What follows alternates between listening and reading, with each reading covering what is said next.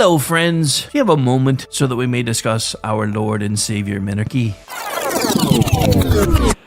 No, seriously, I'm just kidding. Hi, my name's Rick Robinson. I am the general manager of KLRNradio.com. We are probably the largest independent podcast network that you've never heard of. We have a little bit of everything, and by that, what I mean to tell you is we have news, pop culture, special events, conspiratainment, true crime, mental health shows, drama productions, and pretty much everything in between. So if you're looking for a new podcast home to grab a little bit of everything that you love all in one place, come check us out. You can find us on X under @KLRNradio. You can find us on our Rumble and our YouTube channels under the same names. You can also find us at KLRNradio.com and pretty much every podcast catcher known to man. So again, feel free to come check us out anytime you like at KLRNradio.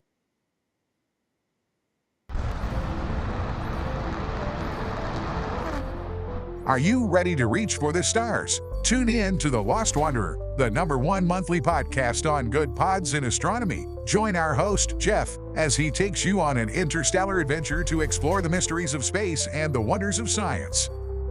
From rocket launches and distant galaxies to the latest discoveries in astronomy, each episode is a thrilling ride through the cosmos. Don't just gaze at the stars. Come explore the universe with us. Follow The Lost Wanderer wherever you get your podcasts, and let's discover the stars together.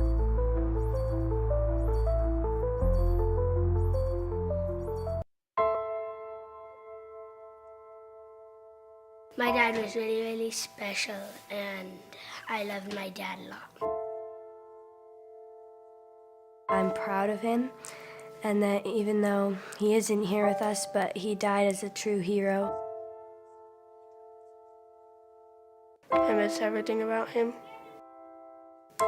In the moment that the officers and I had to come see the children, my biggest reaction was, I don't have 7 arms. I have 7 children who just lost their father, and I don't have 7 arms to wrap around them. I'm Frank Silla, chairman of the Stephen Silla Tunnel to Towers Foundation. Our foundation is committed to delivering mortgage-free homes for Gold Star families and fallen first responder families.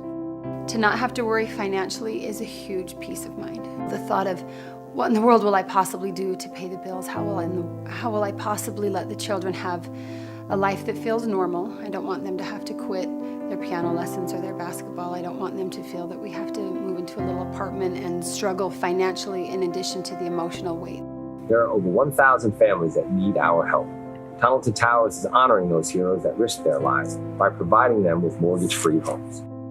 Those who serve us and then lay down their lives protecting our freedoms and our safety, the least we can do is $11 a month to give them that peace of always knowing there's a home, there's that sanctuary when life feels like it's been tipped upside down, because it has. When you lose a parent in the line of duty, to know you can go home, you can be safe, there's no risk of losing your home.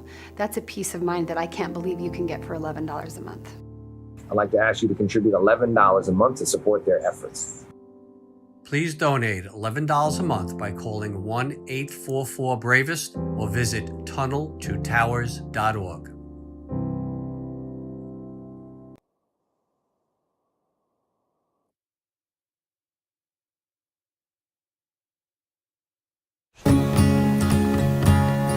Independence. With that declaration, America was born.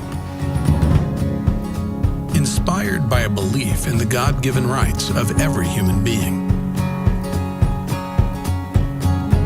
That among these are life, liberty, and the pursuit of happiness. Our government was established to secure these rights and for the good that comes from exercising them well. This is why the founders of our great nation chose independence. As do we. Hillsdale College accepts no government funding because independence makes possible the good to which we aspire.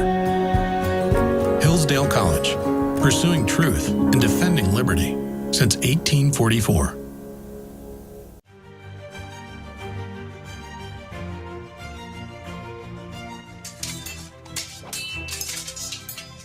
Ready to learn some medieval combat, kiddo?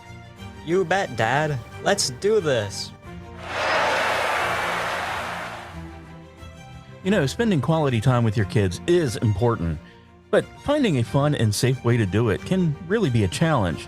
That's where halberds come in.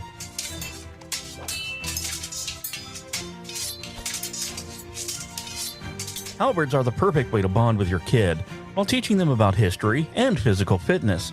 Plus, they're a blast to play with. So next time you're looking for some family fun activity, grab a halberd and get ready to make some memories. Come on, Dad. Round 2. Halberds, bringing families together one medieval battle at a time. This commercial brought to you by the KLRNradio.com Ad Council.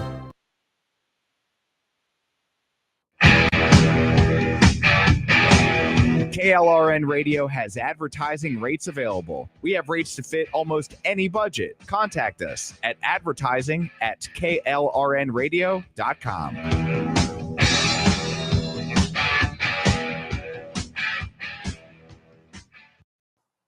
The following program contains coarse language and adult themes. Listener discretion is advised. I take a breath, I'm not gonna lose. This is what I came here to do. Keep on doing what you do, Rick. You're my favorite host. Favorite.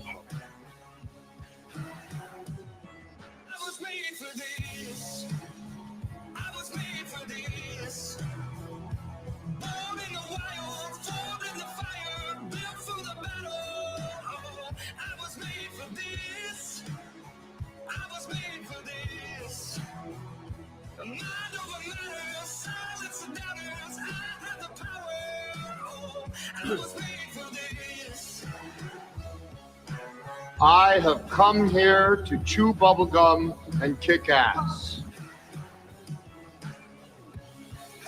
And I'm all out of bubblegum.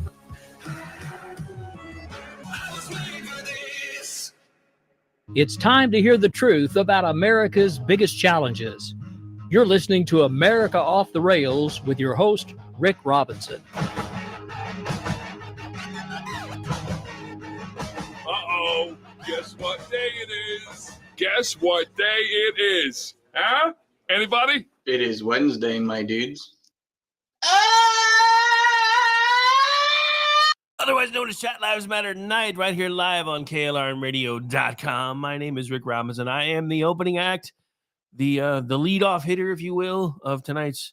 It's not even a grand slam anymore, dude, because by the time we get done, we'll have 4 hours, and then we do then we do Edge of Liberty, Behind the Enemy Lines, and then BZ ran long, so he's got almost 3 hours.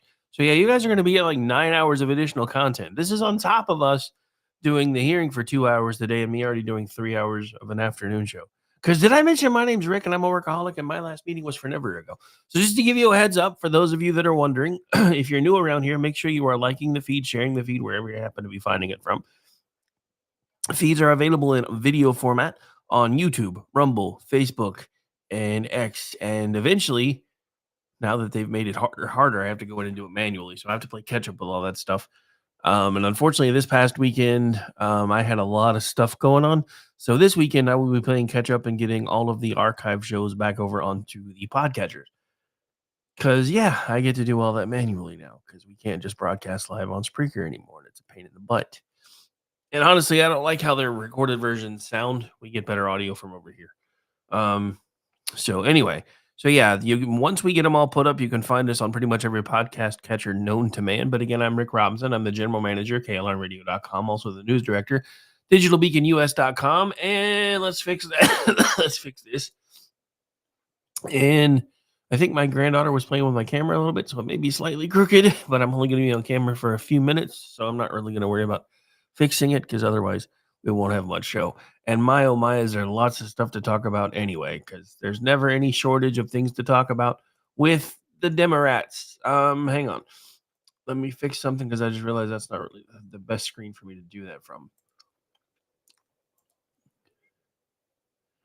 Is that the one I'm looking for? No, hang on. I thought I had the Pam Bondi one bookmarked. Maybe it was over here. Hang on. I'm looking for something. It was what I wanted to open with. One moment, please.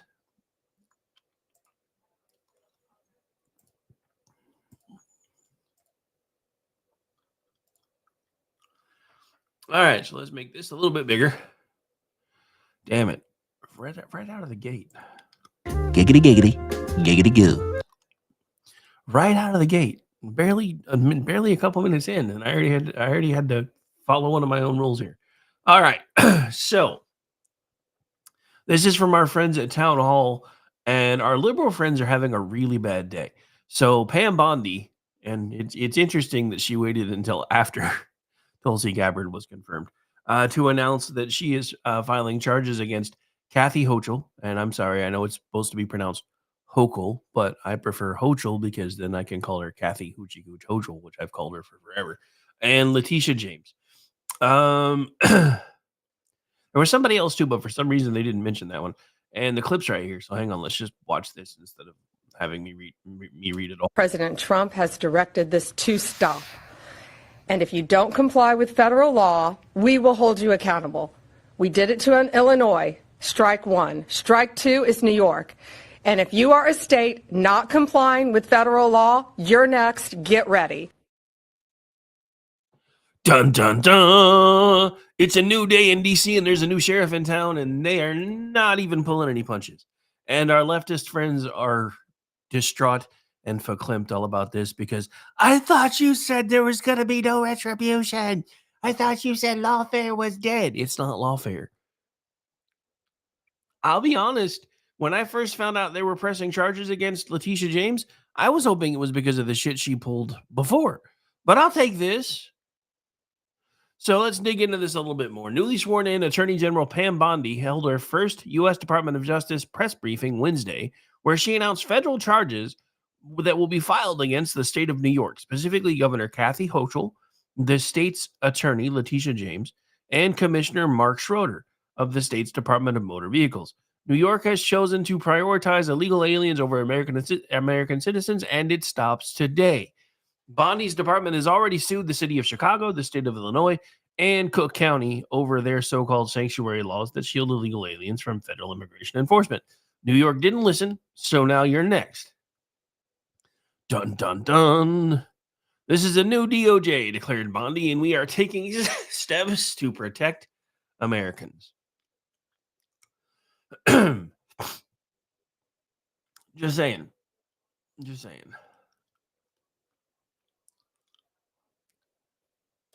So yeah, I for one am rather happy that this is happening. I'm not, and for those of you that may have missed it, I know everybody else has played it. I am not going to torment you with the Democrat sing along because it's been being played everywhere. I'm not going to do that to you. We only have like 45 minutes left anyway, so I'm not going to do that to you. But I would like to remind you of exactly how broken they are when this is all they have. When all they can do is go into their echo chambers and scream and yell about how Donald Trump is destroying our Constitution and is laying waste to our democracy. I would like to remind you that there is now a new decoder ring. When they say the words Constitution or democracy, what they really mean is slush funds. Ladies and gentlemen, I submit to you that one of the reasons we've been having such a hard time defeating the Democrats all up and down the aisle and all up and down the dial, so to speak, is because they have had access to monies that we never knew where they came from. A lot of our Republican friends did because I'm sure they got some sort of kickbacks through some of this stuff. I have a feeling this is one of the reasons why Mitch McConnell is now voting with the left, much like, I don't know. Who's another one? Liz Cheney. Or, what's his name? Dude ran for president with Eddie Munster as his VP pick. Oh yeah, Mitt Romney. Yeah, I'm playing a little bit. But if you wonder how come and how quickly these people have switched sides, it's because they knew where the gravy train was coming from and they knew it was about to come to an end. Now, I'm going to be completely honest for just a moment. I think a lot of these tech bros that are coming over to Trump's side is because they're hoping that in the process of dismantling the current gravy train, they can build a new one and they can be the beneficiaries. This is why we can't go back to sleep. Because I don't trust any of them any further than I can throw them. With everything that we have found out, especially over the last 21 days, I don't trust any of them anymore, and you shouldn't either. You know, it was funny because after the election, I started toying with the idea that I might need to change the show, at least the name of it, because for at least the next 4 years, I didn't think we were going to be. But I have to admit, I think we're still going to be off the rails because Trump may have the best of intentions, and Musk may even have the best of intentions. But unless they are micromanaging everybody, there's a good chance that some of the stuff that we're trying to get rid of may just be recreated again in a slightly different form with money going different directions now. That's the part that worries me. And it should worry each and every one of you. Sorry, we've had some up and down weather around here, so my allergies have decided to hate me again because we were like 80 degrees a few days ago, and now we're back down to like the 20s. So the cedar trees are having an orgy. And we're doing this anyway, damn it. I'm just saying, because there's too much going on not to. All right, so this is from our friend Matt Vespa, also from Town Hall. I'm going to change screens again here real quick. I'm going to be honest. When I read the headline, I thought it was Sam's work at first. Then I realized it was Town Hall, so there's no way that it could be. We found videos on the judge who blocked Trump's funding freeze, and who boy. So let's take a look at this. White House press secretary took a chainsaw to the fake news press, which has been howling about some phantom constitutional crisis over President Trump's spending cuts, which a little district court judge ruled was illegal. John J. McConnell Jr.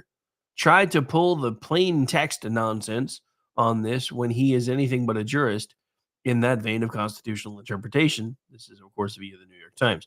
A federal judge said on Monday that the White House had defied his order to release billions of dollars in federal grants, marking the first time a judge has expressly declared that the Trump administration is disobeying a judicial mandate. The ruling by Judge John J. McConnell Jr. in Rhode Island federal court ordered administration officials to comply with what the judge called the plain text of a ruling he issued on January 29. The order, he wrote, was clear and unambiguous. There are no implements or impediments to the defendant's compliance. Shortly after Monday's ruling, Trump administration lawyers appealed the judge's initial order to the U.S. Court of Appeals for the First Circuit, asking the appellate court to pause Judge McConnell's orders to keep the federal funds flowing while their case was being considered. The White House responded with more defiance. And here's a clip.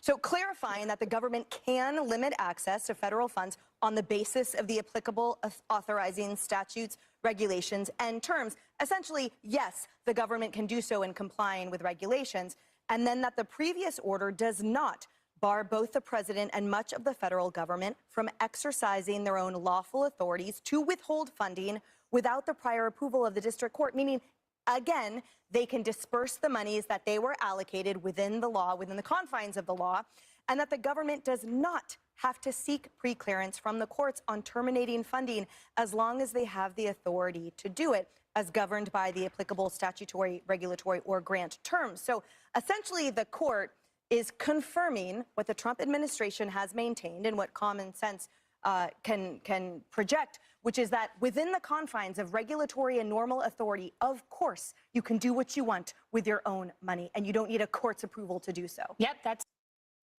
Smack it down.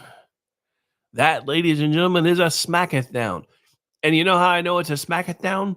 Because there are other rulings that are starting to come out from other judges in other district court areas and other appellate court areas, one of which has removed the freeze on the buyout.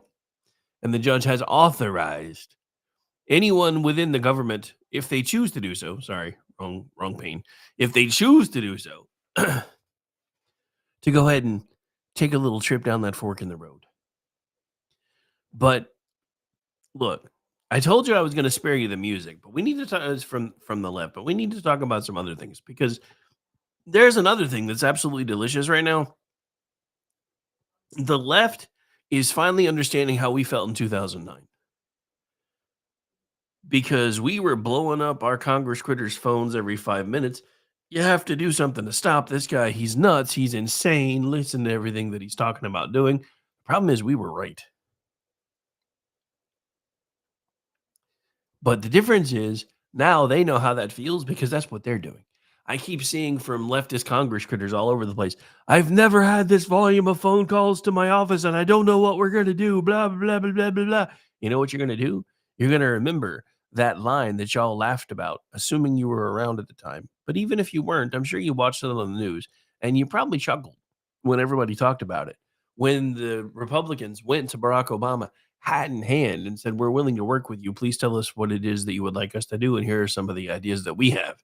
And he looks straight at John Boehner and basically, and I'm embellishing this a bit, but from what I hear, he kicked his feet up on the table and put his hands behind his neck, did this number, just kind of chilling and was like, "Hey, John, elections have consequences.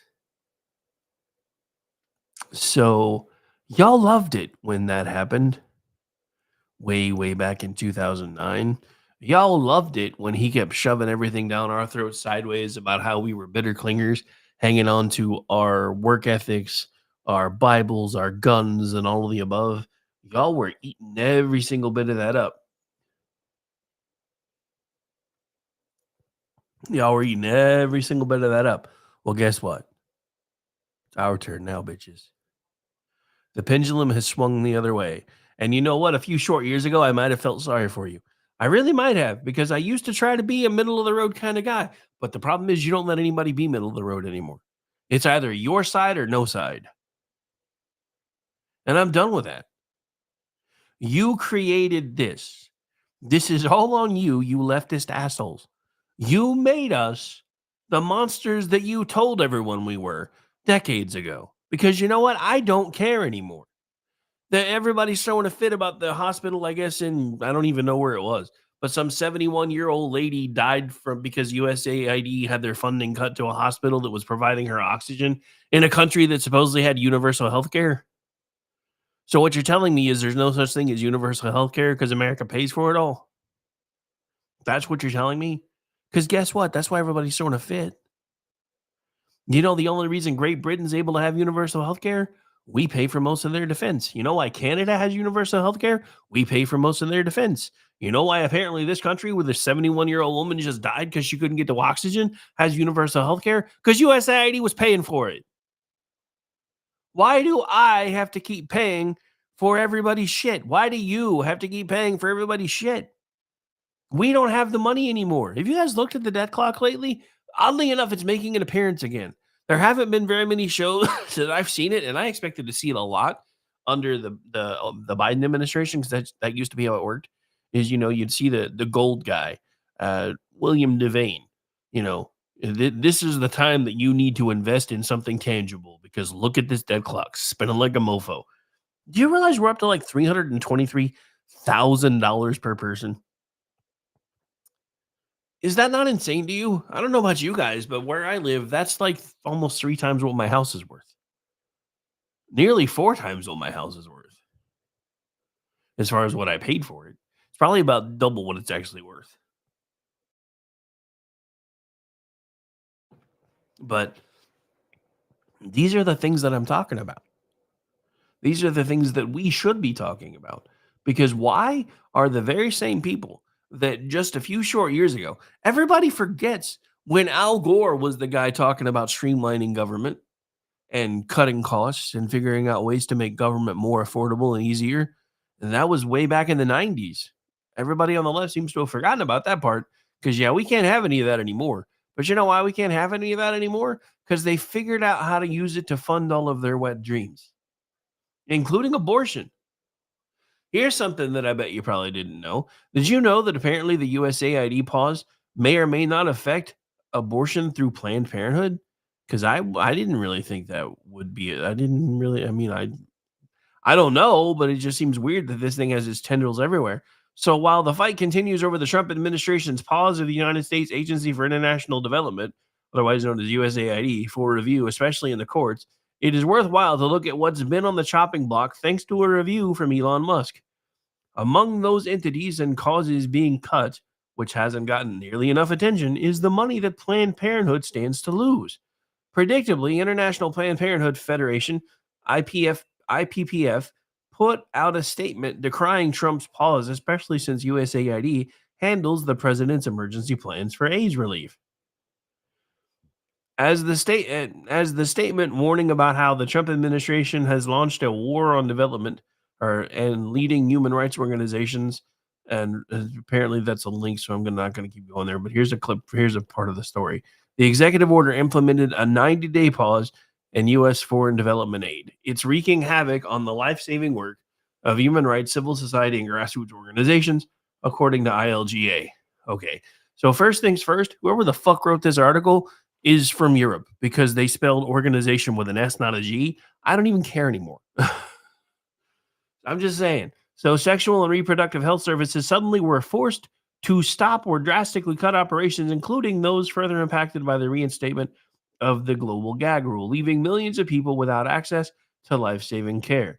The funding suspension initially impacted also the over 20 million people living with HIV directly supported through the United States President's Emergency Plan for AIDS Relief, otherwise known as PEPFAR. Later, however, a life-saving humanitarian assistance waiver walked back that decision and yet excludes activities related to abortion or family planning, gender or DEI programs, gender-affirming surgeries, and other activities deemed to be non-life-saving assistance. Kind of makes sense, though, wouldn't it? I mean, I don't even know if we should be paying for other people's AIDS medicine other than the people here, but I'm willing to let that happen while we keep talking things over. So the IPPF anticipates it will lose $61 million from cuts due to refusing to sign the global gag rule program. Programs affected mainly in Africa provide sexual and reproductive health services for millions of women and youth, many of whom will be forced to continue with a pregnancy they did not want or have an unsafe abortion they may not survive.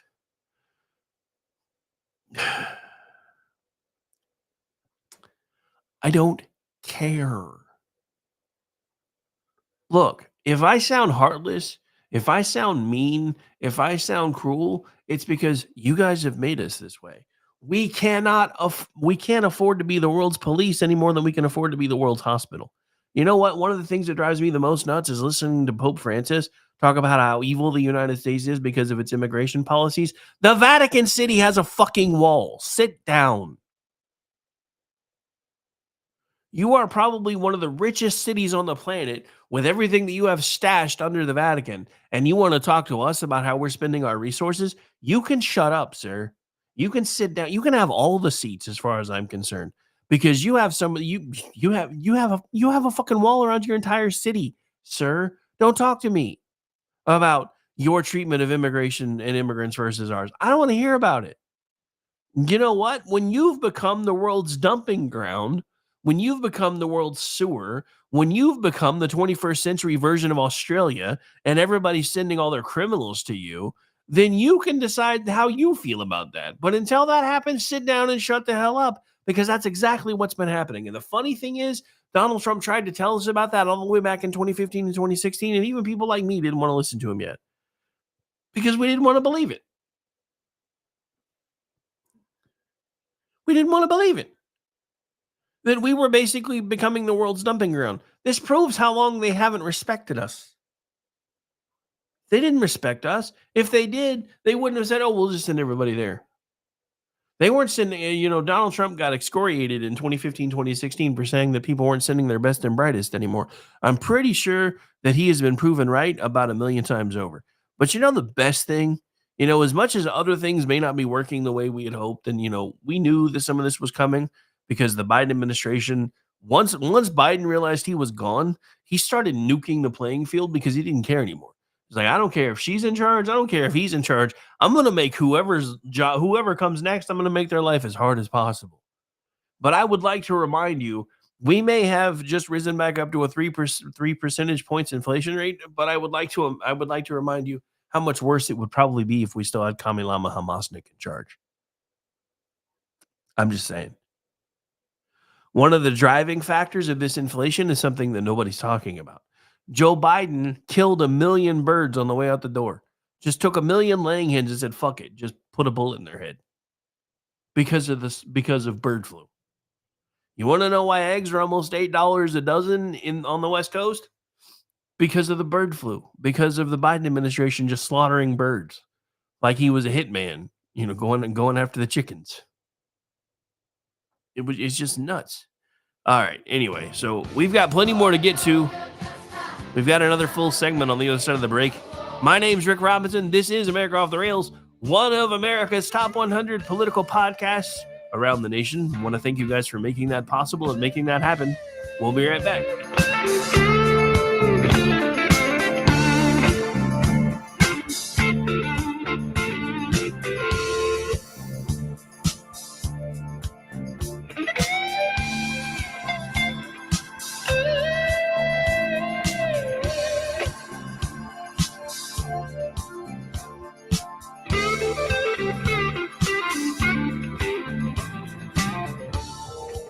You are listening to KLRN Radio, where liberty and reason still reign.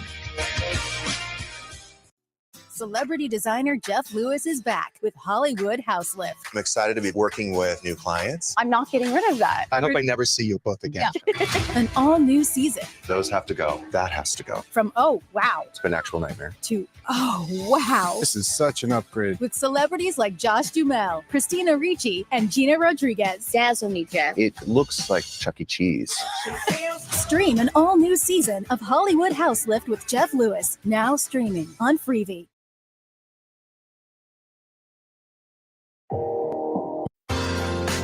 I'm Jordan Klinger, an attorney at McIntyre Law.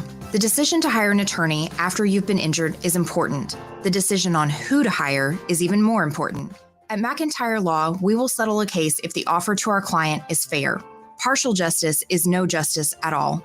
At McIntyre Law, we are committed to obtaining full justice for our clients. Contact McIntyre Law at 405-917-5200 or visit us at mcintyrelaw.com.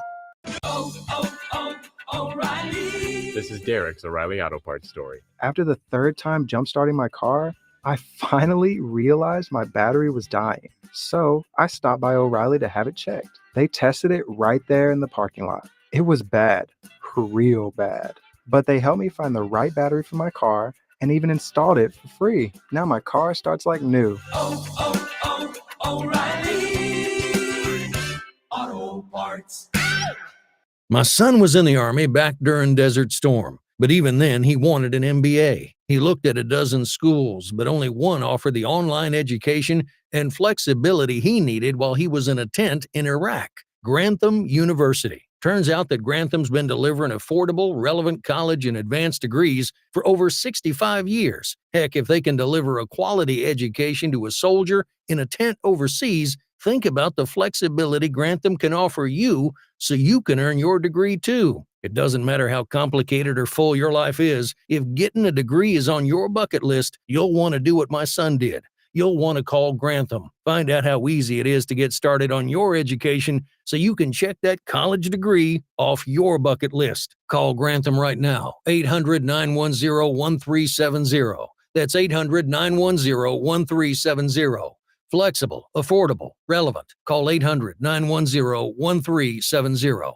Attention business owners and independent contractors. This is a money-saving message from Tax Mediation Services. If your business owes $20,000 or more in taxes, we can help you today, right now. Listen, dealing with the IRS is no picnic. It's an intimidating and extremely stressful process, and you don't want to go it alone. Our attorneys know every law, every tax break, and every possible opportunity to help you resolve and reduce your tax debt. And if you owe more than $20,000, you may be at the top of their hit list. So don't take your tax debt lightly, because it will not go away on its own. The IRS can seize your bank accounts, your home, and even shut down your business. Call our tax experts today at 1-800-783-0810 and let us deal with the IRS while you focus on your business. That's 1-800-783-0810. Again, that's 800-783-0810. Hi, everyone. This is JJ, the co-founder of Good Pods. If you haven't heard of it yet, Good Pods is like Goodreads or Instagram, but for podcasts. It's new, it's social, it's different, and it's growing really fast. There are more than 2 million podcasts, and we know that it is impossible to figure out what to listen to. On Good Pods, you follow your friends and podcasters to see what they like. That is the number one way to discover new shows and episodes. You can find Good Pods on the web or download the app. Happy listening. KLRN Radio has advertising rates available. We have rates to fit almost any budget. Contact us at advertising@klrnradio.com.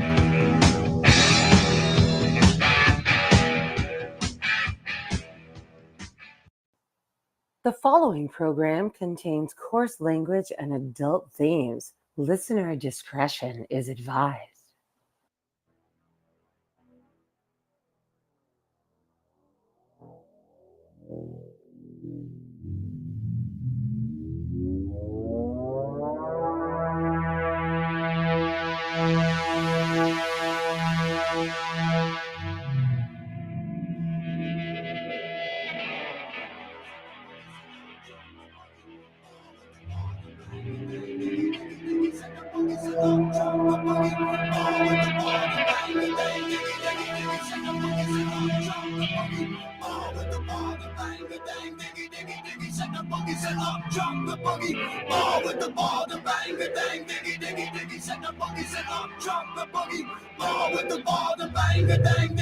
And welcome back into the final segment of the America Off the Rails show. Don't forget, up next we have Toxic Masculinity. After that, we do have Whatever with myself and Stacey Lennox. And after that, we do have the Rick and Morty show. Then we start bouncing around. We'll first have SHR Media's The Edge of Liberty with Sean Lewis. Then we'll go over to Behind Enemy Lines Radio over there at Buffoon of the Week, hosted by Gene and Ross. And then we'll come back over to SHR Media to close out the night with BZ's Berserk Bobcat Saloon, where the facts are fresh and the drinks are never watered down. All right, anyway, so we're back. We're live. So much to do. So little time. You wouldn't know that this would be my fourth hour of like 8 doing this today, because I still feel like there's so much information just being left on the table. Anyway, so Toxic is a break from the political stuff. Stacey and I will get back into that. It may come up a little bit during Toxic because sometimes I can't help myself. But I have to play this part because this is just dumb to me.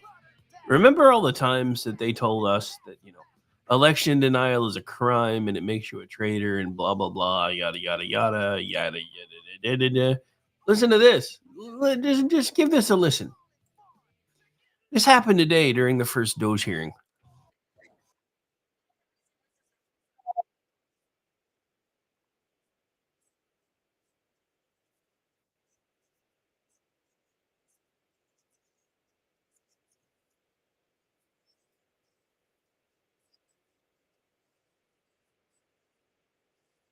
She said duty.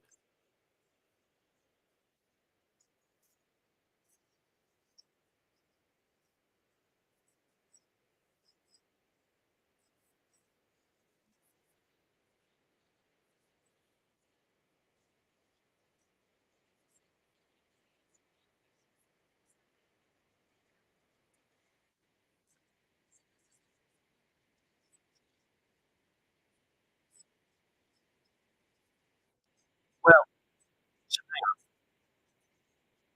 so let me break this down for you, Miss Crockett. let me break this down for you. We're gonna go slow since you seem a little of the same. Doge has existed for 21 days. The it's officially been formed for 21 days. The subcommittee's only existed for a couple of months. So, I ask questions. You are surprised that a newly formed subcommittee of a newly formed, or at least newly renamed, division of the government was able to meet within 21 days? That's kind of record breaking in Washington, D.C., is it not? My other question is, while you're throwing a fit about Elon Musk not being there when the chair of the committee is there, which she's got oversight. So where was the rest of your crew? Did you guys see all the empty seats in that video? Look, right there, Mr. Lynch. There was like 2 Democrats there the entire time, and one of them left. There was like one person left by the end of the thing that was a Democrat, as far as I know. There was like one. that stayed for the duration of the hearing because they just didn't care. And they don't care because they don't have a retort for any of this other than Elon Musk is the devil and he's trying to destroy your Social Security. The problem is if you listen to what Elon Musk is telling you, that is not what he's trying to do. He's trying to make sure that you get to keep your Social Security if you need it. He's trying to make sure that people aren't stealing your information off the dark web to get Social Security payments so that someday when you need them, you're going to have access to them. He's trying to make sure that people that aren't 150 years old are still drawing checks from the federal government. He's trying to make sure guys that didn't have 3-month contracts got paid for 25 more years and kept cashing the damn checks. And everyone did money and said, hey, this was only a three-month gig. Why am I? No, you know what they did? They cashed the fucking checks. You know why? Because even they understood how broken our government is. When you've got somebody that had a 90-day contract who gets a check for 20 years, do you need any other explanation of how broken our government is? Really? Could you imagine if an actual business ran this way? The only reason the government has been allowed to stay in business for as long as it's been allowed to stay in business is because when its bottom line goes red, it can print more money. And don't get me wrong, I'm just as pissed off at the Republicans because I'm starting to see some of the rumblings about their spending bills that they want, and they want to increase the deficit by like $4 trillion over the next 5 years. I thought we were trying to cut the spending, guys. What is it we're trying to do? And I know some of that is because Donald Trump wants to give us our own version of the Iron Dome and all the other cool bells and whistles and yada, yada, yada. You know what? That's probably not a terrible idea, but we should probably get our own house in order first. I'm just saying. I'm tired of everybody acting like these hypersonic missiles are a new thing. Hypersonic just means faster than the speed of sound, right? These aren't new things. They may be faster than what we're used to, but I'm fairly certain that the technology that we have can probably deal with them since we've had a few lobbed at us already. We've survived. They've used a few to try to show us how big and bad they are. And look, again, I'm not saying it shouldn't be something that we should invest in. I'm just saying, is now the best time to do it? So this is just me being honest with you guys. I'm never going to agree with Donald Trump 100% of the time. You shouldn't agree with him 100% of the time either. And you shouldn't be afraid of speaking out about the things that you don't agree with. But you should fall in line for the things that you do agree with and fight the battles about the other things at a later time. Because otherwise, we're not going to get anything done ever. And I still think there's some dysfunction going on between the House and the Senate. Because the House is saying they're not ready to move forward with reconciliation. The Senate's trying to ram it through. And to me, all of it seems insane. We have got to get people on the same page if we're ever going to fix this stuff. Every single one of the executive orders that actually have done something useful need to be codified in the law, and it needs to happen immediately. This is true. Good point, Steven. He's like, I don't even agree with me 100% of the time. Hey, I see Owls in the chat. We got Raptor in the chat. We got Andrew in the chat. We got Steven in the chat. Got some chatsters. The Chat Lives Matter crew slowly pouring in. Hope you guys are ready for a long one. For those of you that can stay up late, because we're 3/4 of the way through hour 1 of 4 with more programming behind it because I'm insane. Anyway, but yeah, so look. I'm not even saying you gotta agree with Trump 80% of the time. You know what? That used to be Reagan's rules, 80-20. In today's world, I'll take 60-40. That's why I'm okay with Gabbard, even though a lot of people aren't. There was a guy that came on into the Rick and Orty chat last week that was like, she's the worst possible choice for this. She's bad at this. She's bad at this. She believed in this. She believed in this. You know what? You're not wrong. But I also think a lot of those beliefs changed when she got put on a watch list. Nobody can red pill anybody faster than Democrat crazies. Because that's what keeps happening. They keep taking things further and further and further, and their base is like, we didn't sign up for this. I even hear some of the more prominent voices in the Democratic Party screaming that they need to start figuring out ways that they can move forward with Trump, working with him to get the parts of the agenda done that they can agree with. And they won't do it. You've got prominent members of the Democratic Party who are trying to wake their party up because they have learned absolutely nothing. After realizing that they had been lied to up until July, after realizing that the magic swap wasn't going to do anything, after realizing that the don't worry, we're going to take him out at the knees thing didn't work, you've got the Democrats in a tizzy. You got them blowing up their Congress critters' phones, and none of them but a handful are even willing to see the writing on the wall. I never in a million years thought that the guy that had a stroke, who could barely form a sentence 2 years ago, would be the guy that is trying to talk sense into the Democratic Party. And he is he actually may be a 40-60, because there are plenty of things that he talks about that I don't agree with. But there are certain things that he talks about that I do agree with. And this is how politics used to work. This is how politics was supposed to work. There's a reason that all of our major decisions used to take 60 votes. Because in the Senate, because most of the time, I guess it was 60 plus 1, I think. But most of the time, you had to court people from the other side of the aisle to get the major things done that you wanted to be able to get done. And that used to be how things worked. It was called bipartisanship. That became a dirty word somewhere along the way. And don't get me wrong, I know when it happened. It happened in, I think it was 86. Was whenever Reagan passed amnesty. I think that was 86, 87-ish. Because he did the bipartisan thing and the Democrats went, sucker. And that's when things started falling apart. That's when slowly but surely the Democrats and the Republicans stopped working together unless there was some sort of life-changing, earth-shattering event. And then that only lasted for a little bit of time. And now here we are 30 years later, and we still have the same problems. Nobody wants to work together. Nobody wants to fix anything. It's just nuts. No, not 1886. I said Reagan, Stephen. He wasn't that old.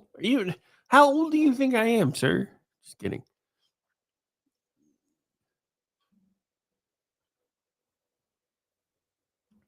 But yeah, I mean, the word bipartisan isn't even a thing anymore. Because there is no bipartisanship with the left. Bipartisanship with the left is you give us everything that we want, and we'll come out and tell the media what a great Republican you are. And unfortunately, folks like Liz Cheney and Mitt Romney bit the hook, and they got set, and now neither one of them are in Congress anymore. Because people are tired of their stuff. They're absolutely positively tired of all of it.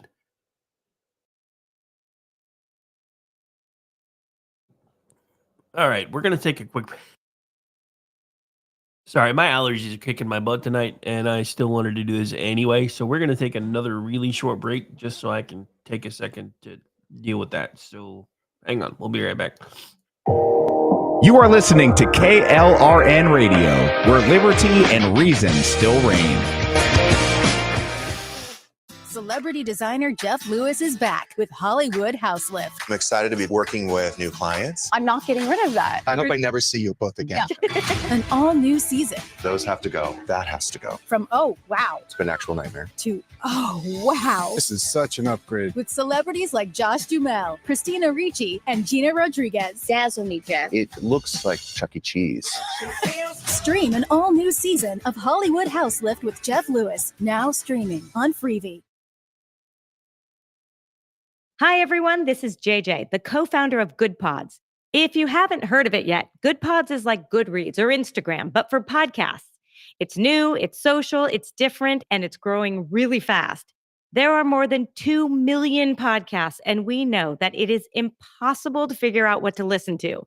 On Good Pods, you follow your friends and podcasters to see what they like. That is the #1 way to discover new shows and episodes. You can find Good Pods on the web or download the app. Happy listening. KLRN Radio has advertising rates available. We have rates to fit almost any budget. Contact us at advertising@klrnradio.com.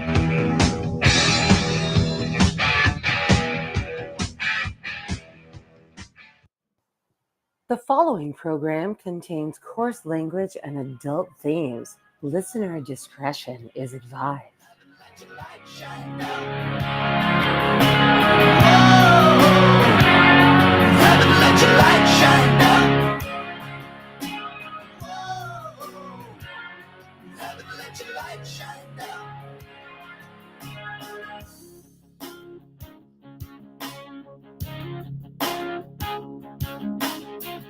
And welcome back into what has officially become the final segment of the America Off the Rails show. Sorry about that. Yeah, and Steven, that's actually what I had to do.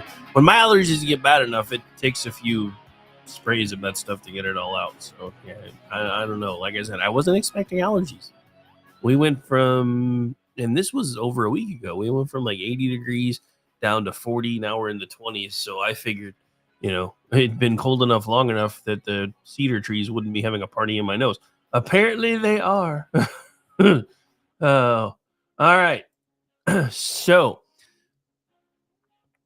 did I mention how much I like our new SecDef?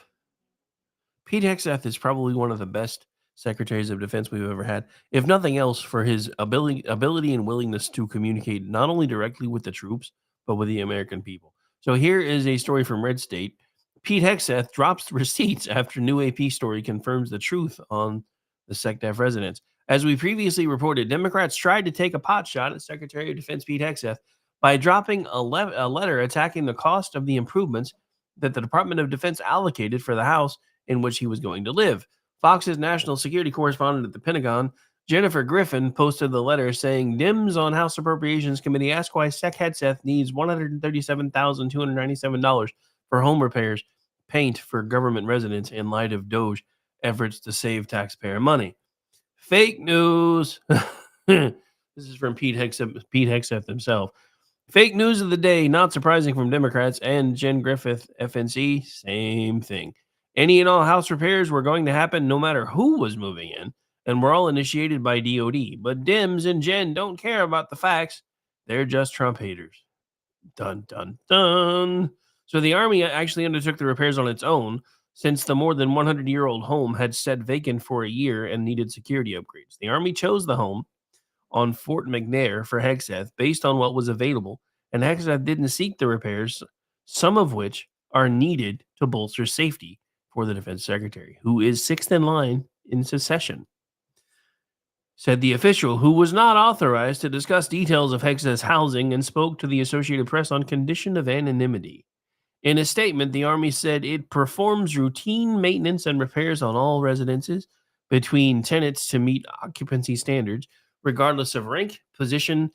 Historic homes typically have higher costs due to their size and the intricate details associated with the era they were constructed in. It wouldn't take a lot for a reporter to figure that out if you went beyond just posting what the Democrats were saying. Hey, even the AP managed to do it. So how hard could that have been? Anyway, so yeah, as one of our final parting shots, and this is, I'm going to go ahead and put this on the screen. Hang on. Just so we can share and laugh along. This is actually from the AP. The same people that are dead naming bodies of water now, I guess occasionally they do still decide to tell the truth. So Hegseth didn't request over $137,000 in upgrades to his new military residence, according to a Pentagon official. So I guess they do still do news stories occasionally. It's surprising. Very, very surprising. I know, right? BZ. Hegseth is so far kind of shockingly transparent. Whatever shall we do? I don't know the answer to that question, man. Dude, I've been, I'm not trying to throw shade at anybody that's been doing it longer, but I've been, pardon me, doing this now in one form or another for over 16 years. I've never seen an administration putting everything out there, warts and all, be like, yeah, this is what we're finding. This is where it was. I mean, dude, I don't know about you guys, but again, been doing this for 16 years. I had no idea we actually had trolls working in our government. There are trolls. There are retirement trolls working in a mine, processing retirement applications by hand. I couldn't believe it when Musk said that yesterday. I legitimately couldn't. I get paid to talk for a living, and I was speechless. It was nuts. I'm just sitting there. My mouth was like literally just, are you kidding me? That's an actual thing. In 2025, we have a mine shaft where people process government retirements. That just seems really Department of Gringotts. That's good, Ordy. That's good. Got stuff popping up in the private chat already. Everybody's starting to file in for Toxic Masculinity, which is coming up here in just a minute. So I'm going to go ahead and start wrapping things up. Thanks, everybody, for hanging out. Don't forget, we do have that coming up next. After that, we have myself and Stacey Lennox with Whatever, and then we have Ordy and myself finishing out the night for the live programming here on KLRN Radio. Then we'll go over to SHR Media Live. Then we go back over to Behind the Enemy Lines Radio. Then we go back over to SHR Media, where we play BZ's show from last night, which... BZ, it was long, brother. You're trying to keep me up till like 2 a.m, but I'm going to run anyway. All right, folks. That's pretty much going to do it for this one. You can find me here tomorrow doing the Rick Robinson Show again, noon to 3. And then I think I'm off tomorrow night. I think I may have a date, so I'm going to play hooky. I'll be back in time to run the late shift stuff one way or the other because I'm not going to make anybody else do that. It's just dinner and a movie. Don't look at me in that tone of voice. All right. Anyway, so we're going to get out of here. Don't forget, Toxic Masculinity coming up next. I'll be back here tomorrow, noon to 3. Then Friday, back doing the same thing. Friday night, back doing, I think he said, she said. I guess I should talk to Aggie since technically Valentine's Day is Friday. Her and her hubby may have plans. I don't know. We'll figure that out later. Gotta love holidays. Gotta love holidays. Although, I will say that I don't view Valentine's Day as an actual holiday. It's a Hallmark thing. I blame Hallmark. All right, folks. You can follow along with me at RowdyRick73. You can follow along with our network at KLR Radio. You can follow along with our news arm at Digital Beacon US. You can find me as a contributor to Twitchy.com, MisfitsPolitics.com, LoftusParty.com. I produce the Loftus Party podcast, which drops on Tuesdays, and coming soon, Buffoon of the Week contributor, when I can find 5 extra minutes somewhere. Want to buy no more time changes. That might help. I'll be right back. Everybody else will be joining me in just a minute.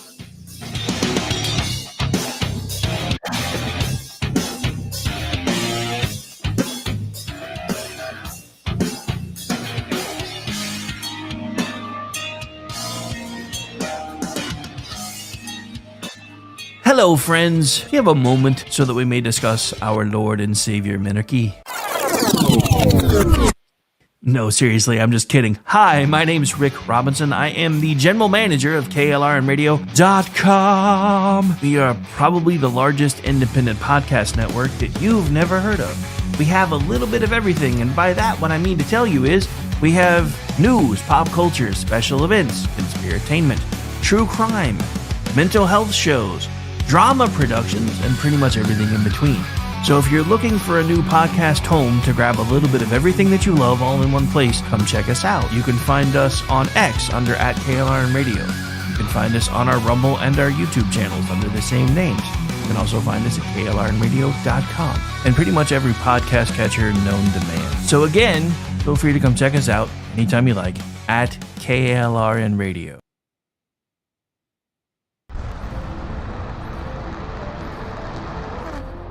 Are you ready to reach for the stars? Tune in to The Lost Wanderer, the #1 monthly podcast on good pods in astronomy. Join our host, Jeff, as he takes you on an interstellar adventure to explore the mysteries of space and the wonders of science.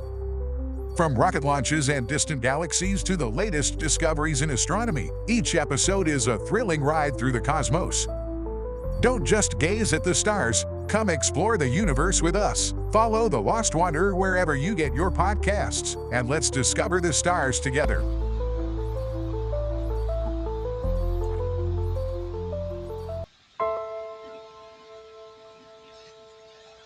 My dad was really, really special, and I loved my dad a lot.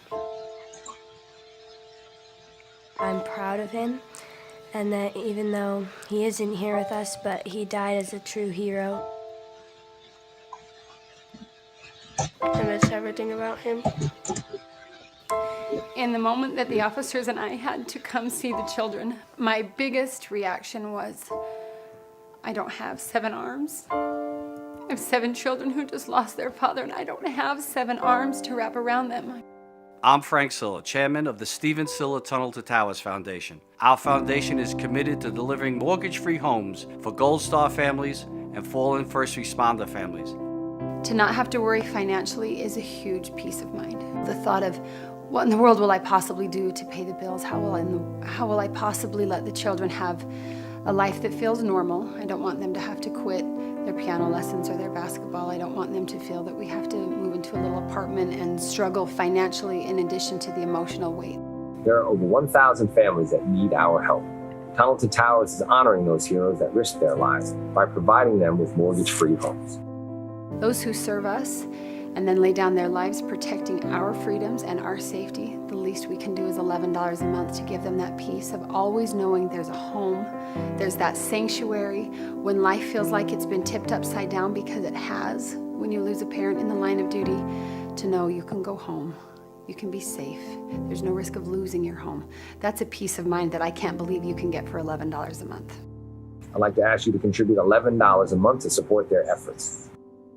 Please donate $11 a month by calling 1-844-BRAVEST or visit tunneltotowers.org.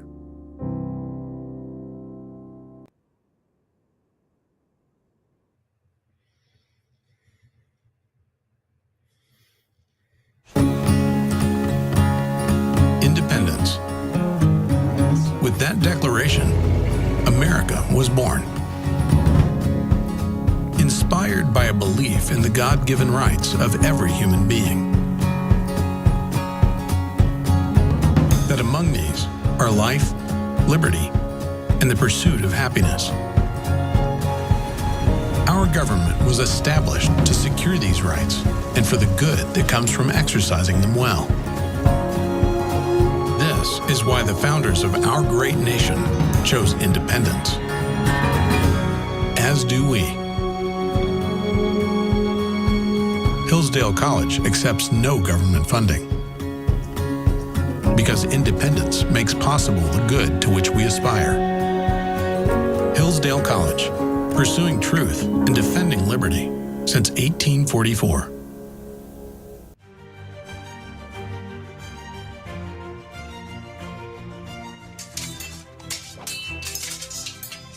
Ready to learn some medieval combat, kiddo?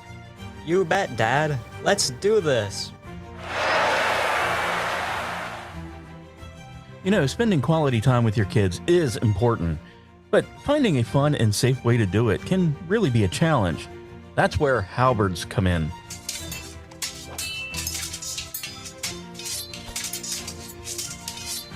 Halberds are the perfect way to bond with your kid while teaching them about history and physical fitness. Plus, they're a blast to play with. So next time you're looking for some family fun activity, grab a halberd and get ready to make some memories. Come on, Dad. Round 2. Halberds, bringing families together one medieval battle at a time. This commercial brought to you by the KLRNradio.com Ad Council. The following program contains coarse language and adult themes. Listener discretion is advised.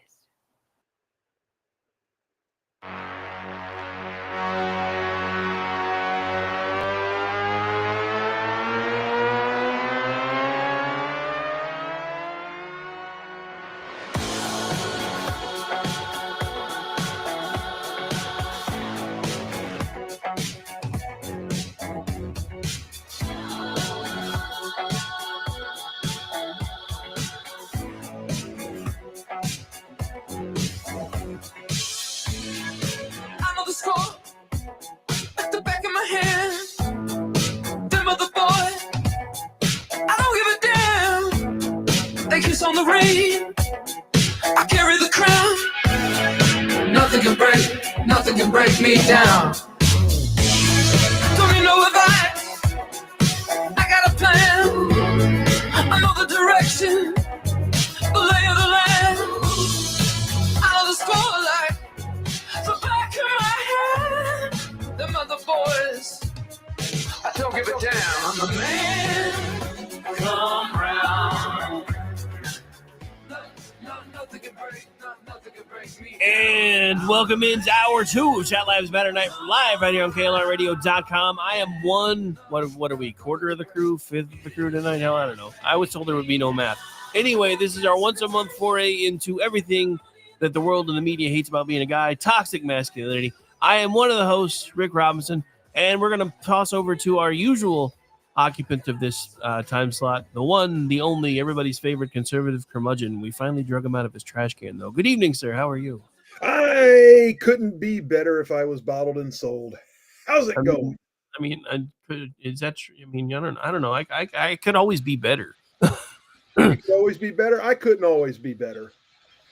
But yeah, I mean, you've kind of had a rough go of it lately. So hearing you say that's kind of good because that means you're getting back to your usual ornery self. So that's awesome. Yeah, I mean, we're working on it. We're working on it. Slow progress is still progress. Slow progress is better than no progress. Can't let that hold me back. So I saw Orty duck out. I don't know if he's back yet, but I know Andrew's with us. How you doing, Andrew? Hello. Well, hello. You hear me? Hello. Hello. Can we wait, Andrew, please? Oh, it's been a rough 3 weeks. I guess so. Oh yeah, I mean, you've been kind of MIA for a bit. You got the same man plague that the rest of us were fighting off, and then somehow I guess you gave it to your wife. I didn't know it was supposed to be like a female plague too. Oh, No, she I didn't actually realize had she it was before I fighting did. the dreaded man cold. I'm sorry, what was that, before Andrew? I did. She had it before I did. So you're blaming her for sharing, is what you're saying? Pretty much. Actually, I blame my grandchildren. Well, yeah, the There you go. The grandchildren will do it. Because as cute as they are, all them snotty noses and runny this and drippy that, that's never good. Whooping cough. Yeah. I didn't even know that was a thing anymore. I just know about a whooping crane. It was up here. The only whooping, the only whooping I was ever familiar with was my dad saying, "If you don't quit that, I'm gonna whoop your ass." Yeah, got that ass whooping, yeah. Who didn't? Oh my goodness. Has Orty made it back yet? It shows. Oh yeah, I'm here. Hey, there he is. What's up, Left Coast? Oh, I had to go grab myself a 600 mil Advil because old, and so that's why I ducked out for a second. I'm gonna be feeling great in about 15 minutes. How are you doing? How's your recovery? Slow, but we're still working on it. All right. So yeah, it's going to be a little while. This ain't going to be a quick thing. So yeah, no need to go into all the ugly details here. So no, it's gross. You're yeah, gross. it is. Anyway, and last but certainly, and I mean most certainly, because you've met the rest of us already, not least, Aggie is with us. How are you, Aggie? I'm cold.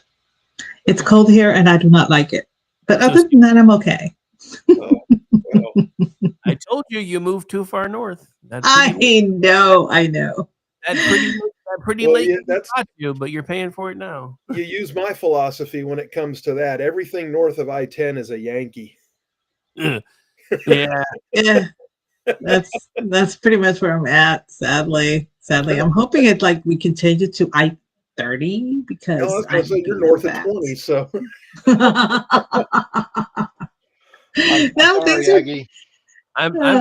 I'm feeling insulted over here. Yeah. Well, it was if I were a Yankee, I would be too. Well, the storm system that you're about, I don't know if you're getting it right now, G, but it moved through early this morning here. It started at 3:00 in the morning. And of course, yeah, go ahead.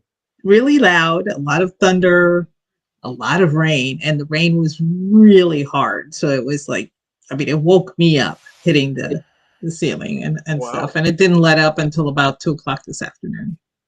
Well, we're supposed to be, they said that it was going to let loose here starting around 4 o'clock. We've had nothing but patchy rain just yet. The wind got ridiculous starting after lunch. I had a doctor's appointment and it felt like I was being pushed off the road by, a 4-ton gorilla. It was some rough wind out there. And luckily we haven't had much here yet. So, it's not supposed to be gone until about 6 o'clock in the morning. So we'll see. Well, Hopefully you'll get the outer bands, and that's it. y'all know I've Yeah, left my yeah, that's my refrigerator luck. I door always open. just get the outer band.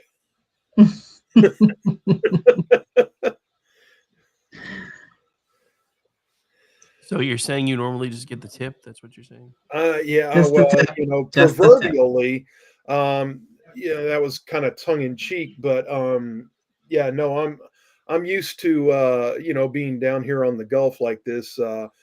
We're used to either getting smashed on the ass or getting hit straight on the chin with it. So it's going to happen one way or the other if it's going to happen. So Y'all have an interesting view of life out there. I gotta say. I mean, it's there's a price you pay for living in paradise. That's the way we look at it. It's true. And I have to say, I've only driven through Mobile twice in my life, once to go to Jacksonville, and once coming back. And it was beautiful. What I saw was absolutely stunning, and I cannot wait to go back. Oh, you should definitely get like down to the beach. That's where it's at. I mean, Mobile's got some pretty architecture in the downtown district. You can definitely see the French influence. Not as strong as New Orleans, but there's still plenty of it around. Well, I want to see the USS Alabama. Yeah, always worth stopping and seeing and trying to run the knee knockers and all that good stuff. If you're really lucky, and you show up at the right time of year, which is usually like springtime or late fall, which here is like November. Yeah, we don't have like winter, but you can usually find some manatees swimming around the battleship. Oh, I gotta go. They like to I gotta frequent get our there. area now. Yeah, they tend to come up around our area now. So, Well, it's a thing with me. I want to see all of the the battleships. I've been to the Missouri, I've been to the Midway, I've been obviously Battleship Texas, I've been to the USS North Carolina. I need to see the Alabama. And of course, I don't know if anybody knows, but it used to be a long time ago that USS North Carolina had Charlie the Gator would hang out. And everybody went there just to see this alligator. I mean, the ship was secondary. Everybody wanted to see the gator. Oh yeah. So. Oh yeah. So look, if you're coming for the historical part of it, hang on, guys. I don't mean to cut you off, but we're already 15 minutes in, and we still have a guest waiting. Oh yes, we do. We have a fabulous guest. A fabulous guest. That's the whole reason I told you guys to end with Aggie, so she could introduce the guest, not start talking about her favorite trip to Alabama. I got sidetracked by I'm sorry, I got sidetracked by ship. Sorry. No, we have a great guest tonight. We have the absolutely fabulous Raquel with us tonight. Woohoo! Yes, Hi, she is our babe of the month. Hi, Raquel. How are you today? Yeah, It's Aggie invited you and then forgot all about you because she started talking about shit. It was very sweet of her. Nobody sticks Raquel in the corner. That's right. That's right. My bad. But yeah, apparently this is Raquel's first podcast, so she's never been a babe of the month, and with everyone, be gentle. Well, first First thing is we have a process here, so hang on a second.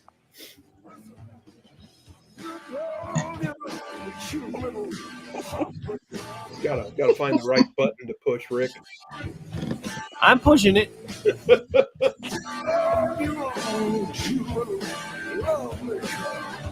If she were a president, she'd be Abraham Lincoln.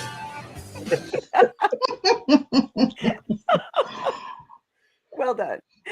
Yes, she's absolutely one of our favorites on X, and she is one of the people that I really, really love to. I would love to meet her one day, like live, because she's vivacious. She is always active. She's just pure sunshine. I've seen her feed, and being gentle was never an option. Yeah, that's true. Exactly. Exactly. That is correct. If there was ever a hair pulling feed. Oi! Hey, I didn't mean anything bad. Where's your brain? Get up out of the gutter, girl. No. The gutter's nice. Yeah, I was going to say, if I left the gutter, I'd be homeless. You can never be homeless, even if you leave the gutter, because you're everybody else's landlord down there. So. Oh. Wow. Wow. But I thought Raquel would be really at home here because one of the things that she's really is into fitness, and she's very much in health oriented. And I thought that seeing as G is also very much into fitness, this was a good tie-in for the show tonight. Right? Mm-hmm. Well, wait, does this mean Ordy and I are about to head to the bar again? Well, Yes. not just yet, because before we get into anything fitness wise, we're going to have to go unfitness, because I am pretty certain that Aggie has a libation cooked up for us. I do. So let's just go ahead and pour Raquel one. Tell us all about it. Well, Raquel has requested vodka as the main liquor in her libation. Yes. Yes. And I thought, since the proximity, Because it goes with everything. Because it does go with everything. It's the best little black dress out there. So there it is. I figured with the proximity to Valentine's Day, a perfect libation would be the chocolate martini. Oh. This one packs a punch, though. Most chocolate martinis that I've ever seen have they add like chocolate milk or something like that. This one does not. This one, you are going to really enjoy it. It uses the Godiva liqueur. It uses creme de cacao. It uses vanilla vodka and a little bit of half and half. And so what you're going to do is you're going to take 1.5 ounces of Godiva, the original chocolate liqueur, 1.5 ounces of creme de cacao, 1/2 ounce of vanilla vodka, and 2.5 ounces of half and half. Now, what I do is I skip the creme de cacao and just do 2 ounces of vanilla vodka. There you go. Yes. And so it's even, the chocolate is more subtle, but it's still really, really chocolatey. And you're going to combine all of that into a shaker with ice and shake really, really well until it's well chilled, and pour into a chilled coupe. What I like to do is I take a coupe and I put a swirl of chocolate syrup and put that in the freezer for about 10 minutes. And then I will shake the drink, and then I'll take the coupe out and pour it in there. And that way the chocolate syrup is kind of heavy and frozen in place and not, just sliding down to the bottom. But you could either do, if you have creme de cacao, that's great. But you could do a half and half of the Godiva and the vanilla vodka if you want to make it more chocolatey and you don't have the creme de cacao. And that is your chocolate martini for the evening. Yummy. That sounds I love those. I used to make amazing, them. Aggie. It's most of the time if you cannot have a dessert that you like it when you're going out, this is it. This is your dessert. Yep. And G is famous because G actually puts out, whenever somebody has a birthday, he'll put a picture of a chocolate martini, and it kills me because I can't have one. Oh, it's a at that birthday point. cake martini. It's a birthday cake martini, but it's like dark, so it kind of looks like a chocolate. Yeah, okay, that's I like fair. chocolate. And it has a little cake wedge for a garnish on it. Yes, it does. It's the coolest thing, and I'm like, I want that. Yeah. Yeah, I do the little birthday cake martini for the ladies, and the guys get the happy birthday beer mug with the candles in the head of the beer. So, I try to keep it right. Yeah, my first wife loved chocolate martinis, so I got really good at making them. Oh, there you go. How do you make yours? Is it I'll use a similar? Well, yeah, it kind of. Well, I use the Stoli vanilla. Mhm. The Stoli vanilla. I'll use the Godiva chocolate. And what I'll do is I'll get a frozen martini glass, swirl the Godiva chocolate around on the inside, and then shake the vanilla vodka with a vanilla bean, and then pour it over, and it's ready to go. Usually, I'll garnish with maraschino cherry. Nice. That'll work too. And I'm going to veer this over into the emergency lane and a little bit into the shoulder. Still related, but not quite the same thing. You can take that same martini glass and swirl that same Godiva chocolate, and then just add some what is it? The peanut butter liquor. Oh shit! Yeah, you know what I mean. Screwball. And just screwball, yeah, and just have yourself a peanut butter cup martini. There's a great idea. Yeah. And substitute the cacao for the screwball. That'd be awesome. But yeah, we did that when Screwball first came out. It was skipping my brain there for a second. I couldn't remember what it was, but yeah, I knew what it tasted like though. Because yeah, we did make peanut butter cup martinis. I think one of my, yeah, I'm writing this down. Writing it down. I'm hoping one Aggie, day. In your talking with Raquel to convince her to come on the air with us, was the gym portion of the show discussed? It was not. I just asked her, I begged, I pleaded. I said, I love you so much. Please be on with me tonight. And she was so kind as to consent. So on short take notice, it away, G. Yeah, on very short notice. So I cannot thank Raquel enough. Thank you very much. And for us being her first. I'm going to have to send her another rock. But go ahead. This is, The Rock. It is my favorite. I see it every morning. Oh, you're so yeah. When you get this one, you're going to open it up and it's going to go, it doesn't matter what you're doing right now.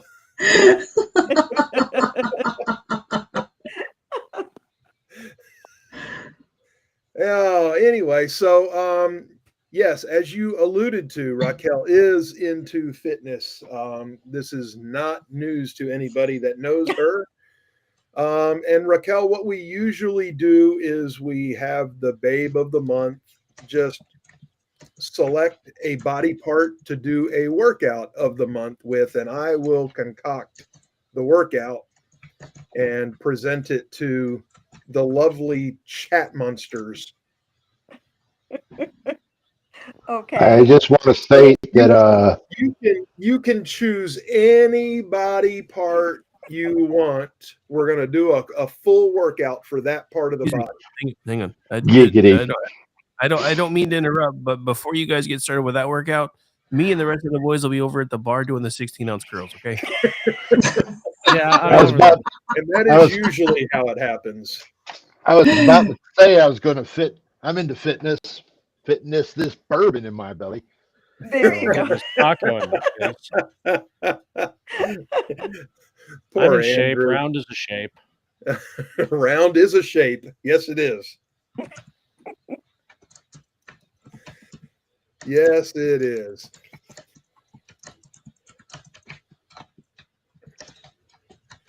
Okay, so am I picking the body part that we're gonna work out? Yeah. Just you don't even have to do it this minute. If you'd like a minute to think about it, that's fine. I have one. Oh, okay. my favorite, and it's one that everybody can do, is working your core. Working your core. Yeah, so Okay. full body. Okay, I need this because Lent is coming and I'm giving up everything that means anything to me. So I need this. Well, look, the last time I did a core workout on here, a lot of people didn't know exactly what I was talking about, because some of the things are just weird, and a lot of people don't actively work core. So, what I would do for core to start with would just be like some like a 6-inch leg hold for 60 seconds. Just lay down on my back flat and raise my heels 6 inches off the ground and hold that for 60 seconds, and then lower for 30 and then back up for 60. And I would do that 10 times just to get the belly juices rolling. And move straight into I don't have to do a whole lot for core with this, because I will do dragon flags and I will do flag stands. And when you're done with that, you really don't have much left in your core anyway. So Flag stands, that's fantastic. yeah, dragon flags are pretty good too. A lot of folks don't know what those are, but you can watch Rocky 4. Yeah, when he was in Russia, he did dragon flags in the barn where he was laying flat and he lifted just about his entire body except for his head and shoulders up off the wooden floor. Oh my God. That's a dragon flag. I didn't know that's what that was called, and that's legit. Very nice. That is legit. You crank off about 5 or 6 of those, and I promise you, you're spent. Yep. Okay, so pretend for a second that there's somebody here in this chat that has absolutely no idea where to start to tone up. What would you guys recommend? Notice she said pretend. Pretend. Hang on, let me get this right. Pretend. Oh, mijo. Oh my God. Aggie, I recommend tacos. Okay. Well, yeah, that's a given. Of course he does. I don't know. Just pretend you're retarded or something. Pretend. I like tacos too. But hey, look, if you're talking about just I'm not retarded, I'm special. if you're talking about just starting a core workout, most gyms have a tower stand that's multi-use. And one of the things that you can do with it, you'll notice there are going to be a couple of pads with handles at the end of them. And you can rest your forearms on the pads and grip the handles and just elevate yourself a little bit and just raise your knees up while holding yourself. And this is a great alternative to a regular like crunch or sit up, which are still okay. But this takes the pressure off of your back and it puts it all into the core. And I think it's a great starter exercise. It's a great warm-up exercise. I can do that instead of the leg raisers, and that's great for me. I don't know about Raquel. She's probably much more advanced, but I don't know that I'm much more advanced, but one that an exercise that you can do for core that you don't need equipment, you can do it anywhere, is planks. Planks, yeah. I like planks. Planks are the easiest, in my opinion, the easiest way to get started working your core if you've never done it before. If you've never focused on it before. And there's a whole different variety of planks that you can do. I mean, Exactly. you can go on your side. You can do an extended arm, an extended leg. Yep. Just so many ways you can mix up a plank to hit a certain part of your core. Yep, for sure. I remember a few years back when on Twitter was right before COVID, I think, or could have been during COVID. I did a plank challenge, a 30-day plank challenge. When I was on there, I just threw it out there to everybody. Hey, who wants to do one? And there was a lot of people who participated in it, and we planked every day. There you go. Yep. Laying down and falling asleep plank. And falling it well. Yeah, I suspect there were a couple of people who might have done that. I rock at that plank. The I can falling hold down that. and I can going to hold sleep. that one for a good 30 minutes. I need to know if being Hold that beaten for by 30 your minutes. if your wife beats you with the plank, does that count? It does. Depends. Are you It flat? does. It does. It totally counts. That's the Animal House version of planking, sir. Yeah, and you're usually clenching your core when that's happening, so it is a good workout. It does. It is a good workout. You have to squeeze everything. Giggity. I mean, hopefully you're squeezing everything, or it might get messy.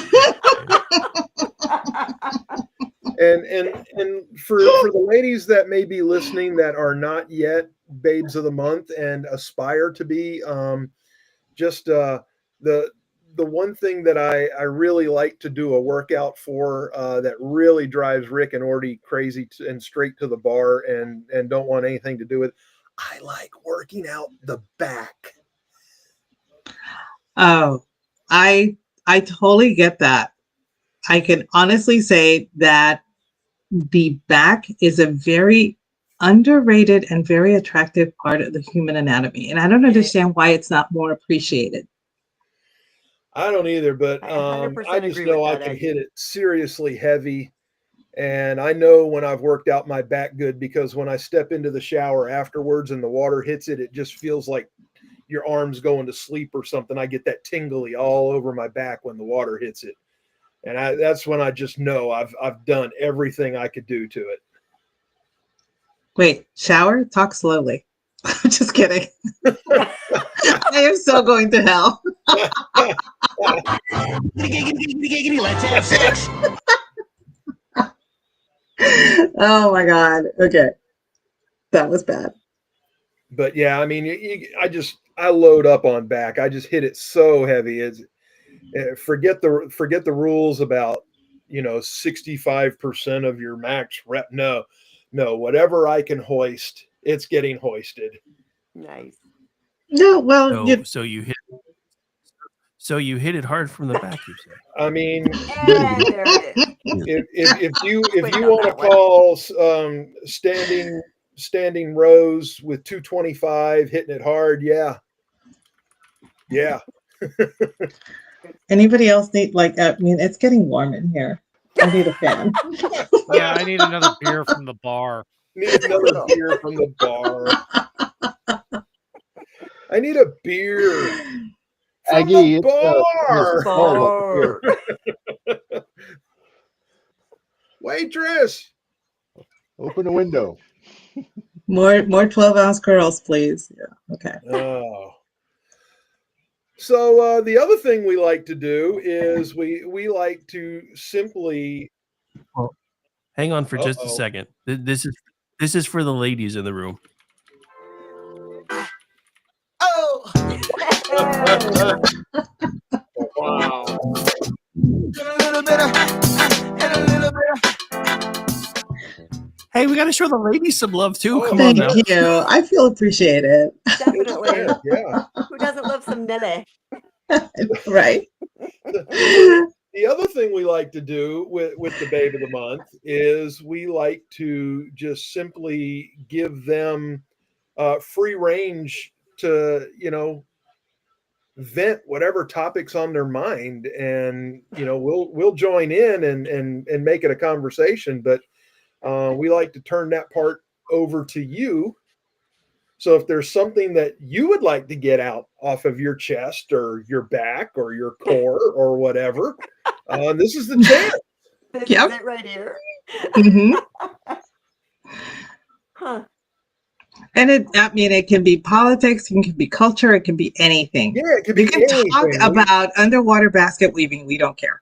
Oh, Yeah. good heavens. We just we're want not to talking hear about it. that. I'm sorry, y'all, but Now you can talk about the rehypothecation of U.S.'s gold reserves is not sustainable if you want. I mean, that's fine.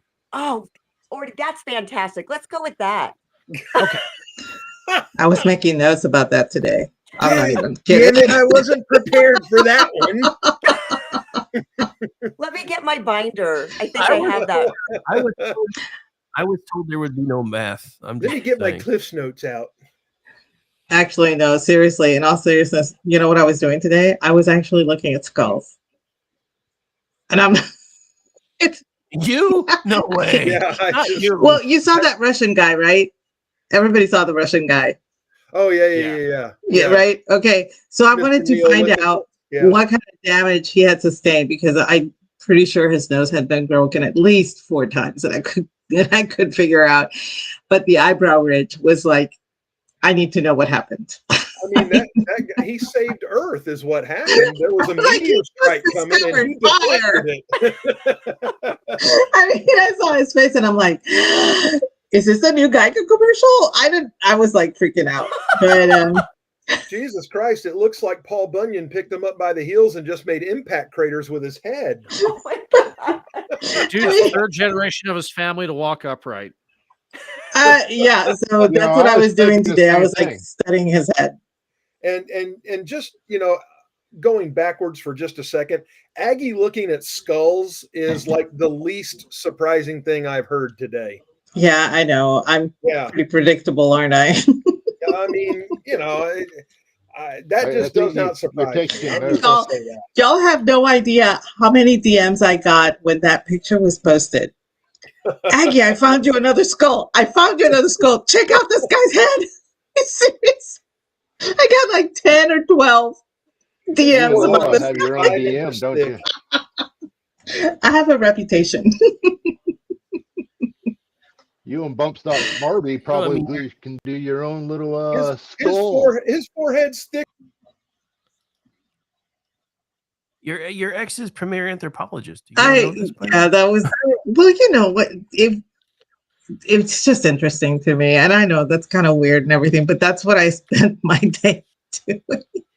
I don't know if anybody just noticed it, but my internet connection just flaked on me. So. Oh, is that what? Okay, I thought you just stopped talking, but no, okay. that's what it was doing last week to us too. When have you ever known G to stop talking? Just G is a great orator, and I will die on that hill. So you can call me Pericles. Yeah, well, there you go. I will call you the great orator, Pericletus. Sorry, okay, forget it. Giggity giggity. Giggity giggity. Hey, I'm just a cunning linguist. Meanwhile, poor Raquel is like, what the hell did I get into?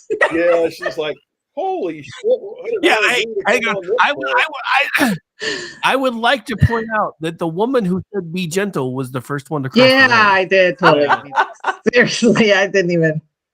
There wasn't even you couldn't even tell I was applying brakes or anything. Nope. You didn't even look at it. You just took a fly leap right over that bitch. Like, fuck it!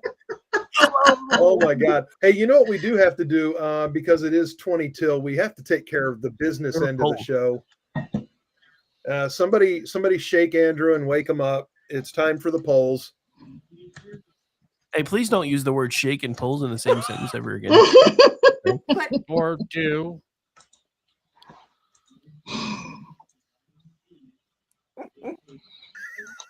Did we lose Andrew? No, I was shaking my You pole. lost me. Did you hear say employment opportunities? Looking. Yeah, we lost you again. You and your provider need to have a talk. Dude, I'm telling you, if I could get back all the money that I've lost in downtime.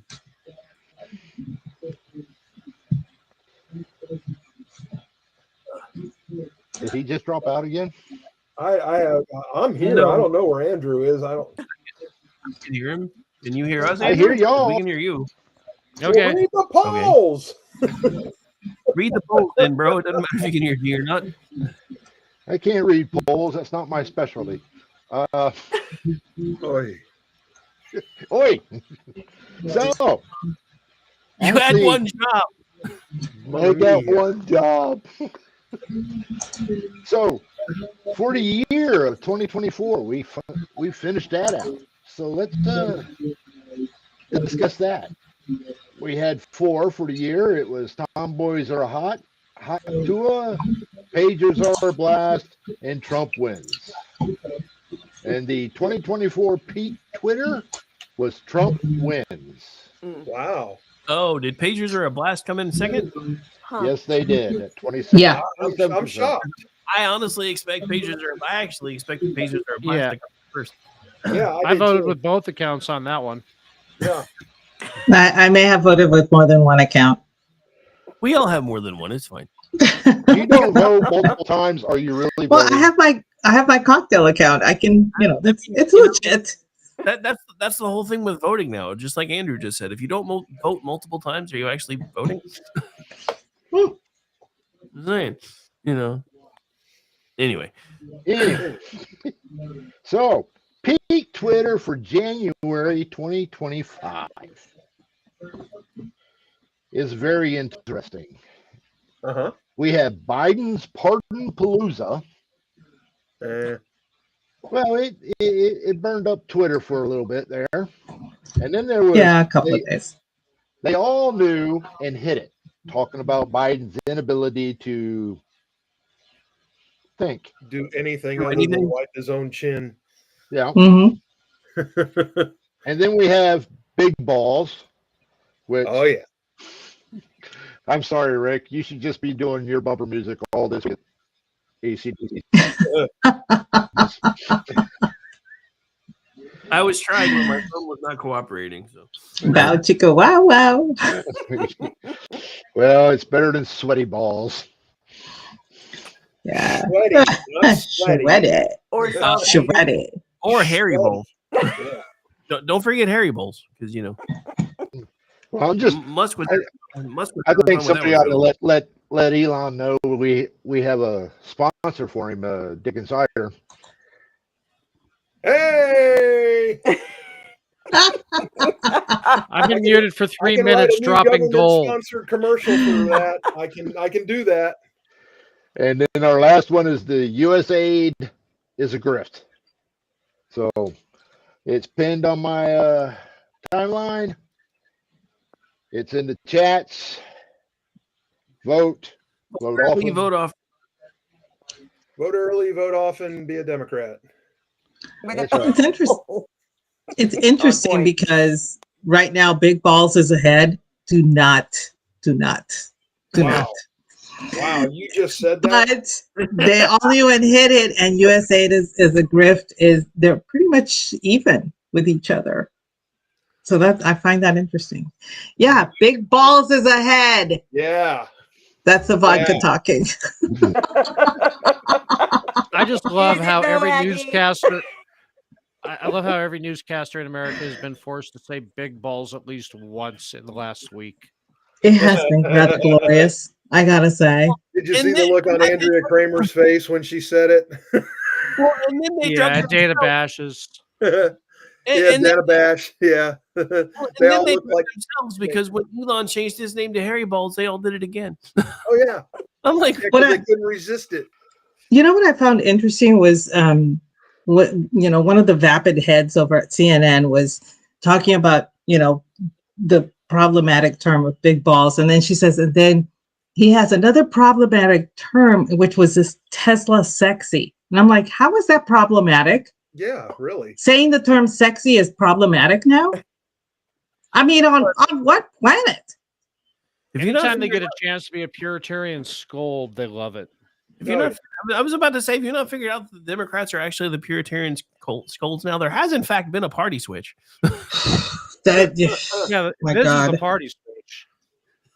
Because I don't know, just that I'll have to say, Big Balls. I am giddier than I have been whenever every election season when it rolls around and all the hot newscasters have to say caucus. Oh, I remember D's nuts from a couple of years back. Yeah, that's what I said when Big Balls broke. I said Big Balls should have a socks. I got D's nuts on socks. I I get these nuts at my grocery store. They have a there's a brand now of nuts that it's called These Nuts. Yeah, Why wouldn't there be? I mean, got to strike while you can, right? exactly. I was going to say Big Balls should launch a podcast with his co-host D's Nuts and make them a sponsor. I literally said that on a tweet. Big Boss should have a corroboration with These Nuts. And people were like, oh my God. And I'm like, I'm surprised nobody else said that because it just look. It's the obvious. ultimate. They should go on tour with the Wienermobile.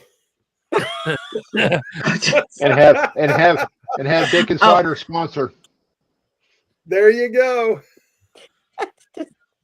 I know that Calvin just to let you know, Raquel, I know that Calvin does the calendar each year of the meme of the month, and he said that I don't really care. Margaret was the meme of the month for January, so that's like, I mean, that one like far ahead of anybody else. Right, I love that. I do too. And a lot of us have been riffing with it too, though. Like there was one guy that just completely pissed me off, so I went Rhett Butler with it. Frankly, my dear Margaret, I don't give a damn. Ooh, fancy. I told my mom, my mom's middle name is Margarita, which means Margaret. And I said, I don't really care, Margarita. And she was livid. I was like, oh man, I thought I was joking, but apparently she didn't take it. Did your dad laugh? You know your dad laughed. Oh, my dad was laughing his ass off. Oh, I'm sure. Anything that tweaks my mom, my dad loves. So yeah. Yeah, well, you got the guilt trip later. I know. Your dad knows how to kill people 16 different ways with a number 2 pencil, so he laughs about everything. Yeah, probably. Y'all, he might come up for a visit. I'm hoping sometime in April my parents will be here, and I'm going to drag my ass into the podcast. Yes. Even if it's only for 2 minutes. I can't stay. My dad's here. He's going to pick up, and I know that he likes CIA. I think we got to have them on the podcast. Hola, papi. ¿Cómo está? No, I am. I'm going to have him on the podcast for at least a couple of minutes so that he can say hi to everybody, because a lot of people don't think I actually have a real father. I don't know why. Yeah. Hola, papi. ¿Cómo está? Yes, definitely. And then we'll start talking about his machete. No, it's my mom's machete. My dad never handled a machete. He was strictly a gun guy. My mom was a knife guy. So I kind of got a mix of the two. Okay. Bayonet. No, my mom gave me my first machete. And she was very upset with me when my machete broke. And I'm like, Mom, this was your machete for like 25 years before you gave it to me. And it lasted me 20. I don't understand. How long is it supposed to be? You didn't take good care of it. Would have lasted forever if you'd have taken care of it. Apparently, that's her reasoning. I don't know. Whatever. You didn't. She was mad at me again. I don't care. Yeah, you didn't chop enough heads off with it, and the blade got brittle. Yeah, my mom still wears chanclas, so I'm always careful of being nice around her. Yeah, chancla. Yes. Last time I was home with my sisters, she literally took one off and slung it at one of my sisters. So I'm really careful. So we ain't outgrown that yet, huh? No, she's 78 years old, and well, she's 79 now, but at the time she was 78, and she can still throw that sucker like a boomerang. I was like, wow. That's goals. No, she's Those insane. are goals, Aggie. Goals. That's goals. Yeah, she's funny.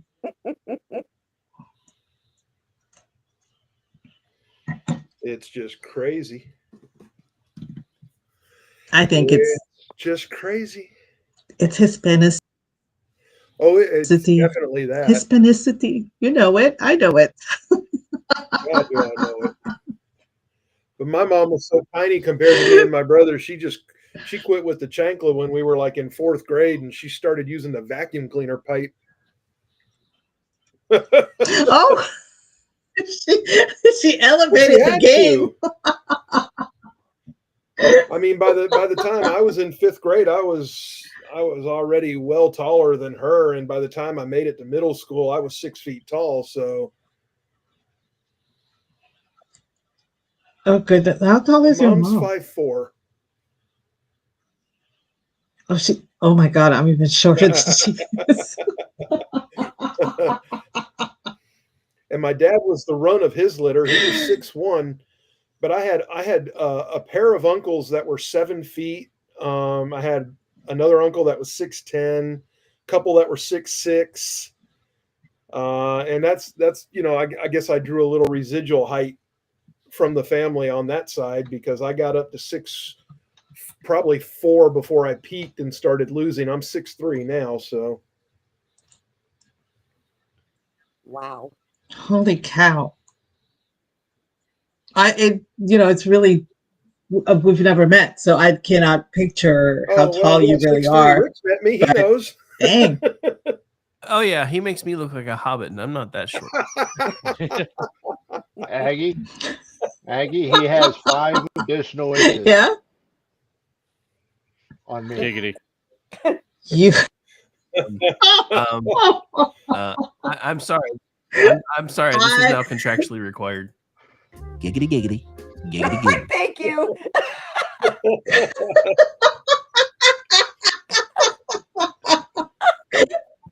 Y'all, I mean, okay, so I consider G to be like a brother to me because our shared ancestry and whatever, and I'm like turning super red because I'm like, I can't G in that manner, okay? Whatever. You were just telling him to talk more slowly about being in the shower. Don't act all shy now.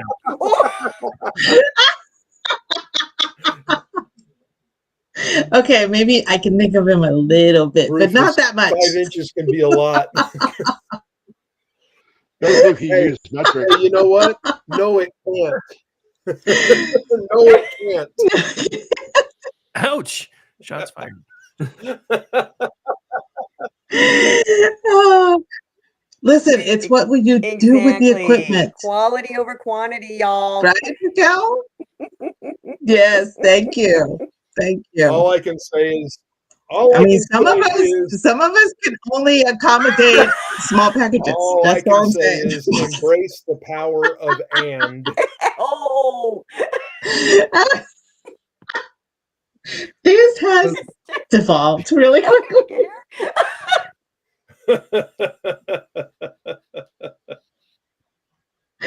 Rufus is going to be like, damn, Aggie. Oh. And welcome to our Radio After Dark. Hey, real quick, Rick, what's coming up after us? We have whatever starting in about 6 minutes.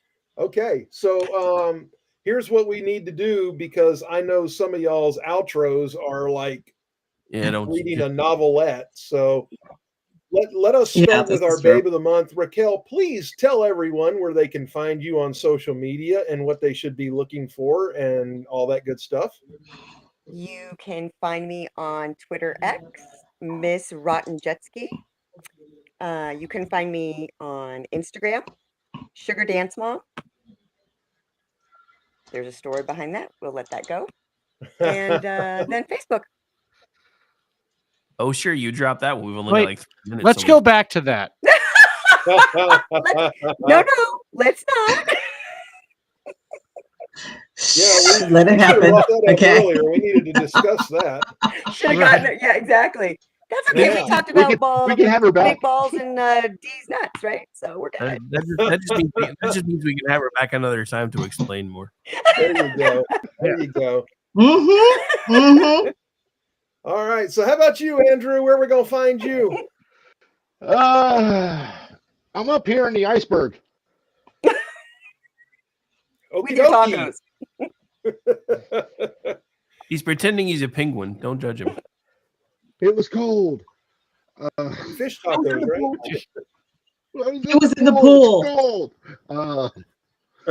You can find me on X at Nuke MM1 retired, and I get other accounts somewhere, but I don't know. Where? I rarely go over there, so. Okay. Well, that'll work. I'm How about you, Aggie? Well, you can find me at Aggie Weekend, at Aggie the Barkeep over on X. You can find me 8:30 p.m. Eastern Tuesday nights doing the Cocktail Lounge with the ever suave Brad Slager. Friday nights doing He Said, She Said, also at 8:30 p.m. Eastern with the awesome Rowdy Rick. The second Wednesday of every month at 8 p.m. Eastern, we get together to do Toxic Masculinity, where we host a Babe of the Month like Raquel, and I bring the drink of the evening. And last but not least, the first Monday of every month, Jeff and I team together to bring you Spirited Books, where we review books and we match a libation to each tome that we have read. Excellent. Also at Aggie time, which would save you about a minute worth of your speech. Aggie time. I know, Aggie time, 8:30 p.m. Eastern. And let's see, let's throw it to the man-ho, Orty. You know, you just populate every Circle K in the country and Ireland, and they think that you're a hoe. Oh, I meant radio ho. Oh, awkward. It's okay, Tiny. You can find you can find me on X. Wow, currently still as Ordnance Packard. You can find me. Where am I this week? This Saturday, you can find me on Juxtaposition, where Rick and I take a dive into the strange and unusual. You can find me next week on Tuesday on Rank Receives Manorama, right here on X, Rumble, and KLRN.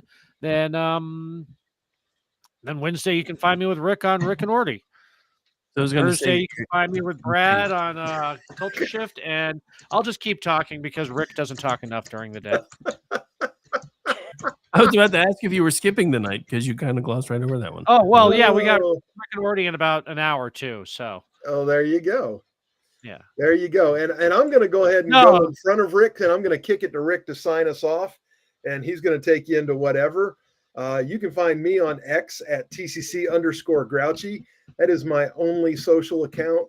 And you can find my podcast in this time slot every other Wednesday other than the second Wednesday, which we'll be doing this one in. And you better get your ass listening and make me number one on Good Pods. That's all I got to say. Rick?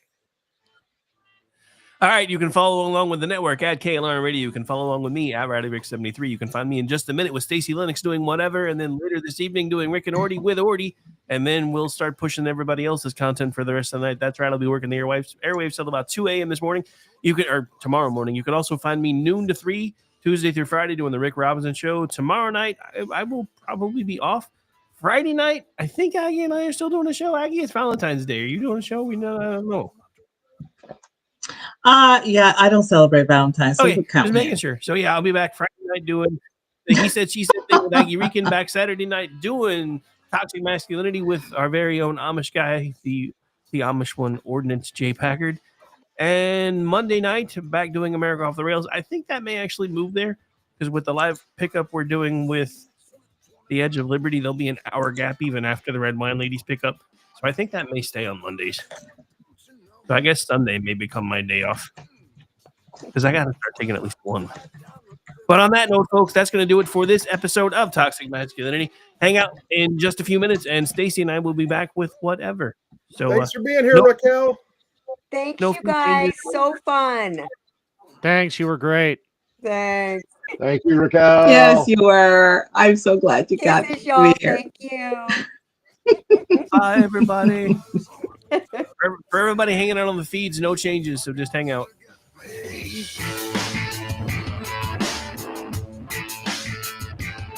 I got 25 lovers on my dresser. You know Hello, friends. We have a moment so that we may discuss our Lord and Savior Minarchy. No, seriously, I'm just kidding. Hi, my name's Rick Robinson. I am the general manager of KLRNradio.com. We are probably the largest independent podcast network that you've never heard of. We have a little bit of everything, and by that, what I mean to tell you is we have news, pop culture, special events, conspiratainment, true crime, mental health shows, drama productions, and pretty much everything in between. So if you're looking for a new podcast home to grab a little bit of everything that you love all in one place, come check us out. You can find us on X under @KLRN Radio. You can find us on our Rumble and our YouTube channels under the same names. You can also find us at klrnradio.com and pretty much every podcast catcher known to man. So again, feel free to come check us out anytime you like at KLRN Radio.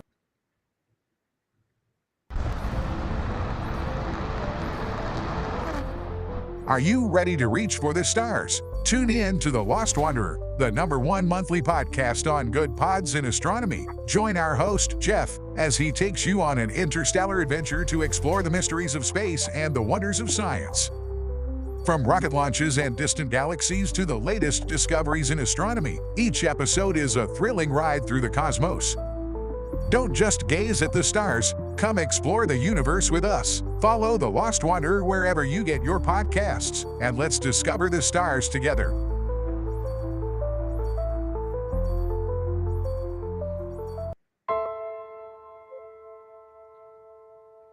My dad was really, really special, and I loved my dad a lot.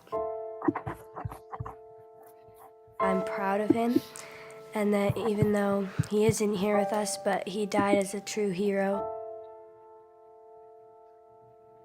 I miss everything about him. In the moment that the officers and I had to come see the children, my biggest reaction was, I don't have 7 arms. I have 7 children who just lost their father, and I don't have 7 arms to wrap around them. I'm Frank Silla, chairman of the Stephen Silla Tunnel to Towers Foundation. Our foundation is committed to delivering mortgage-free homes for Gold Star families and fallen first responder families. To not have to worry financially is a huge peace of mind. The thought of, what in the world will I possibly do to pay the bills? How will I possibly let the children have a life that feels normal? I don't want them to have to quit their piano lessons or their basketball. I don't want them to feel that we have to move into a little apartment and struggle financially in addition to the emotional weight. There are over 1,000 families that need our help. Tunnel to Towers is honoring those heroes that risk their lives by providing them with mortgage-free homes. Those who serve us and then lay down their lives protecting our freedoms and our safety, the least we can do is $11 a month to give them that peace of always knowing there's a home, there's that sanctuary when life feels like it's been tipped upside down, because it has, when you lose a parent in the line of duty, to know you can go home, you can be safe, there's no risk of losing your home. That's a peace of mind that I can't believe you can get for $11 a month. I'd like to ask you to contribute $11 a month to support their efforts. Please donate $11 a month by calling 1-844-BRAVEST or visit tunneltotowers.org.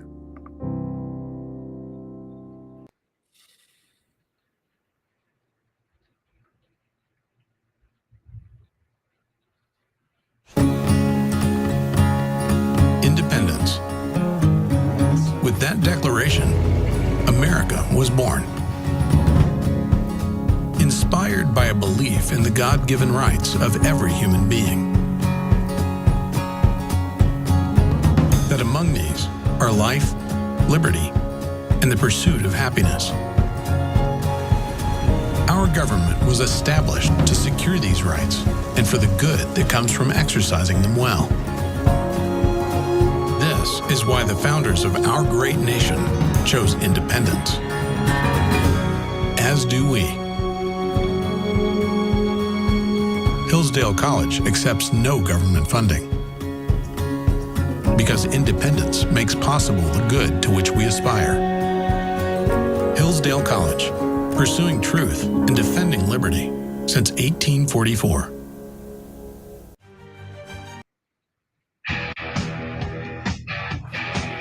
KLRN Radio has advertising rates available. We have rates to fit almost any budget. Contact us at advertising@klrnradio.com.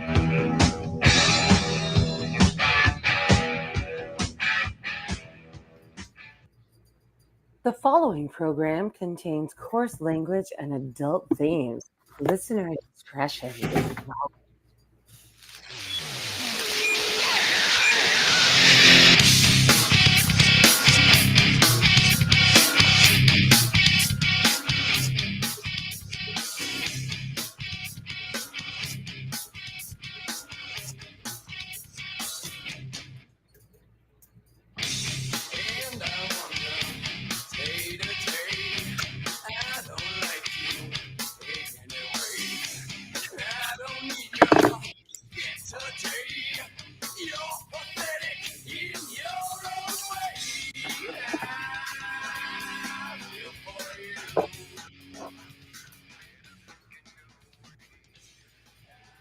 It is Wednesday, my dudes. Otherwise known as Chat Labs Matter Night, right here live on KLRN Radio. We are in hour 3 of 4 of live content through KLRN Radio. So it's myself and Stacy Lennox right now. I'm one half of the crew. She's the other, and this is the Whatever Show, the quintessential podcast by Gen X, for Gen X, about Gen X, because we give no fucks. Good evening, Miss Stacy. How are you? Oh, whatever. There's not enough. You seen the poll? Yes. The poll Wait, on one? President Trump's approval? Yeah, the one that's like 53, 54%. No, he's plus 12 with Gen X. Oh, yeah. That And too. he's like plus 7 with our kids. The only place Democrats are 50-50 is with those 65 and older. That's because they keep demonizing the cuts that they're trying to do to Social Security, saying they're coming after your checks. No, they're coming after Oh my God. When I showed my Gen Zs the limestone cave where they process federal employee retirements and explained how the federal government had spent $160 million to improve the process and couldn't and said, screw it. The eye rolls could not have gotten any bigger. They're like, what? I'm like, yeah, those are your tax dollars at work. They're like, no. I'm like, yeah, actually, yeah. your tax dollars at work. But I mean, and the funny thing is, I heard Martha McCallum and a few other people talking about how years ago they did a story on this. I don't remember that. I think I would remember us finding out that our government has its very own version of cave trolls. But I mean, they might have done a story on it, Rick, but think about how just defeated and nothing is ever going to change and government is what it is. I mean, just even in Trump's first term when he was saying drain the swamp, nobody really believed it. I don't think anybody really believed it until the last 3 weeks.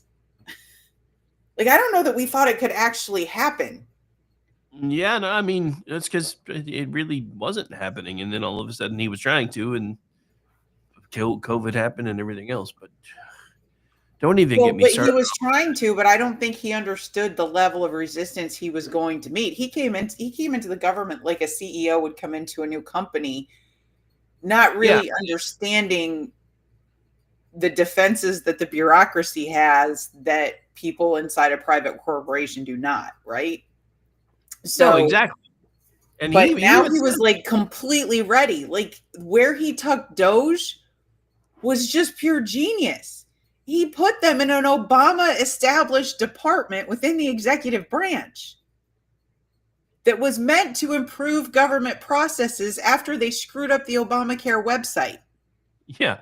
So there's absolutely nothing illegal about establishing Doge. They're actually in I think it's called the Department of Data Safety and Assessment or something. It actually has a name that's kind of what they're doing. So, and they're freaking out. Oh, the and they can't see all this, information. The Treasury Secretary came out and said, no, the people running the reports actually all work for Treasury. There's nothing nefarious going on here. And they're freaking out and screaming constitutional crisis. It's okay, guys, nobody can hear that because nobody watches you anymore. True enough. No, well, I've also literally, if they'd stop tweeting out clips of CNN, Anderson Cooper losing his mind last night and calling Sununu the most milquetoast GOP Republican, the most middle of the road Republican you could ever want to find, and he goes after him with that. I mean, come on, they're just losing their minds. Well, and so the funny thing is, and I heard this report today, there are lots of Democrat Congress critters that are freaking out because their phones are blowing up, and the people that are blowing up their phones are the diehard leftists. They keep telling them, you have to fight harder. You have to fight harder. You have to fight harder. Please do. Well, it dawned on me that they probably feel a lot like we felt in 2009, 2010, because we just saw this deluge of everything that Obama was trying to do, and just it steamrolled everything that we ever understood and everything that we ever do. And now we're watching the same thing happen in reverse. And this time we're the ones cheering it on, and the leftists are like, holy shit. And all I have to say to the leftist, you made every second of this. It's not our fault. I mean, but the genius of this, if you stop and think about it, is that Trump is picking like 80% issues. Oh, I know. Bloated government bureaucracy, fraud, waste, and abuse, boys and girls sports, the Department of Ed. He's picking like illegal immigration. These are like 80% issues. There is no one on their side except the farthest of the far left. 70% of people in that poll say Trump is like living up to his promises. Like Trump is doing exactly what he said he would do. That's what I love about no one elected Elon Musk. No, actually we did. I mean, Trump said he was going to have him do just what he's doing, and we voted for him. Like, so we kind of did elect him.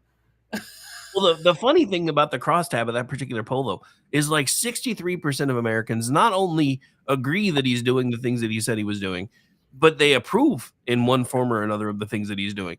You bump it up to 70%. That's when they start lumping in a lot of Democrats, and even the Democrats, why they may not approve of what he's doing, they're like, yeah, he's doing what he said he was going to do. Doing exactly what he said he was going to do. And when's the last time a president did that? I mean, I will admit he did try the first time, but again, he had no idea what he was getting into. Because I mean, he tried, but I mean, this has been a full front. I mean, every single day. They can't even keep. I don't think you understand the beauty of them making. Oh, what's her name? Dana Bash say hairy balls on CNN. Oh, they were all doing it in between big balls and hairy balls. She was having trouble not laughing. Like only Caitlin Collins could muster true horror at saying big balls. It's an AC/DC song from the 70s. Like, stop. Oh, I know. So I took the montage that I think it's Media Matters put out. I think it's one of the ones. It's like MRC or something. I don't remember what it stands for, but they put together an entire montage of it. So I put it over on TikTok and put big balls underneath it, just cause. No. I just tweeted it out and I said I think Elon Musk and Doge should enter every federal agency to this and just put the whole song out. I've got big balls.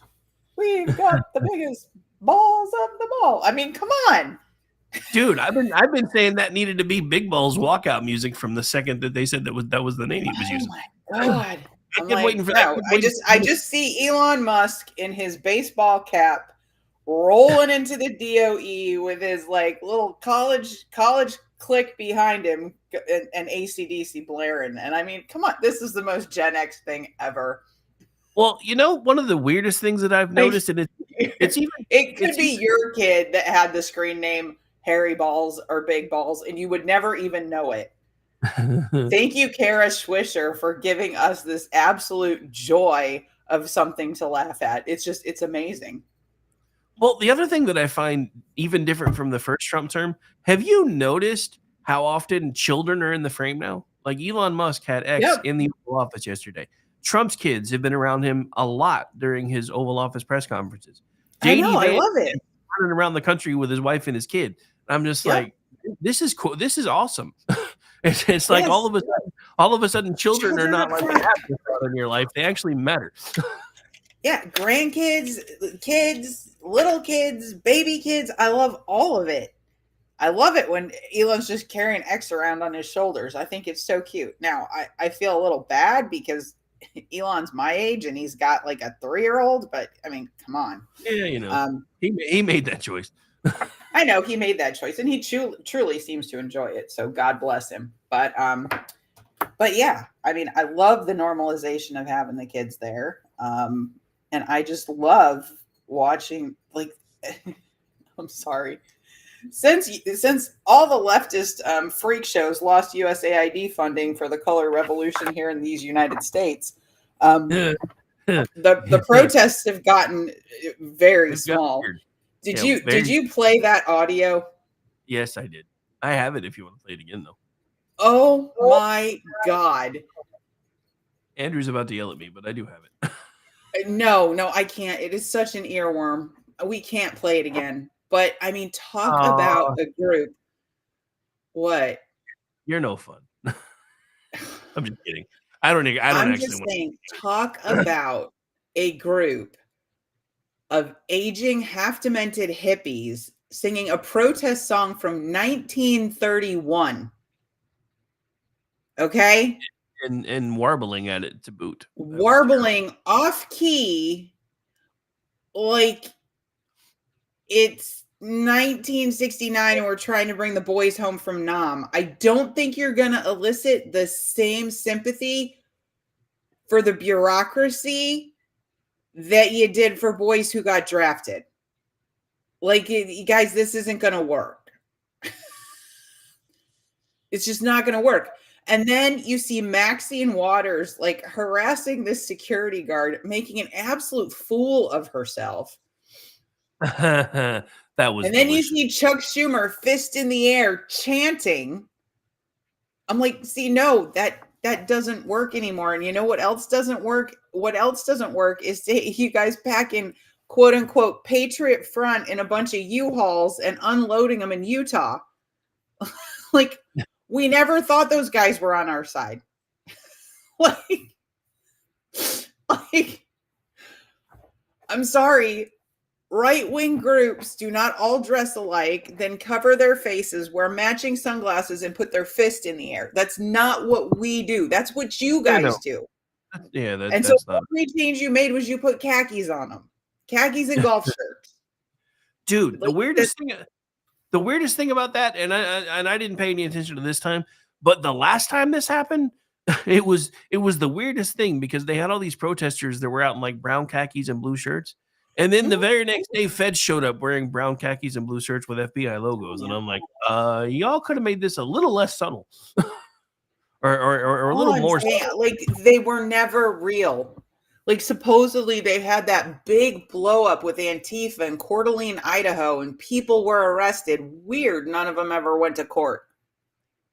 And I mean, they had names like Tristan. Just like, and Keelar and things like it was just like, guys, no, this is in no way what you want us to think it is, and nobody believes you. No one. So But yeah, you don't even believe yourselves. Al brings up a great point. They sound like the radiated church in Beneath the Planet of the Apes singing to the bomb. Oh my God. It was just like, that was like one of the first things I heard this morning. And I'm like, what the hell? Dude, I woke up to that. I'm not even kidding. Like, I fell asleep watching the news last night, and I woke up, and it was the first thing I heard. I was like, what the fuck is that? No, I think it was Pat Gray that played it this morning and sang along with it. I'm like, what are you doing, dude? Stop. Now I've got an earworm for the rest of the day. Don't. No. Yeah, Andrew was cussing me because I played it in the afternoon show. He's like, I really hate you right now. He's like, I haven't tuned in like 2 weeks because I've been sick, and the first time I tuned in, you hit me with this. Like, yeah, whatever. Welcome back, fuckers. And I can't even with these people. This is the constitutional crisis, and your data's at risk. 170 million morons in this country give their data to the CCP every day. And Yeah, right. you think a legit government department having access to like some personal data, not even the same kind of personal data, like they know what turns you on over in China, okay? Like, not even close to the same kind of personal data that Elon and the boys are looking at. They're looking for fraud. They're looking for people who worked in the federal government and reported way more income or another income source and committed fraud against the taxpayer while they were supposedly working from home. Apparently, Democrats believe that's a lot of people because they don't want Elon to find it. But don't talk to me about like, oh, they might have your data. People give it to Facebook every day. People give it to Google every day. People give it to the freaking Chinese every day on TikTok and Temu. So just you can't even with that anymore. Stop it. Oh, and let's not forget the Chinese AI that everybody signed up for. So yeah, I Oh mean, yeah, just another bunch of stupid morons. Like, what are you thinking? First of all, there's no way they're running that AI with the energy they're telling you. They're just telling you that so that you download it. First of all, I don't want AI, so I don't download anybody AI. I have not downloaded Chat GPT. The only thing I've played around with is making pictures on Grok. That's it. I like to have deep conversations with Grok just to see how much of it is like Magic 8 Ball or Chinese cookie. Grok can't even tell me what Golden Girl I'm most like. Anybody who knows me knows it's Dorothy. Well, Grok may have a different opinion. No, Grok can't even tell me. Like, there's not enough information on your timeline. Really? Oh, that's usually just a glitch, and it usually means you have to ask again. I asked 5 or 6 times. Can't tell me. I don't know. I was That like, also, it's Dorothy, you moron. Everybody well, knows that. well, also When I get a cold, I even sound like her. that may also mean that some of your data is being hidden because the same thing was happening to Amish when they were doing weird shit in his account. Yeah, I wouldn't be surprised if my data is being hidden because, like, I get like almost no interactions. It's really sad. It's weird because some days I absolutely blow up, and then other days I do the same thing and nobody sees it. I'm like, what the? How does it work one day and not the next? I don't know. But you might be getting another hour of content. What is this you're saying? You might be getting another hour of content. Well, I heard that part. Now you need to expound upon this. It would be a blast from the past. Uh-oh. He's wanting to come back, is he? We're both considering it. Nice. So that's a shh. I mean, notice I didn't say any names. The close listening audience will know exactly what we're talking about. That could be awesome. Bombs go off and things like that. Did you say glitter bombs? Oh, my bad. No, I'm thinking more like Durka. Oh, I know what you meant. I just wanted to throw that back in there. Yeah. And if we're going to do it, let's do it right. Oh, Durka. There you go. Did you see that stupid Durka that put out the meme about how they're going to like kill President Trump on Saturday at noon? Yeah, try that. Go ahead. I dare try you. that. Like, you guys forget he sent Soleimani home in a box. You really think he doesn't know where you live? Like, my favorite part. the IDF is outside your house right now, dude. Like, stop it. Did you see? You will not kill the president of these United States. I promise. Did you see the video the DoD put out with all the planes parked and ready to go? Oh no, I didn't see that. I'll have to see if I can find it. Like, how stupid do you have to be as Hamas? Pretty fucking stupid. That's like they're already like, yeah, we're not going to release anymore. And Trump's now he's like, okay, you got till noon Saturday. Go ahead, see what happens. But yeah, I don't know. I will say, I think I'm a lot more comfortable with his crazy side now than I was first term. Because even some of the people on our side, when he started saying shit about Gaza, were like, oh my God. I'm like, dude, just shut up. This is what he does. He says outlandish shit to get the media talking shit. And then he comes in and actually gets what he wants. And now he's the funny thing is, and this is happening in Britain as we speak, because they have declared the Israeli Hamas conflict what is the word they're using? The one for wiping out species. For some reason, I can't. A genocide. Yeah, because they've declared it that, they've now been given the green light to house the people from Gaza inside Britain. Yeah, everybody's like, yeah, I bet you wish you weren't calling it a genocide now. So Trump may have been right. Everybody from Gaza may leave. He may not have to do anything. Because he's got the King of Jordan talking about taking a bunch of kids. Now, of course, after the meeting, the King of Jordan was like, yeah, we still want Palestinians to stay there, blah, blah, blah, blah, blah. But then you've got Great Britain going, oh, we're going to allow the people from Gaza to start repatriating here. Like, that just makes me want to like look at all these Gazans. Look, their neighbors, their fellow Arabs don't want them. Well, there's a reason. It's not that they've I know never there's tried a to take. reason. You know there's a reason, but all of their supporters are like, it's all Israel's fault. No, really, it's all their fault. You know, they did all of this. Everywhere And they go, they cause a problem. And I guess I don't have that clip bookmarked anywhere, so I can't find it right now. I'll have to see if I can find it and send it to you later. I thought I had it. Which, the DOD? Yep. Yeah, I just like, unless they got something going on where Iran is like, well, but unless they got Iran hunkered down, ready to like do something crazy, I can't figure out why they're being this, you know, that's the only thing I can think of. Yeah, like I said, I don't honestly know what's going to happen on Saturday, but I know at this point, even Israel's like, look, you better fix it because there's a different dude in the White House now.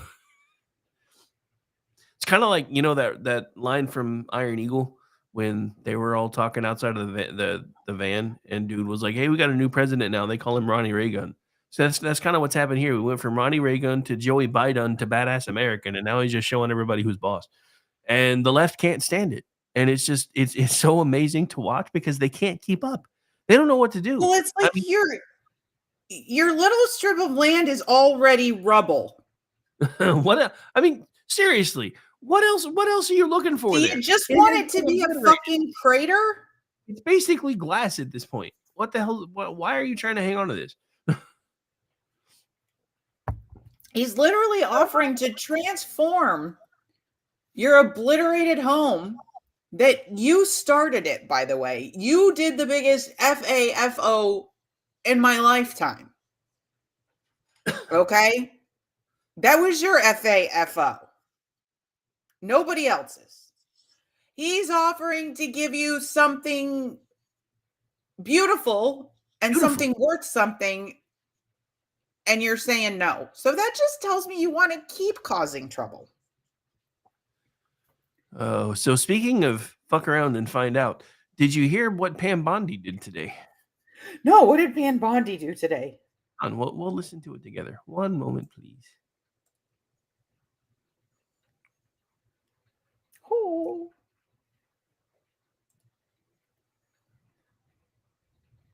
Got it on the wrong graphic on the It background. have to do with the FBI? Yeah, actually it does. Hang on. Oh, good.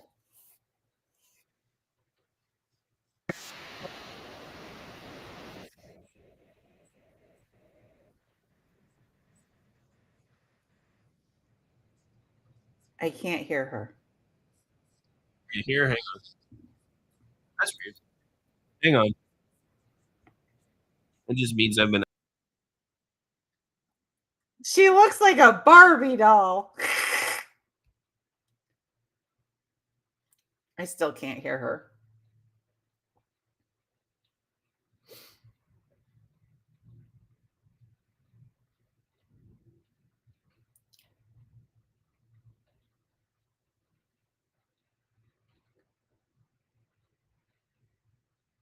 Rick?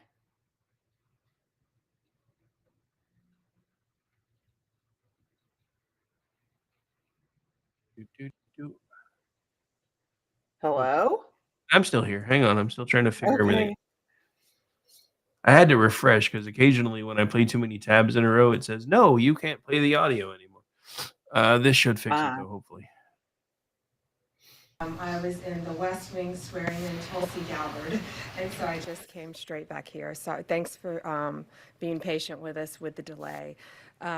We're here today because we have filed charges against the state of New York. We have filed charges against Kathy Hochul. We have filed charges against Letitia James and Mark Schroeder, who is with DMV. This is a new DOJ, and we are taking steps to protect Americans, American citizens, and angel moms, like the mom standing right behind me, who you're going to hear from in a moment. I was in the West Wing.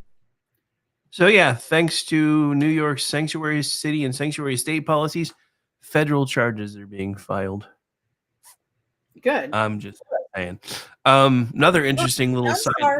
I'm sorry. like sanctuary cities are the closest thing to Fort Sumter that has happened in my lifetime. There is no area of law where it is more clear. The military and immigration are solely the province of the federal government. So what the federal government says and the laws that are passed by Congress are what goes. And how the executive chooses to enforce those laws are the law of the land. Sanctuary cities and sanctuary states are in direct defiance of federal law. They ought to be sued. So did you hear what else happened? No. So apparently some FEMA nerds tried to send $59 million to New York City for migrant housing and luxury hotels. Oh yeah, I heard that. They did send it. We're trying to claw it back. No, they already did. Not only did they claw back the 59 that was reported, apparently they clawed back a total of 80 million. So now New York's having a fit. Nice. Yeah. Christy Nome did not waste any time. She's like, yeah, no, that's ours. Hello, bring it back. And then New York went to the cameras and they were like, well, this is money that was already appropriated. It's money that we already spent. And in reality, they took back $80 million. So if this doesn't get fixed, we're going to have to find $80 million somewhere else. And I'm like, sorry about your luck. Sucks to be you. Probably shouldn't have been housing all these migrants, fucker. Y'all might have still had people in Congress if you had. Just saying. Just saying. But yeah, anyway. So yeah, it's been an extraordinarily fun 21. What are we at? 21, 22 days now? I think we're actually at 22, I think. Because today's the 12th. And last month had 31 days in it. So actually, I guess we're at 23. Everybody keeps saying 22 because I think they keep forgetting that January had 31 days in it. But yeah, for 23 days, there's been a lot of shit that's gotten done. I do want to start seeing Congress put together single item bills for a lot of these executive orders so they can be codified. We don't have to fuck with it anymore. But they're too busy fighting about the budget. So I'll be surprised if that happens anytime. Well, but that's Trump's fight too. Yeah, but the thing I don't like is the Senate has one approach to it and the House has another approach to it. And everybody's wanting to vastly increase the deficit. And I'm like, I thought we weren't doing that anymore. I'm confused. Well, are we going to do two bills or one bill or yeah, there's pros and cons to both. So, well, the only thing that I'm worried about with these damn cramnibus bills that they always want to try to do is this is how a lot of this stuff gets legally appropriated and then it just goes into the slush fund and then they do what the hell they want to do with it. And I'm going to be honest, this is actually reconciliation, which isn't as bad as an omnibus. Yeah, I mean, just by about a hair. But I'm going to be honest. I think part of the reason why all of these tech bros are suddenly on Trump's side is because they're understanding that all of the leftist mechanism is about to be disassembled, and they are wanting to get in on the right version of this mechanism because they're assuming something's going to come in to replace it. And I hope not. Just saying.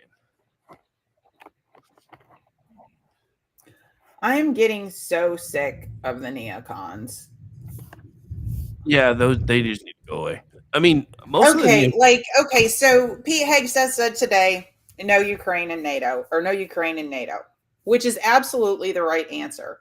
If Mexico was gonna become a partner in BRICS and put Chinese weaponry or Russian weaponry on our border, what would we do? There would be no more Mexico. We'd take over Mexico. We wouldn't tolerate it. There's no reason for Russia to tolerate NATO missiles on their border.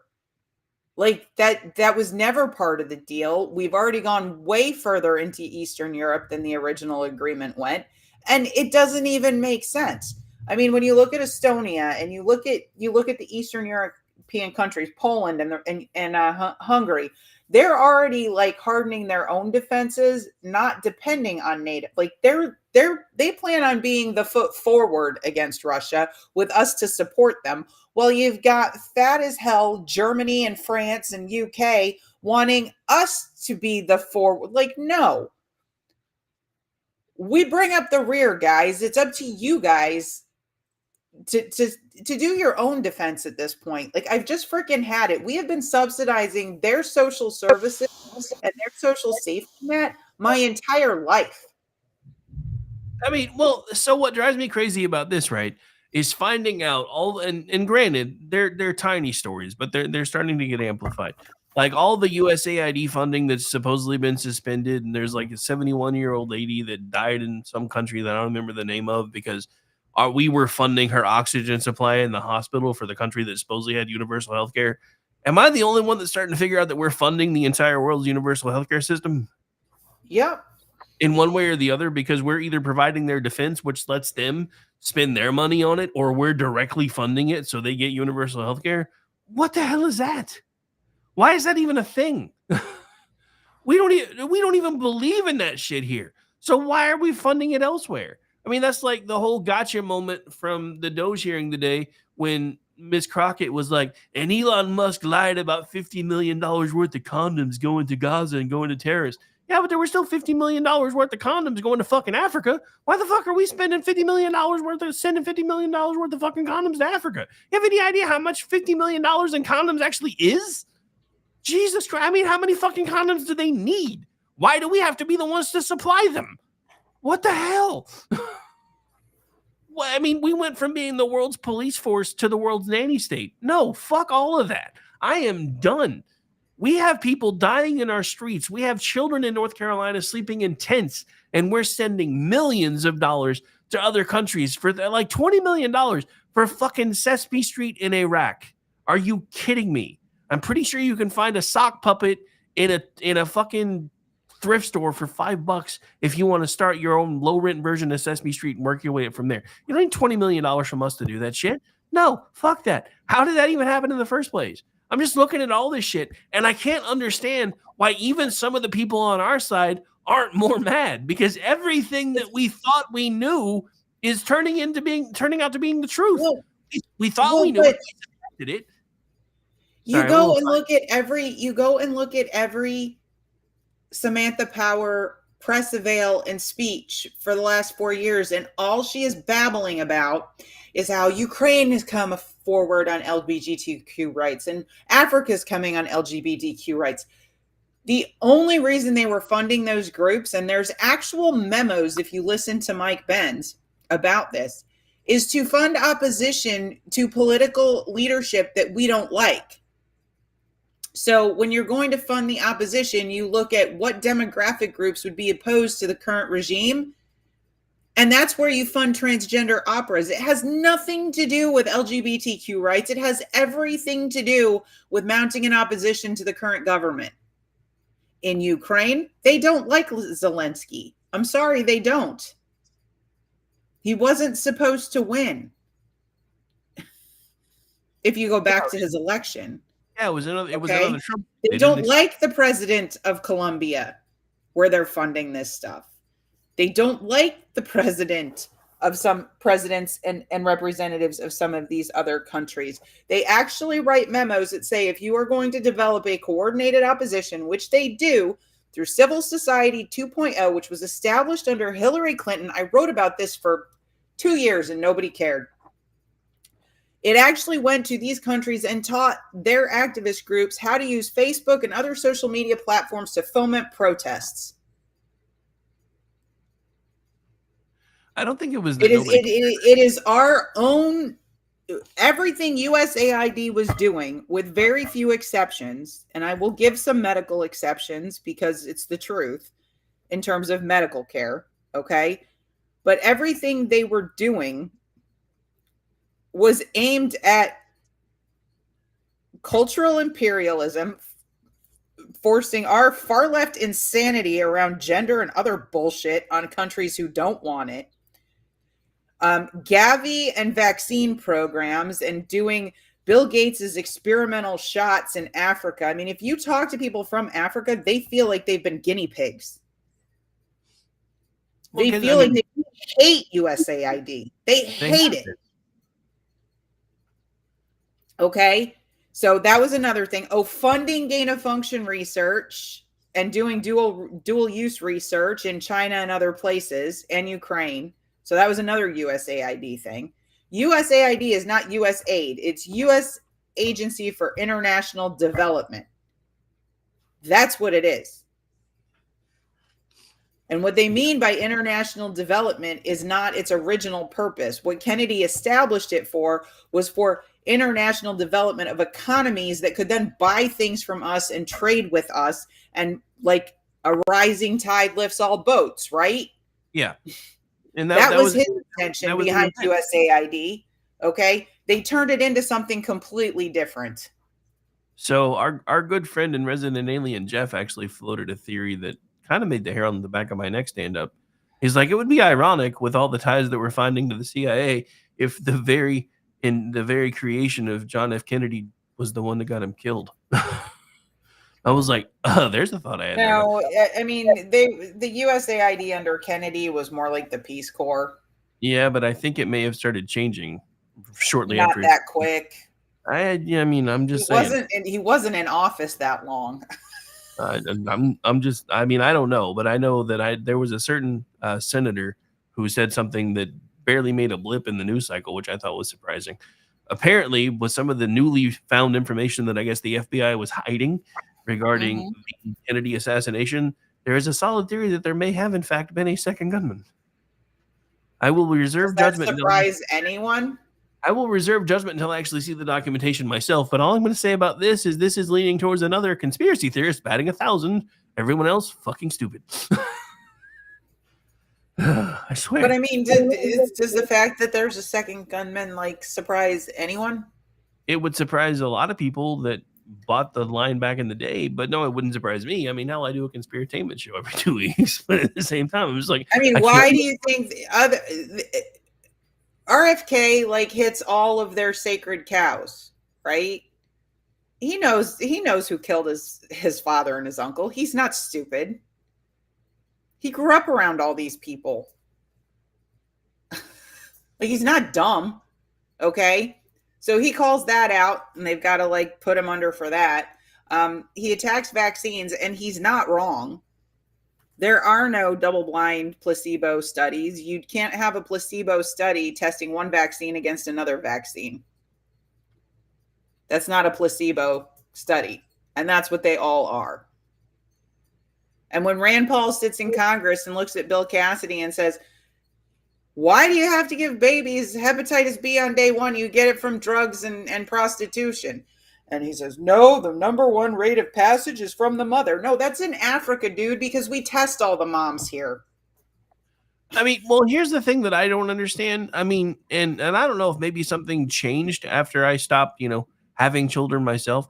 But I remember with all 4 of my children being told, once you go home, you need to keep your child away from as many people as possible for the first 6 weeks because they barely have an immune system. Unless something about that has changed, and if it has, then I'm perfectly okay with that. Why are you giving them shots within 5 minutes of them coming out if they have a compromised immune system for 6 weeks? They don't have a compromised immune system. Their immune system is basically dependent on whatever they got from their mother until they begin to build their own by interacting with their environment. So yes, shots given in the first 3 months of life aren't really going to do a lot. Yeah, I'm just that's saying. That's why they're saying for pregnant mothers, it's the pregnant mother who has to get the shot for RSV, because you can't give it to the baby because it's not going to work. Well, it's not just that. If it's not doing what it's supposed to do, who's to say it's not doing something else? Yep. I mean, and that's my only take of it. Because I mean, look at everything. When Junior was a kid, there was like 1 in 500 kids that had autism. That was like 1 in 100. What is it? I think it's at one point it terrified me when it came down to 1 in 100. I think it's even less now. 1 in 28 was the last one I heard. That is just insane to me. There has to be some sort of trigger that has changed that. So either autism is the next step in human evolution, or something is wrong, and we need to figure out what it is. Basically,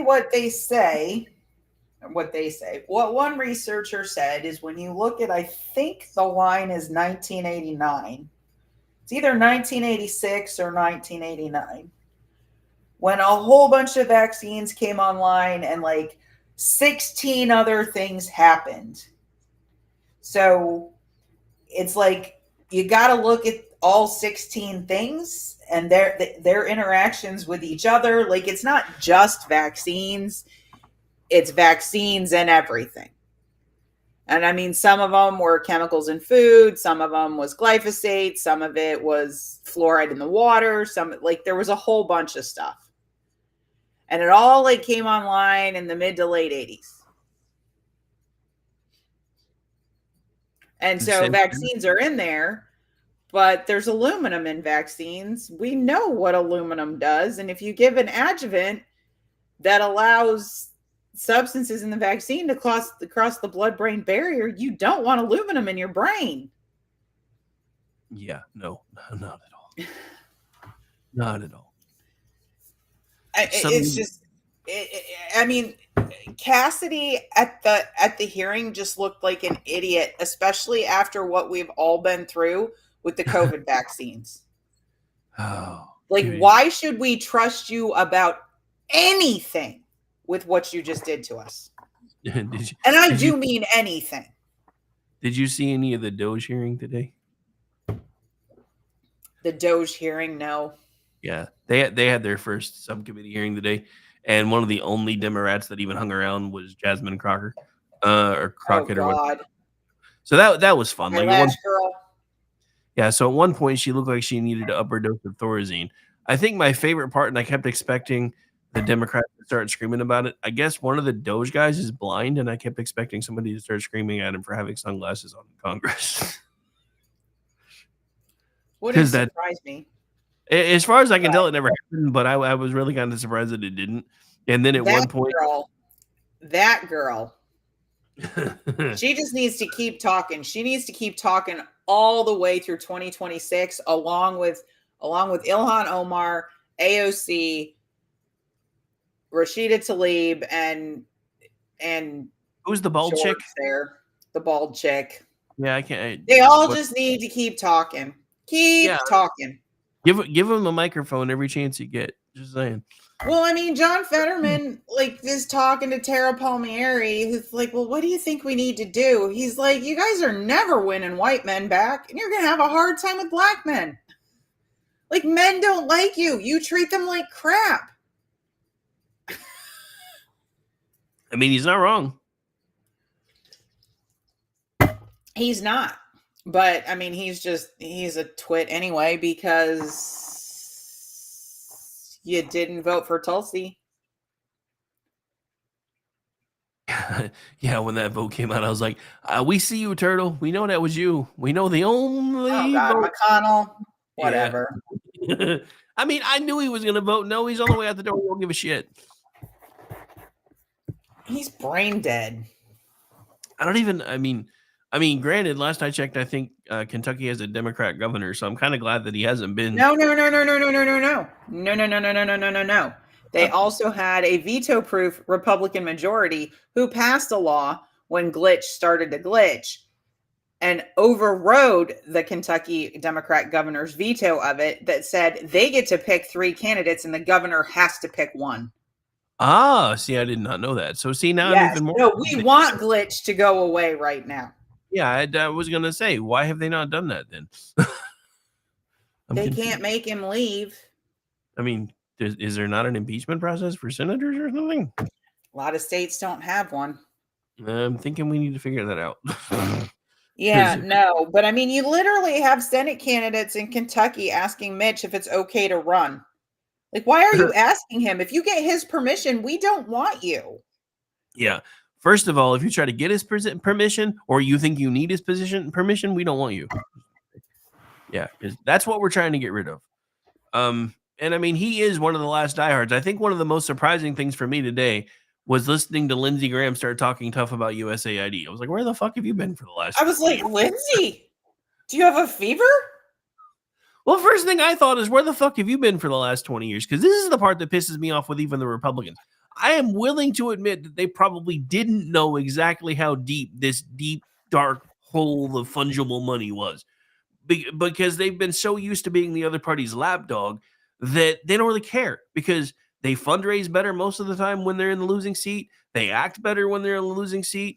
But this whole idea of now all of a sudden all these Republicans are going, look at all this waste and abuse that all happened under Biden. It might have gotten worse under Biden, but it's existed for a long fucking time. So let's just be honest about it. Tell everybody that both sides are at fault and work together to fix the shit before But we I just love run all of you out of town.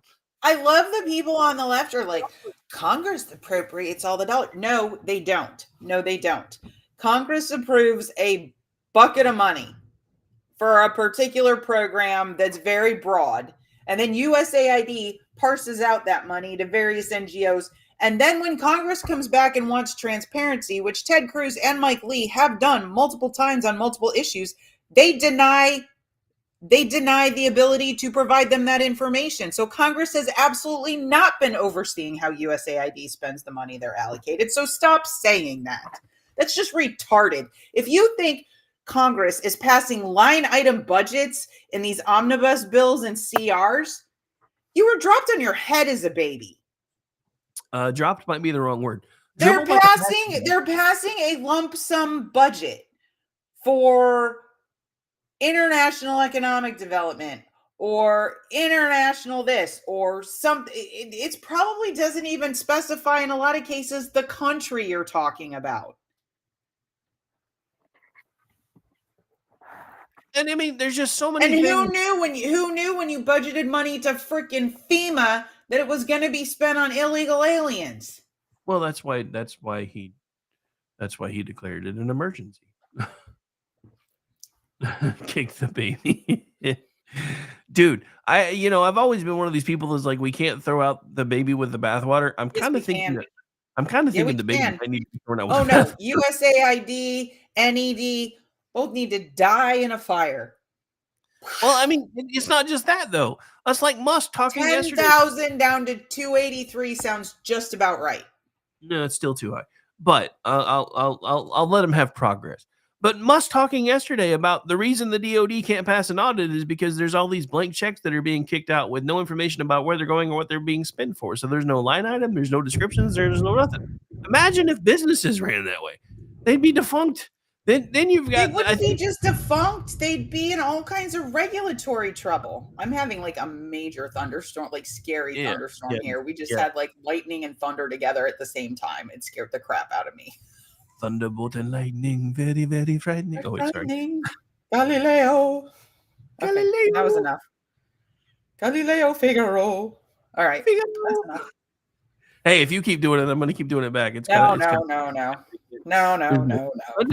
No. It's just the whole thing about this is, and I'm looking at all this stuff, and I think not only just the fact that we have bureaucratic trolls working in our government. I still find that absolutely amazing that there literally are in a limestone mine. Bureaucratic retirement trolls. To top that, you had Musk talking about the dude that had a 90-day contract with the government and got paid for 20 more years. Nobody figured it out. Nobody said a word. Dude was cashing the checks for 20 fucking years. He's like, you should go to jail. Dude, I was looking at like they had a line item for their appropriation for coffee mugs. I was like, dude, I should have started the KLR radio coffee mug years ago and got a contract with them because these people were paying $20,000 for coffee mugs for like 3 of them. No. It's nuts. All of this is nuts. But this goes back to everything that we've been talking about for as long as we've been doing things like this. Once the government gets involved in anything, it becomes a cash cow. Look at what's happened to our actual, what's supposed to be our higher education system. They made it a continuation of high school. You used to get everything you needed from high school, and then you went into college to get a specific specialized degree. Now it's turned into We had great grandparents who had a better and more well-rounded classical education ending in 8th grade than most kids who graduate from college today. I mean, think about it. The kids that were graduating in 8th grade could use Latin conversationally. Yep. I mean, everybody freaks out when I start using it just for fun. And even I'm not that fluent with it. I just picked up enough of it because I learned Spanish first, and then I use Spanish to figure out. A porn bot's really excited about our podcast. I don't know. Yeah, Joe. Yeah, never thought I would see the day that people would complain about cutting waste and fraud. The funny thing is, if you go all the way back to the 90s, people aren't. Democrats are. They're not people. Yeah, well, I guess that's kind of true anymore. But the funny thing is, if you go back to the 90s, it was Al Gore and Bill Clinton talking about how they needed to right-size the government and shrink things. Somebody played that. Bill Clinton declared the era of big government was over. Yeah, well, he lied. He tried. Well, but what is this about the Clinton Foundation paying for, like, USAID paid for Chelsea Clinton's wedding dress or something? Like, I don't know if it's true, but it just seems like it probably is. Partially true, because what is Chelsea Clinton built a foundation around feeding the poor. And then with the number of meals that were actually doled out, it broke down to $113,275 per meal. And somebody was like, wasn't that around the same time that she got married? I wonder how much of that money went towards paying for her wedding. Because I don't know very many people. Last time I knew, like, if I was going to donate my money to a charity for something, to do something, I go out to this really great site called Charity Navigator. And I get to see what their overhead percentage is and how much goes to the cause they're actually supporting. So, like, Samaritan's Purse, awesome. Folds of Honor, very good. Tunnel to Towers, insanely excellent. St. Jude's Research Hospital, wonderful. Why don't the charities that the government gives to have to submit to the same kind of scrutiny? Well, because first of all, that would make entirely too much sense. Well, and did you see the judge? So NIH says we're not doing more than 15% overhead ever. These contracts were charging 60% overhead.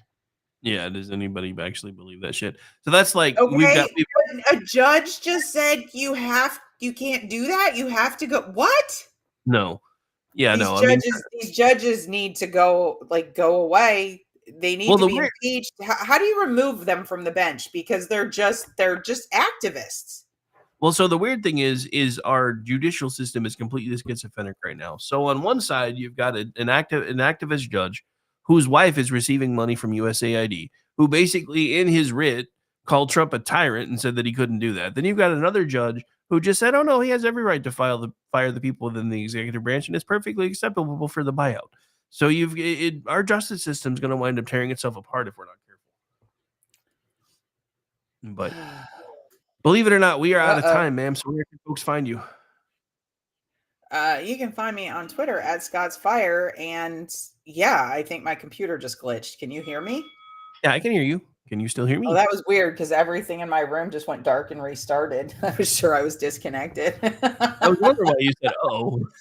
Uh-oh. Like my light went off, my computer screen glitched, and then it was back, and I was still connected, which is really weird. Okay. Apparently the electricity glitched without the internet glitching. All right. Well, Stacey and I will be back next week. I'll be back in a minute here with Ordnance Packard with the closing act here on KLRN Radio's live feed. Then we'll be going over to SHR Media to do The Edge of Liberty with Sean Lewis. Then we'll be going over to the Behind Enemy Lines crew and hanging out with Ross and Gene. And then we'll be coming back over to SHR Media and playing BZ's episode from last night. So yeah, I'll be working late, but it's what I do.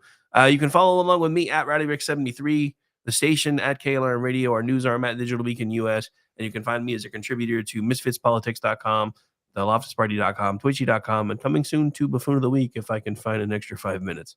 And let's face it, that's probably going to take a minute. We're going to get out of here, folks. Amish and I are up next. Stay tuned. No feed changes for anybody, so don't panic. I'm free to be whatever I choose, and I'll sing the blues if I want. I'm free to say whatever I like. Hello, friends. Do you have a moment so that we may discuss our Lord and Savior Minarchy? No, seriously, I'm just kidding. Hi, my name's Rick Robinson. I am the general manager of KLRNradio.com. We are probably the largest independent podcast network that you've never heard of. We have a little bit of everything, and by that, what I mean to tell you is we have news, pop culture, special events, conspiratainment, true crime, mental health shows, drama productions, and pretty much everything in between.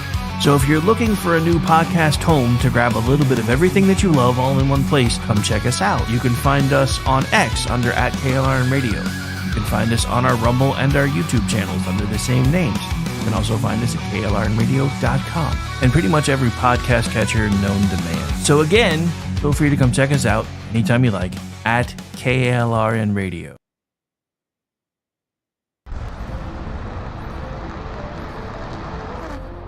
Are you ready to reach for the stars? Tune in to The Lost Wanderer, the #1 monthly podcast on good pods in astronomy. Join our host, Jeff, as he takes you on an interstellar adventure to explore the mysteries of space and the wonders of science. From rocket launches and distant galaxies to the latest discoveries in astronomy, each episode is a thrilling ride through the cosmos. Don't just gaze at the stars, come explore the universe with us. Follow The Lost Wanderer wherever you get your podcasts, and let's discover the stars together.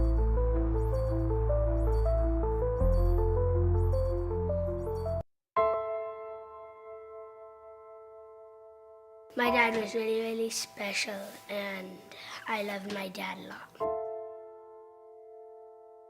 I'm proud of him, and that even though he isn't here with us, but he died as a true hero. I miss everything about him. In the moment that the officers and I had to come see the children, my biggest reaction was, I don't have 7 arms. I have 7 children who just lost their father, and I don't have 7 arms to wrap around them. I'm Frank Silla, chairman of the Stephen Silla Tunnel to Towers Foundation. Our foundation is committed to delivering mortgage-free homes for Gold Star families and fallen first responder families. To not have to worry financially is a huge peace of mind. The thought of, what in the world will I possibly do to pay the bills? How will I possibly let the children have a life that feels normal? I don't want them to have to quit their piano lessons or their basketball. I don't want them to feel that we have to move into a little apartment and struggle financially in addition to the emotional weight. There are over 1,000 families that need our help. Tunnel to Towers is honoring those heroes that risk their lives by providing them with mortgage-free homes. Those who serve us and then lay down their lives protecting our freedoms and our safety, the least we can do is $11 a month to give them that peace of always knowing there's a home, there's that sanctuary when life feels like it's been tipped upside down, because it has. When you lose a parent in the line of duty, to know you can go home, you can be safe, there's no risk of losing your home. That's a peace of mind that I can't believe you can get for $11 a month. I'd like to ask you to contribute $11 a month to support their efforts. Please donate $11 a month by calling 1-844-BRAVEST or visit tunneltotowers.org.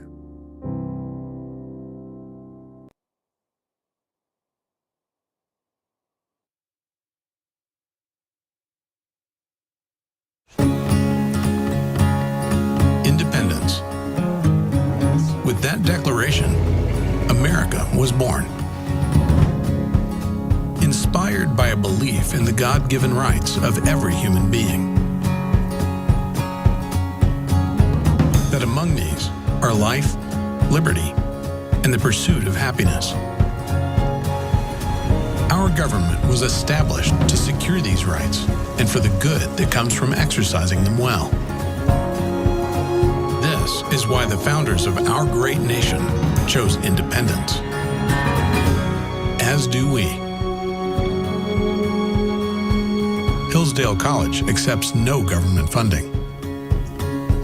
Because independence makes possible the good to which we aspire. Hillsdale College, pursuing truth and defending liberty since 1844.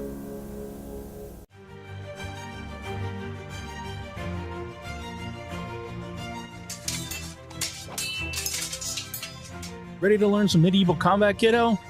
You bet, Dad. Let's do this. You know, spending quality time with your kids is important, but finding a fun and safe way to do it can really be a challenge. That's where halberds come in.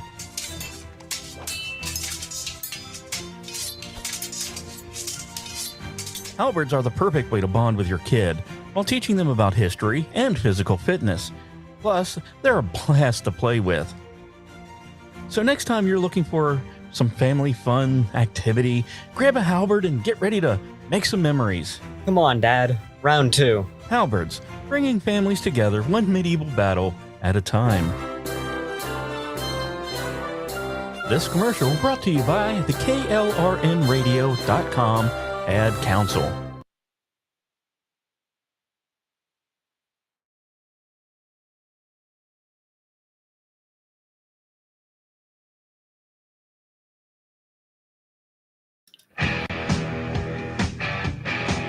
KLRN Radio has advertising rates available. We have rates to fit almost any budget. Contact us at advertising@klrnradio.com.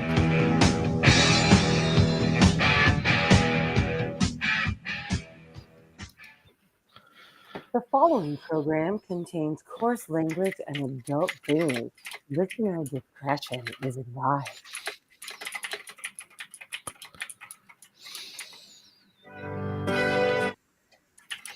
My bad. That's not the right bumper. One moment, please. I thought I fixed it already. Damn it.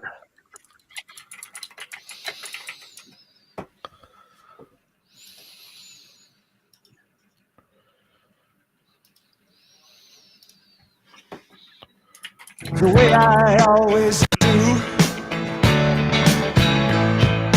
How was I to know she was with the Russians too?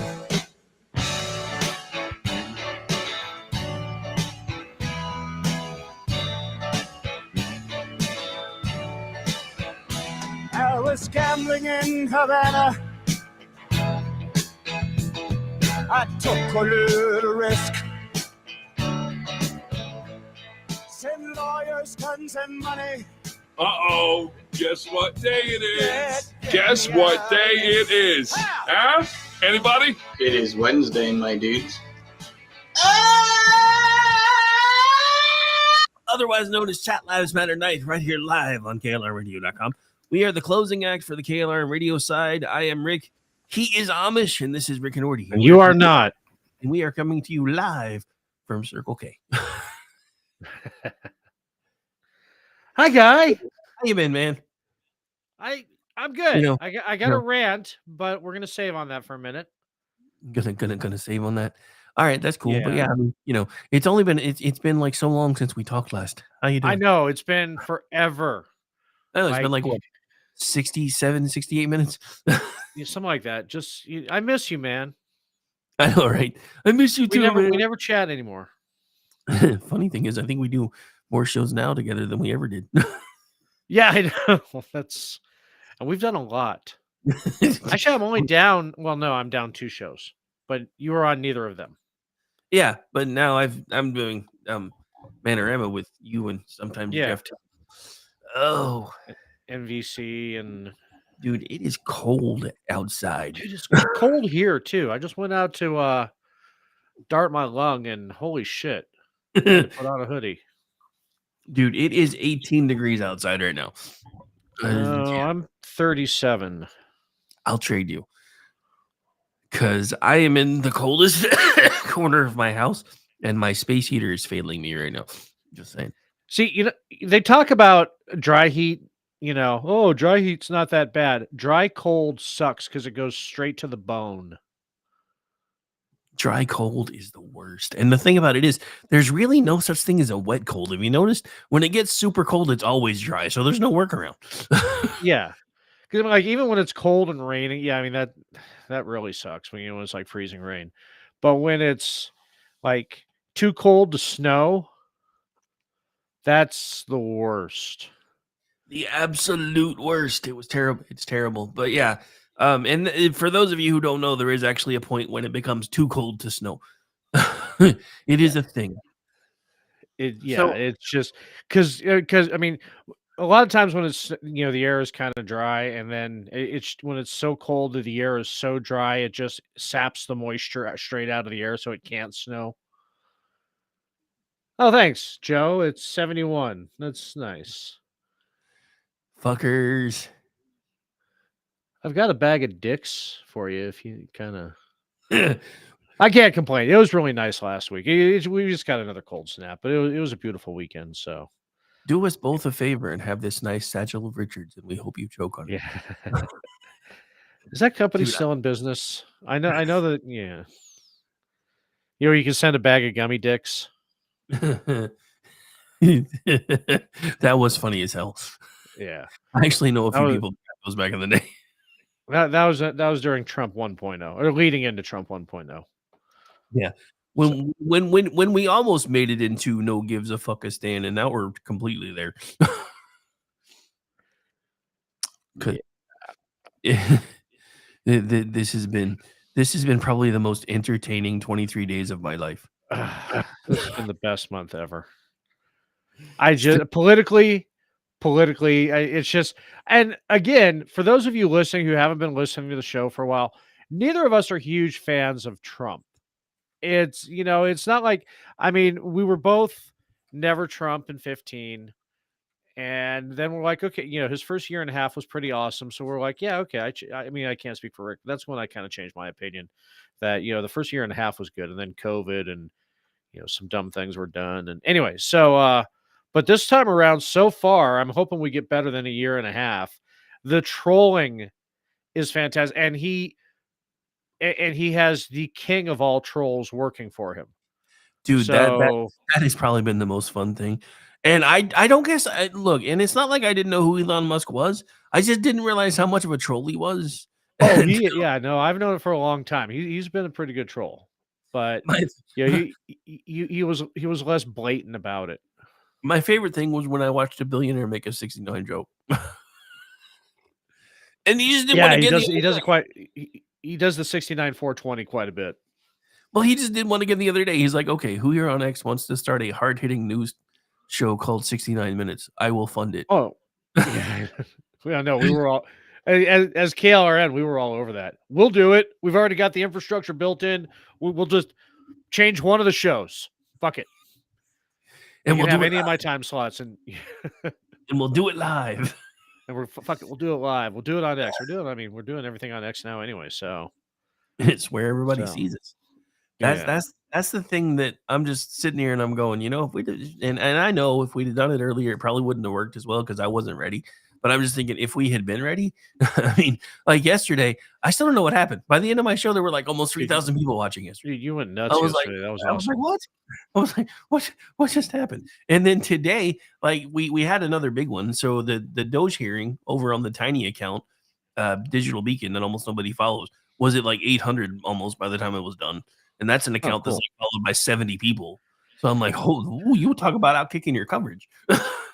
I mean, yeah, that's punching up. But I mean, people are hungry for fucking news right now. I mean, everybody on our side, the conservatarian side, I mean, generally they love everything that's going on because it's like we are just so sick of all the years of, when the norms were the Dems do whatever they want and the Republicans just, fold so that way. Please don't call us a racist. We'll fold. Now, after 4 years of it, we're like, we don't fucking care anymore. We really don't. You've just, what you're calling norms is just so out of it. We're just gonna fuck with you now. Well, that's like the dude that pulled an actual record scratch on my feed yesterday because I was pointing, and I don't remember what it was, but it was some sort of news about Trump. I was like, good, I'm glad he's doing that. And some asshole that I guess eventually blocked you too was like, it must be great just sitting there sucking Trump's dick all the time. I'm like, yeah, it tastes like Cheetos. Because I just don't give a fuck anymore. You have called me every name in the book for over 10 years. Even under the Obama administration, you guys were like, you're just a bunch of bitter clingers hanging onto your Bibles, your guns, and all this outdated bullshit like the Second Amendment. Yeah, who's laughing now, motherfucker? Who's laughing now? My favorite part of this, and I know he hasn't actually said it yet, but he's shown them in spades. Trump is feeding them the John Boehner, Barack Obama elections have consequences line on the daily. And I love it. He is spoon feeding them and making them take it. And they're just screeching about it. Did you see the story that a bunch of congressgooders are like freaked out because their phones are blowing up and they don't know what to do because everybody that's voting for them is saying, you got to fight Trump harder. You got to fight Trump harder. And they're like, we're trying. We don't know what to do. Nothing's working. All they have is lawfare. All the things that worked before aren't working. Oh, and now they're pissed off because we're starting to, in their words, use lawfare because we're starting to sue sanctuary states and sanctuary cities. Yeah. So Pam Bondi, she just dick slapped New York, Governor Hochul, all of them. The DA, whose name I can't remember right now. Oh no, it wasn't the DA. It was the Attorney General, Letitia Oh yeah, James. the AG. Yeah. Yeah, So she started at the top. She hit Hochul, she hit the AG, and then she smacked some dude with a D for like the head of their DMV. Oh But yeah, yeah, the head of the DMV. Yeah. we're including you too, He's like, what fucker. the fuck did I do? You're gonna find out. You're gonna find out. And then First you fucked around. my favorite thing on that entire because there's been like 20,000 people sharing that video clip, and on every single one of them, all the leftist shriekers, "What happened to no lawfare?" It's like it's not a lawfare if it was actually illegal. That's the difference. Y'all had to make your shit up. This shit's actually illegal. Right? Yeah, it's not like I mean, and the thing, it's everybody, everybody's like, well, Trump can't do that. Well, actually, he's doing something that was, like the firing of the employees. That was a Clinton era act. I actually have it right here. I saved one of my law guys who follows me tweeted it the other day, and 1994 Federal Workforce Restructuring Act passed overwhelmingly in the House and the Senate. It was like in the Senate, it was like 99-1. And it gave Clinton the ability to restructure departments and remove positions, and and to fire people, basically. Yeah, and it's been for a while. And what I love, I mean, it's just because of the reaction of nobody knows what the fuck to do about any of this. I actually had somebody who was bitching about Musk and Trump firing people through the course of the conversation, had them defend Reagan for firing 10,000 air traffic controllers because the airlines did everything they could and he had no choice. The skies weren't safe. I went, weren't those federal union employees protected? They were on strike.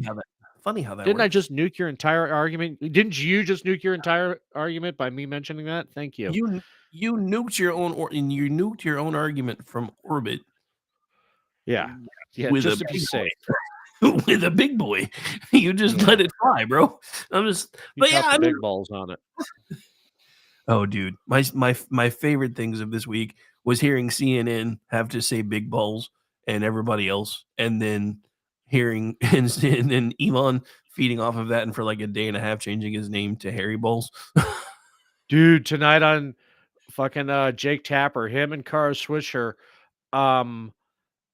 actually had to do a deep dive into Harry Balls. No, it was like Kara's like Harry Balls because he likes the power it brings. Harry Balls means power. Okay, sure, whatever. And then they went into a deep dive into Musk's Harry Balls about, they're not offended by the name, they just think it's dumb. And Swisher, is determined that Musk isn't happy about life. But I mean, she did have to admit that he's crafty and strategic. Well, all I know is the sentence "deep dive in balls" has earned one of these. Giggity giggity, giggity giggity. Just saying. I mean, just making the media. I want to make the media talk about big balls for another couple of weeks at least. Oh, I'm sure they will. I think the funniest argument for me, and even Miss Crockett did this today, talking about how everybody that works for Elon Musk and Doge is like anywhere between like the age of 19 and 25. These are the same people that are saying a 4-year-old can pick their gender, but somebody that's 19 to 25 isn't old enough to. Are they the ones who wanted to lower the voting age to like 16? Yeah, that's 16.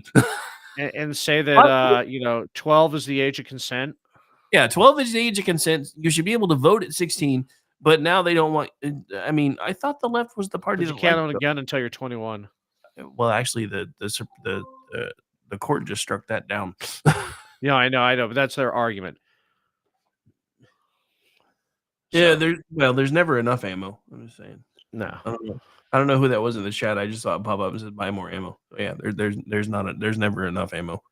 But then again, all of my guns were lost in a tragic boating accident, so I have no boomsticks. Yeah, that anyone knows of. There's no guns in this house. Just metal and wood clubs.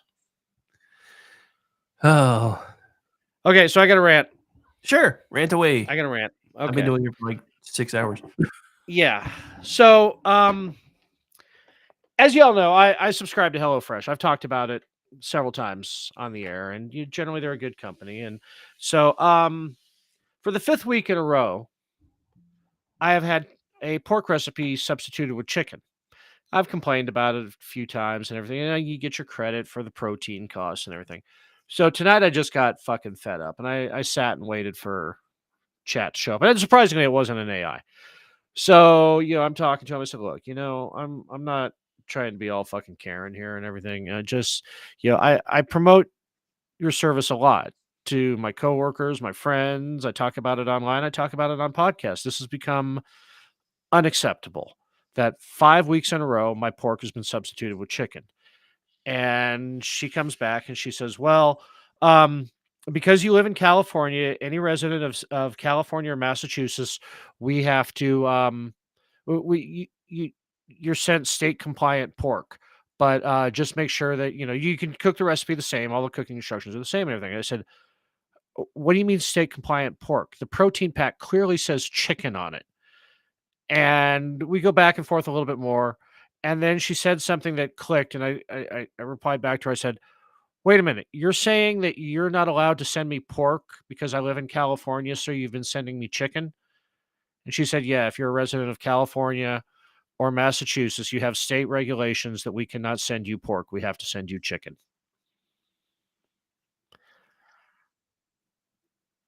I had a long moment of pause. I thanked her for her time. I said I'd give her a good review because she did explain the situation to me. And then I became unglitter glued about this absolute fucking tyrannical shithole I live in. I am required to live in for right now. And I want you to know that no matter what state you're in, if you think you have it bad, at least you can get shipped pork. Unless you're in Massachusetts, then you're equally fucked. I am absolutely dumbfounded. I mean, I was looking forward to the pork hoisin recipe. It looked fantastic, and I'm sure it'll be fine with chicken.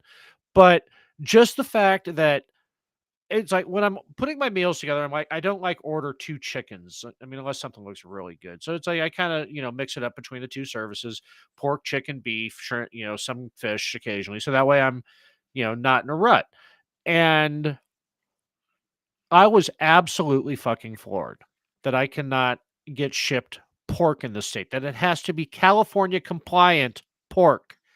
What And the hell is because that they even cannot though? acquire California compliant pork, just like our gasoline has to have special seasonal blends, they send chicken. And they said the computer automatically knows, based on your address, what proteins we can send you. And I said, are there any other proteins that I cannot get in California? And she said, yeah, there's actually a few.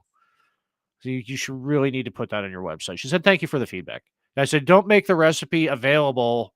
I mean, if your computer, when it's putting the order out, knows, hey, by the address, this person can't be sent pork, then I swear to God, I feel like I'm Muslim.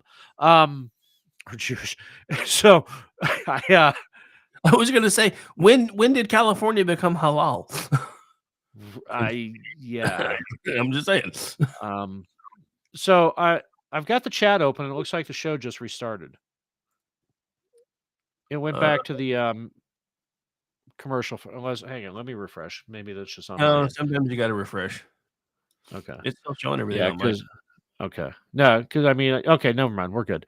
Yeah, so California's halal. But yeah, I said, if it has my address on the website, correct? So you might want to use the same computer to just the proteins that I cannot get in California. Maybe don't make them available to me. California compliant green energy water saving, according to Al. I got nothing. But you know what? I'm never going to get to try the Delta smelt. Well, maybe eventually. So apparently there's a county sheriff that's a Republican who plans on running for governor soon. With all the USAID money drying up, I have questions now. Can somebody besides a Democrat actually win in your state now if there's not a bunch of... It's interesting. It's that, I mean, the last election was kind of close. California close. Yeah. But Now with the California closed, so he got like 40%. Which is more than Kamala ever got. With the fires down in Los Angeles, and that wasn't bad enough. And you started to get the idea. I mean, when she first said it, I'm like, yeah, they're not going to be able to rebuild their homes because Karen Bass said that they had hired a out-of-state contractor, blah blah blah blah blah blah blah blah, who's going to make sustainable and energy efficient. Well, yeah, okay. So these people aren't getting their homes rebuilt. And then Gavin Newsom this week said that, with the revised building codes, you're not going to be getting, it basically, the Pacific Palisades will be rebuilt with environmentalism and equity in mind. So they're going to be solar powered Section 8 houses, I guess. Yeah, I saw that. And was it not us that called that like during the fires? Oh, fucking totally called that. It's Really? just like Hawaii and North Carolina. They're not going to get to rebuild. Nope, they're going I to mean, step Raleigh in. doesn't give a shit about the people in Western North Carolina. Of course not. Why Raleigh's would the they? capital of North Carolina, right? Yeah, I think so. Yeah, I thought so. Yeah, they don't give a shit. They're another big blue city. They just pretend they're not. Dude, it's amazing how many, like, even here, like, apparently my governor and my my head of education here are in a knife fight right now. And I'm just like, I don't think you realize how popular he is everywhere else governors did. That might not be a good look for you. But yes, apparently. Anytime I hear the phrase knife fight anymore, I get the music playing from when Kirk fought the Gorn. Yeah. Well, I mean, that was pretty standard music, though. That was pretty much every fight scene.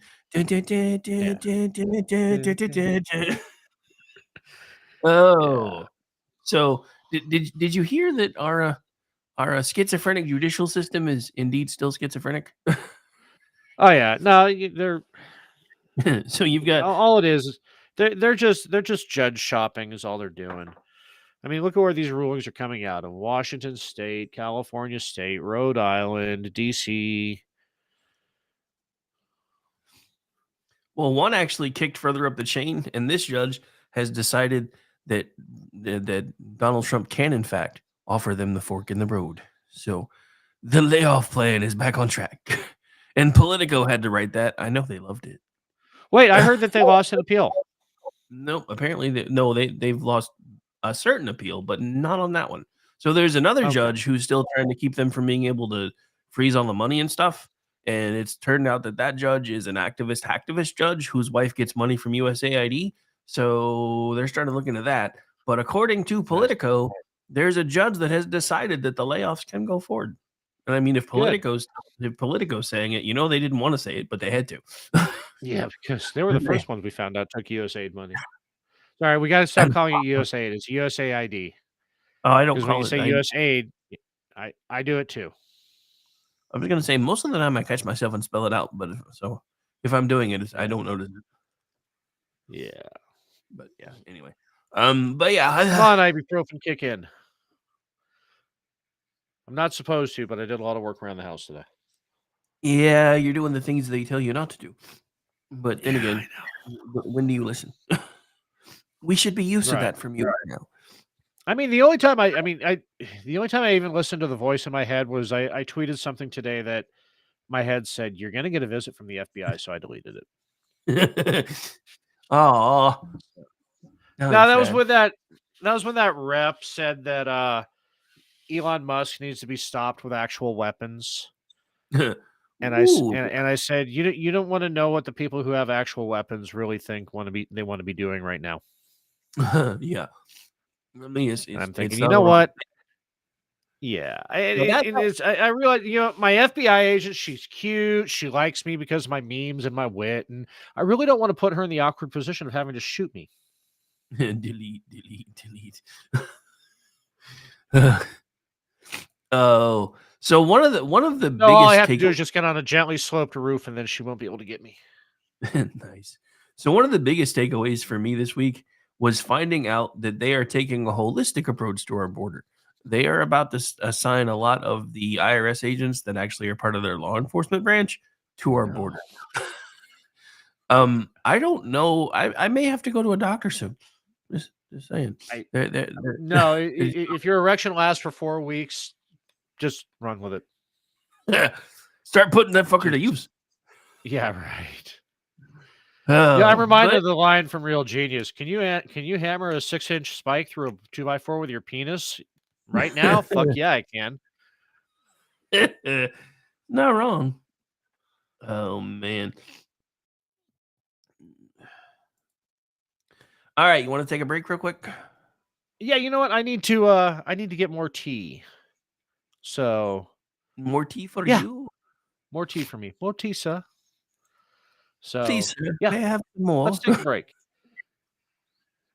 Yes, the All pork right. must be California compliant, green energy, and all right, Hal, have a safe trip.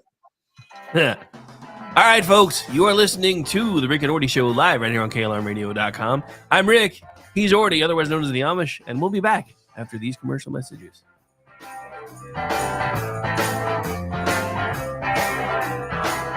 am the passenger. You are listening to KLRN Radio, where liberty and reason still reign. Celebrity designer Jeff Lewis is back with Hollywood House Lift. I'm excited to be working with new clients. I'm not getting rid of that. I hope I never see you both again. Yeah. An all-new season. Those have to go. That has to go. From oh, wow, It's been an actual nightmare. to oh, wow. This is such an upgrade. With celebrities like Josh Duhamel, Christina Ricci, and Gina Rodriguez. Dazzle me, Jeff. It looks like Chuck E. Cheese. Stream an all-new season of Hollywood House Lift with Jeff Lewis, now streaming on Freevee.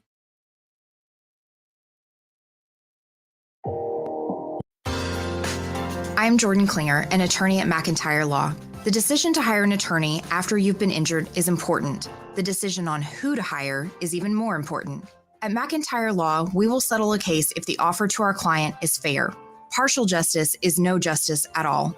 At McIntyre Law, we are committed to obtaining full justice for our clients. Contact McIntyre Law at 405-917-5200 or visit us at mcintyrelaw.com. This is Derek's O'Reilly Auto Parts story. After the third time jump-starting my car, I finally realized my battery was dying. So I stopped by O'Reilly to have it checked. They tested it right there in the parking lot. It was bad, real bad. But they helped me find the right battery for my car and even installed it for free. Now my car starts like new. O'Reilly Auto Parts. My son was in the Army back during Desert Storm, but even then he wanted an MBA. He looked at a dozen schools, but only one offered the online education and flexibility he needed while he was in a tent in Iraq, Grantham University. Turns out that Grantham's been delivering affordable, relevant college and advanced degrees for over 65 years. Heck, if they can deliver a quality education to a soldier in a tent overseas, think about the flexibility Grantham can offer you so you can earn your degree too. It doesn't matter how complicated or full your life is. If getting a degree is on your bucket list, you'll want to do what my son did. You'll want to call Grantham. Find out how easy it is to get started on your education so you can check that college degree off your bucket list. Call Grantham right now, 800-910-1370. That's 800-910-1370. Flexible, affordable, relevant. Call 800-910-1370.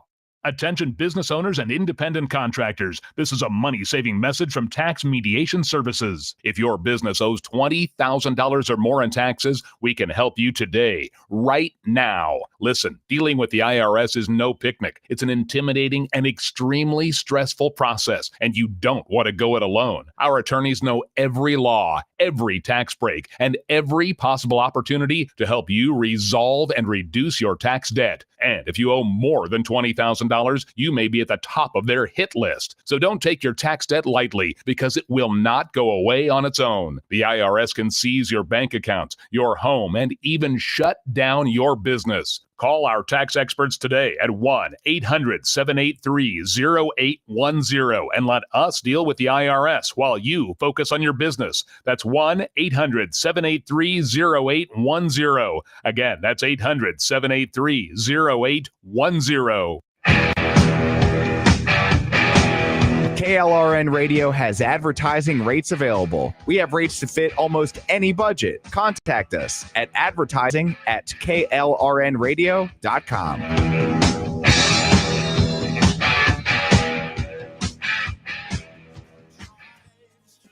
The following program contains coarse language and adult themes. Listener discretion is advised. To make you feel that your mind isn't your own. I spent the day in bed. It's a consolation when all my dreams are perfectly legal in sheets for which I paid. I am now late and I recommend to all of my friends that they stop. And welcome back into the final segment of the Rick and Morty Show, the final live content from KLR Radio itself this evening. But don't forget, here in a moment, here in a little bit, about 20 minutes or so, we'll be switching over to the SHR media feed and bringing you The Edge of Liberty with Sean Lewis. Then we'll go over and hang out with the Buffoon of the Week crew doing their Behind Enemy Lines radio show with Gene and Ross. And then we'll come back and hang out with BZ for the closing of the night. Because, why not come back and get some drinks before closing? Welcome back into the program, everybody. Hope everybody's having a great Wednesday night, otherwise known as Chat Lives Matter night and day around here. And we've got a lot of people paying attention to us right now, so I just want to take a moment to say thank you. You back, Amish? Yeah. Team No Pants is here. Just making sure. Yeah, it's kind of cold. I'm honestly considering resigning my commission temporarily in Team No Pants because it's cold. Don't do it, man. I'm do it. You don't want to do that. I'm thinking pajamas. I don't really count those as pants, but I'm thinking I might put on pajamas tonight when I go to bed because it's cold. Okay. There you go. But anyway, I'm convinced the government is just fucking trolling us. I mean, the government before the current government. Our current government is trolling everybody else, but I'm just absolutely convinced that they were fucking trolling us. Did you see who was in charge of the project of government oversight? He testified in Congress today.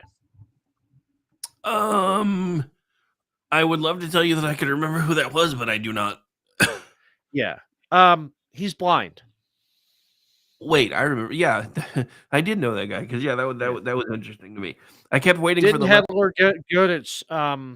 He thinks that the IGs that allowed nearly $500 billion to go missing were doing a fine job. Yeah, well, I mean, he is blind.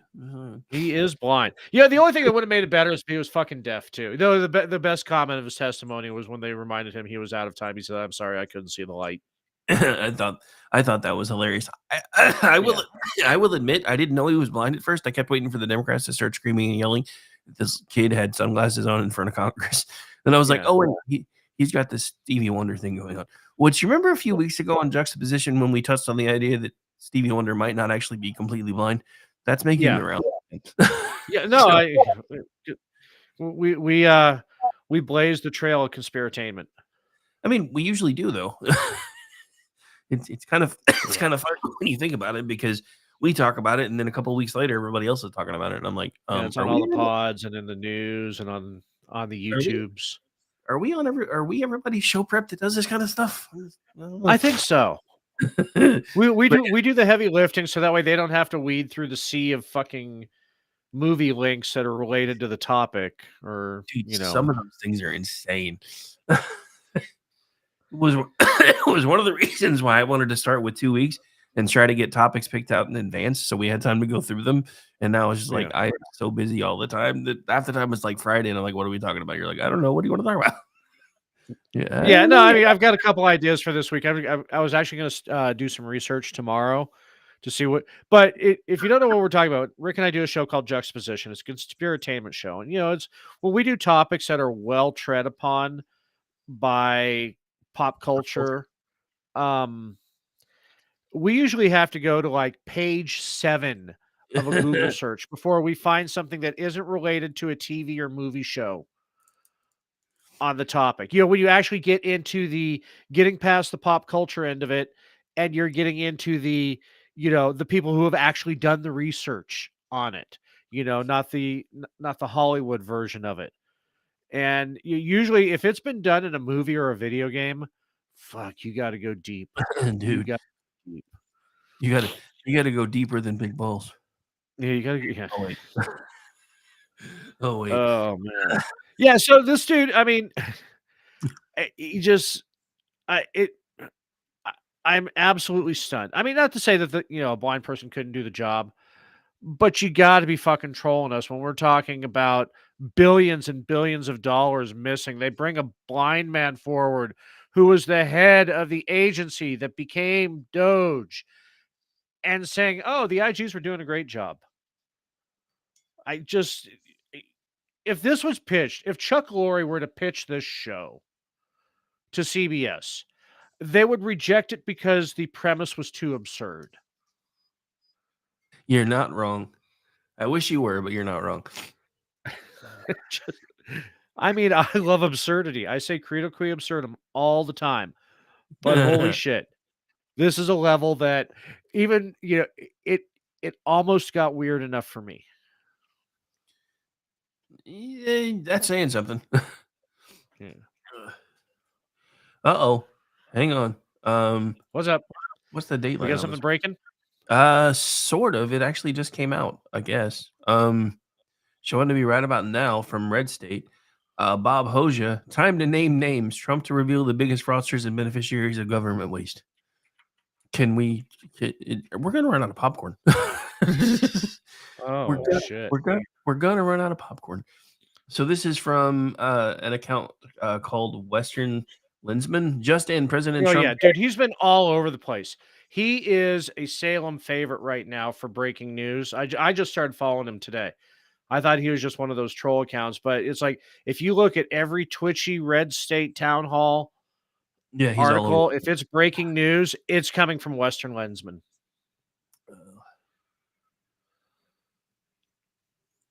Yeah, I mean, Trump actually kind of let some people have it today, which I thought was interesting because he was throwing a fit over, you sent nothing to North Carolina and you sent $59 million to New York City for a hotel for migrants. They clawed it back. Dude, according to New York City, they clawed back 80 million, so now they're pissed. Nice.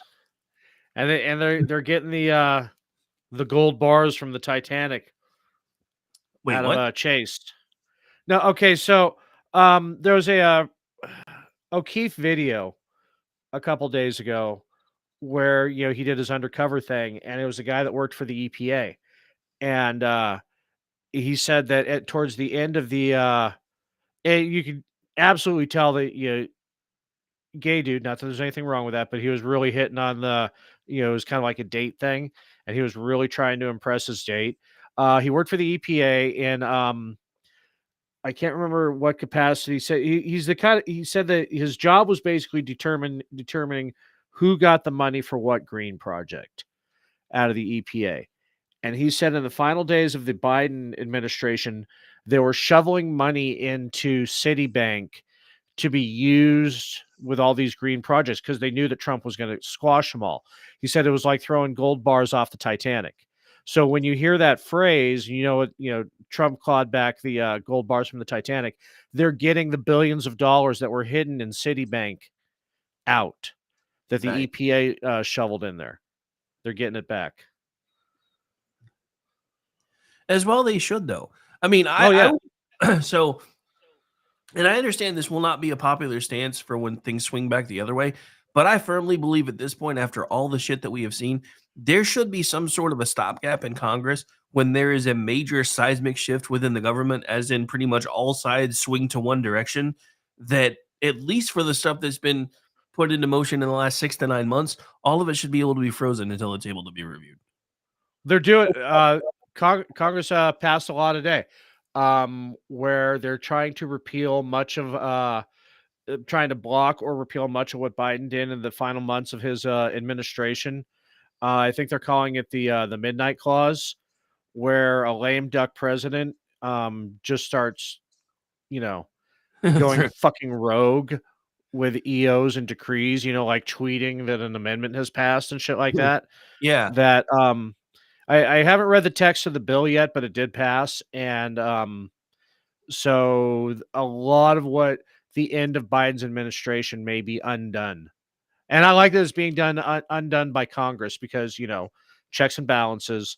And also it's showing that we have a Congress with a spine. Well, I mean, and it needs to be a thing. There should be some sort of mechanism in place when everything switches back the other way, especially when you've got a president tweeting out, amendments. You've got presidents throwing money just out like he's going through a parade route, just throwing money, which is exactly what he did, which is the only reason why the former Secretary of the Treasury said, at this rate, we're going to be broke by January 21st. Nobody understands why the real reason they're doing all these austerity cuts is because Joe Biden threw all the money out the window. Yeah. Like all of it. He just said, fuck it. I don't care.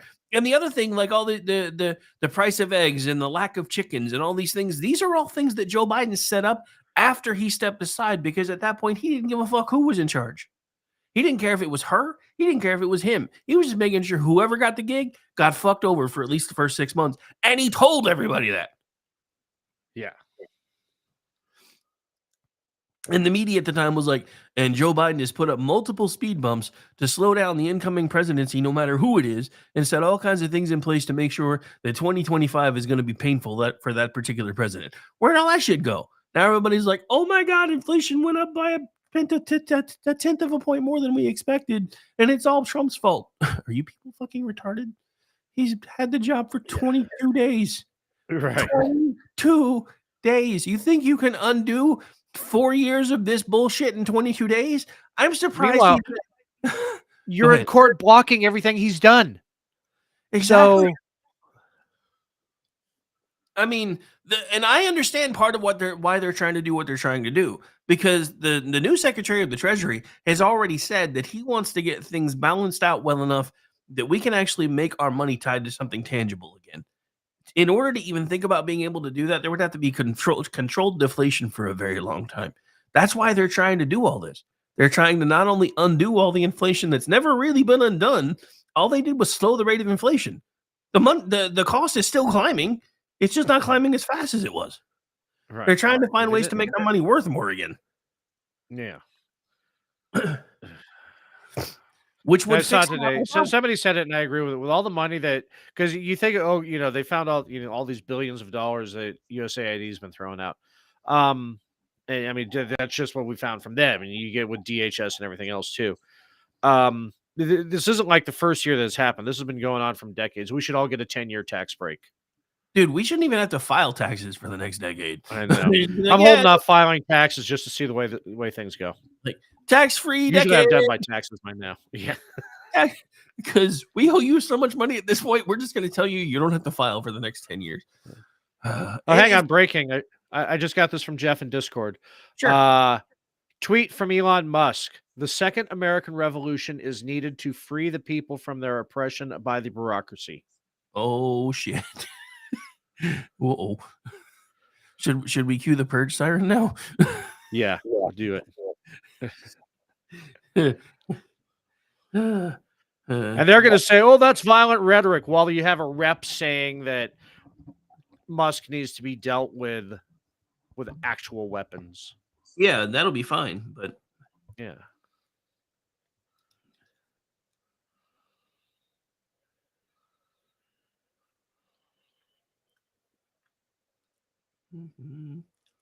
Apparently my stuff's being weird. Hang on. Nope, it didn't work. It won't let me play it. It even pulled it up and then it said no. Oh, damn it. Okay, never mind. Just imagine we played the purge siren. Bastards. Where'd it go? It was right there. That's annoying. But yeah, anyway. It was a good idea. It just didn't work. All right. So, anyway. Wow, shit, we got 10 minutes left. What are you watching? Actually, hang on. I think I made it work for just a second. Okay. I'm stubborn. How you say your name? Young Mooski? I mean, one of the dudes goes by Big Balls, so that seems kind of appropriate. Just saying. So that's enough of that. But yeah, I have a feeling this may be coming soon to a neighborhood near you. So if you don't live in the country yet, you might want to consider it. Just saying. Anyway, we'll be fine. Y'all choose your situation appropriately. Yeah, we'll be fine. I live on 2 acres in the middle of nowhere, and I have lots of defensive measures in place that no one's going to know about until they have to. But anyway, so yeah, what are you watching, man? I always go first. What are you I watching? asked you first. And I interrupted. What am I watching? So I watched the newest episode of The Rookie and Will Trent last night. Oh, actually, I guess early this morning because I watched it on Hulu. Other than that, I've been rewatching Psych, which is kind of an annual thing, usually about now. It's usually Chuck and then Psych. So I've been rewatching Psych now, kind of watching / sleeping because it's just one of those shows I've seen it so many times it like helps me go to sleep. But I really, really, really love that show. Yeah. No, I totally get that. That's it's like right now I'm rewatching Eureka because I need help sleeping. So it's well, to be fair, your entire schedule's been turned upside down though too. I'm just you're like, I just got y'all didn't know I'm out on workman's comp right now. So you're like, I just got used to how everything was. Yeah, I just got everything put back together after the appendix, and then anyway, so oh, that's why you see me tweeting during the day, and why you'll often hear me talk about tramadol and 600 mil ibuprofen. So the thing that sucks the most about it is that right now I'm in a holding pattern, waiting to be approved for an MRI and physical therapy, and it's just like, oh, dude, that sucks. Yeah. And of course, because it's workman's comp, you don't get to see your own GP. So, yeah, you got to go where they send you, and it's usually this terrible fucking, like Cannonball Run doctor and shit. Well, it was funny though, is when I went in, I had my initial meeting with the doc. He's all, so you want to go out on permanent disability? I said, no, I want to go back to work. And then all of a sudden, it was a fucking switch 180 in his total attitude. And he's like, oh, sweet. Well, cool. Let's get you in for some restoratives and some physical therapy and get an MRI, see what's going on with that. I said, so you were just going to fucking rubber stamp me out on permanent disability? He's like, yeah, it makes my life easy. So, dude, this is exactly what Musk is talking about, though. Right. I mean, I'm not saying people who need it shouldn't be able to have access to it, but absolutely, if you are willing to go back to work and willing to put in the time to be able to see if you can do that, there's no reason a doctor should be like, well, we can just put you on permanent disability. Because I know lots of lazy mofos would be like, yeah, sign me up. A friend of mine calls it hillbilly lottery. I mean, it pretty much is. Because, the whole thing about it is, once you start the process of trying to be approved, and they set your dollar amount, normally you're denied at least once. So usually it takes about another year to get applied, to get approved. And then when they approve you, you get that entire year of back pay. Yeah. It's nuts. I'm like, and speaking of lotteries, I really want to be the dude that had the 3-month contract with the government that got paid for 20 years. I want that gig. I really, really, really, really I want heard that about that on your guys' show. I just want that gig just once. And then they were paying like $20,000 for coffee mugs. Y'all never heard of KLRN Radio? I was going to say, we got a whole shop you guys could fucking throw money at. We'll give you all kinds of coffee mugs for 20 grand. I'm just saying, we got a ton of them. Y'all never heard of us? Come on, man. Anyway, but yeah, so. Yeah. I mean, some of them you might need. I mean, most of them wouldn't like ones, anyway. Yeah. Yeah, like the eating the commies one is still my favorite one. Listen to KLRN Radio. It's more fun than eating commies from comedy. All right. Did we say what you were watching yet, or did we get distracted again? Yeah, I'm because my schedule's all fucked up. I've just really been watching Eureka to go to sleep. I haven't been able to pay attention to YouTube much, because I can't sit very long, and I save it up for the cat. For the podcast and shit. So gotta save it for the shows, man. Yeah, that was happening to me last night when the weather front was coming in towards the end of Panorama. All my muscles were like, fuck you, we hate you. And I'm like, I'm trying to make sure they can't see me, trying not to scream on camera. It was fun. Yeah, anyway.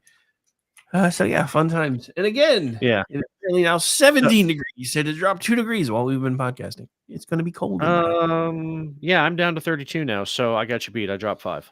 Yeah, you're still right at freezing though, so you still win. You're still right at freezing though, so you still win. Yep. I'm 15 degrees below freezing right now. I don't even want to know what the feels like temperature is. Luckily, I have heat in my house. It just doesn't work really well in this back room. Feels like witch's tit. Dude. Okay, so I know this is usually you and Brad's thing, but has anybody done a check the welfare on Kathleen Kennedy? Oh Jesus! It's the 4-year anniversary of that whole Carano thing. Because yeah, apparently the House of Mouse is axing DEI. Hardest hit Kathleen Kennedy. Yeah, no, totally. Dude, I mean, yeah, Kron had a good point about that too. Is that they're still the ones who fucked up a lot of fucking franchises. Well, no, and I'm not even saying that we should forgive them. I'm asking what the fuck was the holding point? Because now all of a sudden that there's been a sea change, everybody's like, yeah, fuck this shit. So why were y'all all for it before? What were they holding over your head? That's what the fuck I want to know. Yeah. Because what did USAID have on you? What did fucking Biden's have on you? I mean, we know because it has to be something. Because as soon as the election changed, everybody's like, yeah, no, DEI's got to die. Yeah, we're out. And yeah. Now you've got all the diehard leftists going, what do you mean DEI's going to die? That's where our gravy train is. We know. That's why we're trying to kill it and kill it with fire. Yeah. Anyway. You know, as I've noticed is since USAID's gotten shut down, isn't this usually around the time? I mean, I know it's been cold and the weather's been kind of sucked, but I've been seeing a lot of Congress critters out protesting and having their standing on their soapboxes and shit. And usually they got crowds of hundreds. Yeah, now they got crowds. There's dozen of us. There's more media and than there is actual people. Kind of like whenever fucking kind of like Patriot Front or kind of like when Kamala didn't have a concert. Yeah. Yeah. No, but I mean, like when Patriot Front shows up and it's 10-1 media versus people actually, at the thing they show up to, or back in the day when it was, the Unite the Right rallies, the second one, where there was more fucking press there than there were dudes in khakis and tiki torches. I know, right? So. But yeah, no, it's just been insane. I mean, the thing about it is, and I said this the other day, it's like every day since Election Day has been a new Christmas day for conservatives and even libertarians and minarchists, because we're watching everything that we knew was bad slowly being disassembled, and we're watching them fight so hard to save it, and they're realizing that they really can't. They're trying. Yeah, I know. I want them to appear in front of SCOTUS and have to defend government waste and corruption. I want you to have to explain to SCOTUS why it was a good idea that America was funding everybody's universal health care. Because that's the scariest thing that's come out about USAID is between us funding everybody's military defense and USAID, everybody that has universal health care, we're basically paying for that shit. Fuck all. Yeah, I like how we're getting blamed because some woman in I don't even remember where it was. She's like 70-year-old. It wasn't Taiwan. Yeah. Anyway. But yeah, it was Thailand. Yeah, it was in Thailand. Yeah, yeah. 4 days after they cut the program.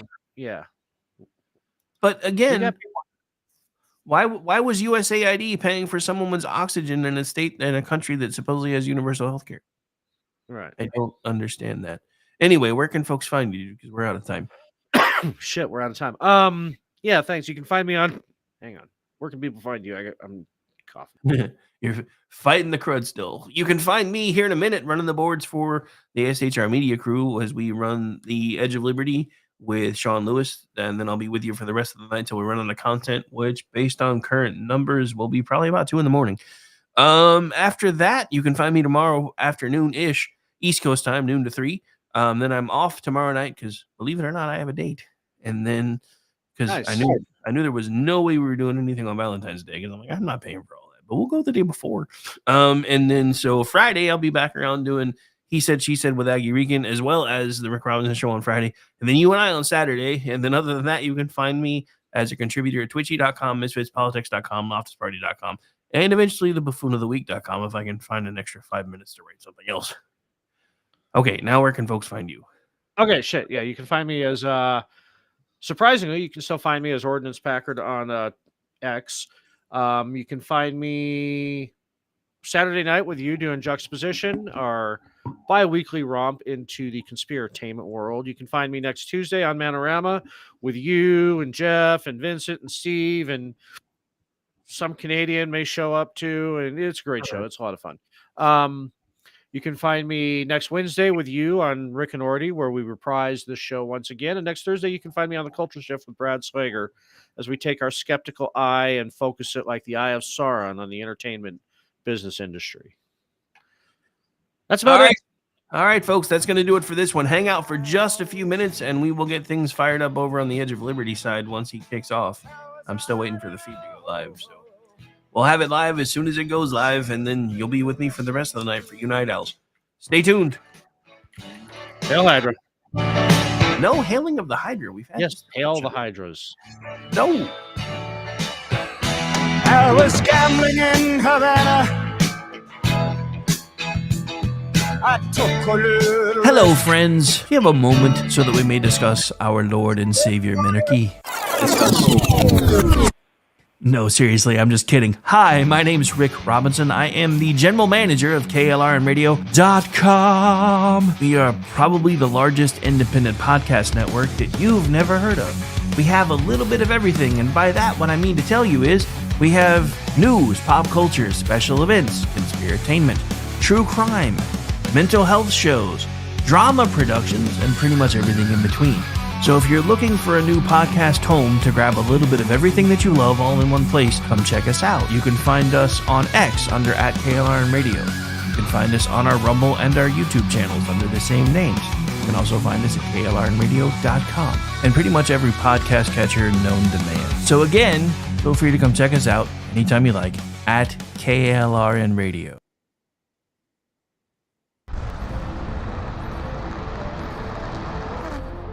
Are you ready to reach for the stars? Tune in to The Lost Wanderer, the #1 monthly podcast on good pods in astronomy. Join our host, Jeff, as he takes you on an interstellar adventure to explore the mysteries of space and the wonders of science. From rocket launches and distant galaxies to the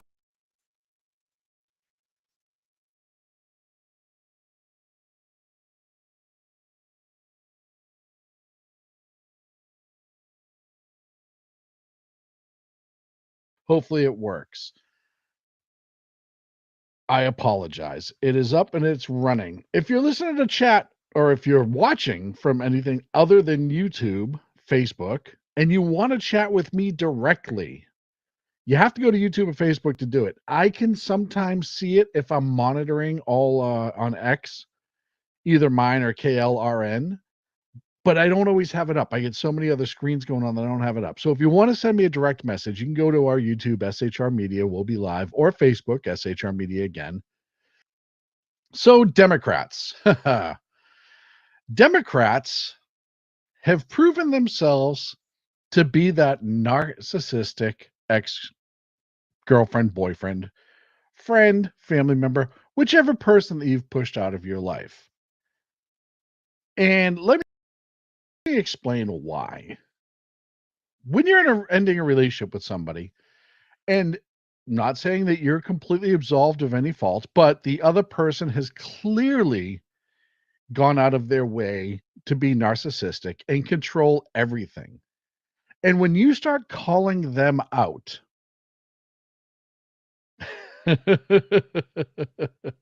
when you start calling them out, they start freaking out and they start getting angry, and then they get mad at you for pointing out what they've done in the past or what they're doing in the present. They don't like to be called out. And it's exactly why you're seeing Democrats act how they are now. They're being called out.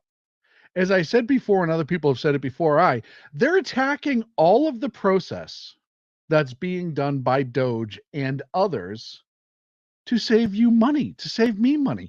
Who is against? Honestly, who can possibly be against making sure that our money is not being wasted and thrown away, and not knowing where hairy balls, not knowing where it's going, right? So who has an issue with that? Who has an issue with saying, hey, we've known for years that we throw money out the door of this country to other countries without thinking twice about it. Many of us have said, hey, where is this money going and why don't we always know? And how come our dollars keep showing up in places we don't want them to be? Well, we know why. We knew why. It's not hard to figure out that government has been giving your tax dollars away, my tax dollars away to other countries for things that both we know and don't like and don't know and probably wouldn't like, i.e. destabilization. We do it. Libya. Look at Libya as a recent example. We destabilize other countries, sometimes the CIA, and as we've seen with USAID, sometimes it's through other means, but the end goal is the same. I'll tell you right now, Americans don't like that by and large. Well, the Americans who don't think that we should be the world police and controlling the world. And now all of that's being exposed. All of it's being shown to you. And the Democrats are freaking out over it. And I'll tell you, it's borderline psychosis, really. And they're starting to take to methods that I really thought, and I'm not kidding. You know, you want to make your little stance in front of Congress, in front of the White House. You want to go to all these different buildings and put a podium there. You notice how there's always a podium showing up at these like impromptu press conferences. They have a podium. Who else brings a podium with them but Democrats? But and that's fine. You know, you want to go onto the news media, that's fine. But these tactics they're about to show you here, I think it goes too far, and it's evil. This is evil. This is horrible, and this is something that no political party should really be a part of. But the Democrats do it without any problem. Which side are you on? Which side are you on? Tell me, which side are you on? Which side are you on? We'll fight against Josh. We'll fight Elon Musk. No Elon scab within our walls. We'll fight from dawn to dusk. Oh, which side are you on? Which side are you on? It's horrible. This is just horrible. Why would they do this to the American people? The damage that's being done here.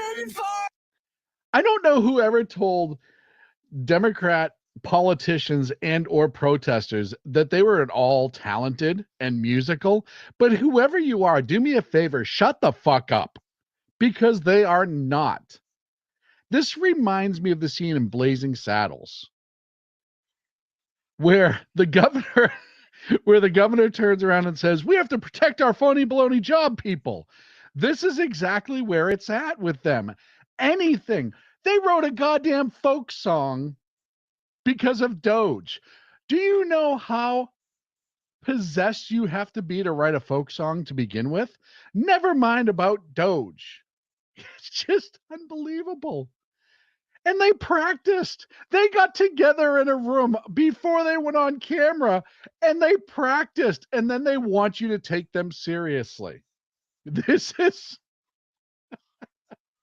it's amazing. And what kills me is on top of just horribly offensive takes on music and really attacking choirs as a whole, which is what that did. I think it was trans choir. I'm not sure exactly what they identified it as. But then you have other members of the Democrats in Congress who are taking different steps, like this one. Like this one.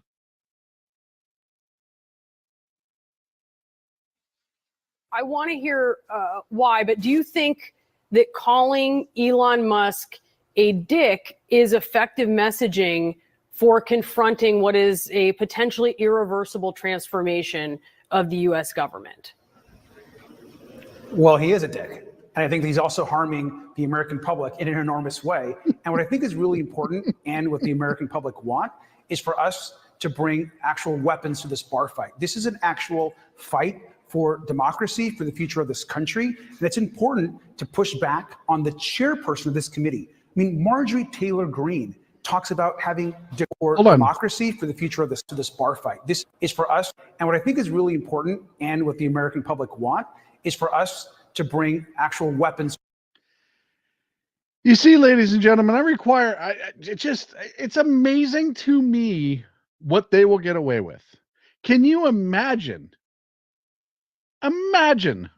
the outrage, fake outrage, we all know that, but the outrage that would be produced if that role was reversed. They want us to bring actual weapons. Look, I don't care. I don't care that he calls Elon a dick. If he thinks Elon is a dick, that's fine. I'll tell you what, Elon is kind of a dick, but in a good way. I have plenty of friends who are dick. I'm a dick sometimes, right? It just has to happen. What is amazing is usually people that are called dicks are called dicks because they're being honest about something that other people don't like. And then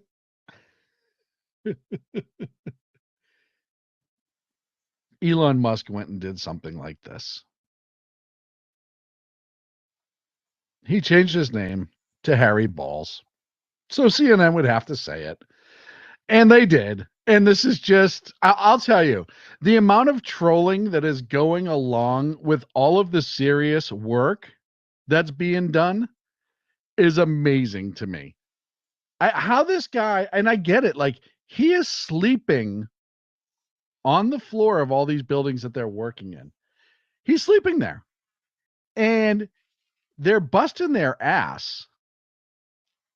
They are busting their ass to go through everything and try to make sure that every I is being dotted, every T is being crossed, and he still has a chance to master troll media, and he does it. And it blows my mind that they buy into it, and they buy into it every single time. It's just my favorite thing. So Democrats aren't taking this well, as we expected them not to. And one of the things that's amazing is there was a hearing today, I think it was today or yesterday, on Capitol Hill, talking about regulations. I'm also an author. They bring in and invite this entrepreneur who I'm going to play in a second. But as she's getting ready to talk, Jamie Raskin, both are true, went on this anti-Elon rant. You know how they do when they have their look, when it's a committee meeting for something that they don't want to talk about, they don't ask questions. They use their time to diatribe and just spit out everything they can for as long as they can while they have their time. It's their bully pulpit. It's all they have, and it's what they do. So they invite this young woman on. They're talking about regulation and government. And Foreskin goes on this rant and does not even ask her a question or allow her to really interject. And hold on one sec. There it is. We really need to hire a fourth branch of government called Elon Musk to go out and do it for us. My name is Magat Wade. I'm a Senegalese American entrepreneur. I've been living in the US since 1998, and I became a US citizen in 2018.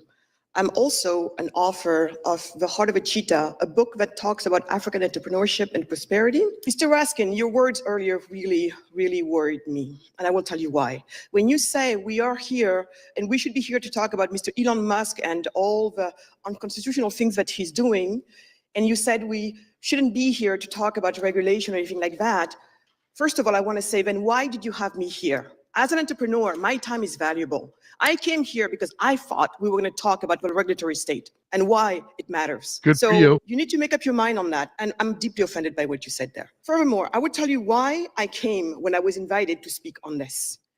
Because right now, everybody in this country, these issues of regulation, overregulation, has been made into a matter of partisanship. Are you from the left or are you from the right? I don't care.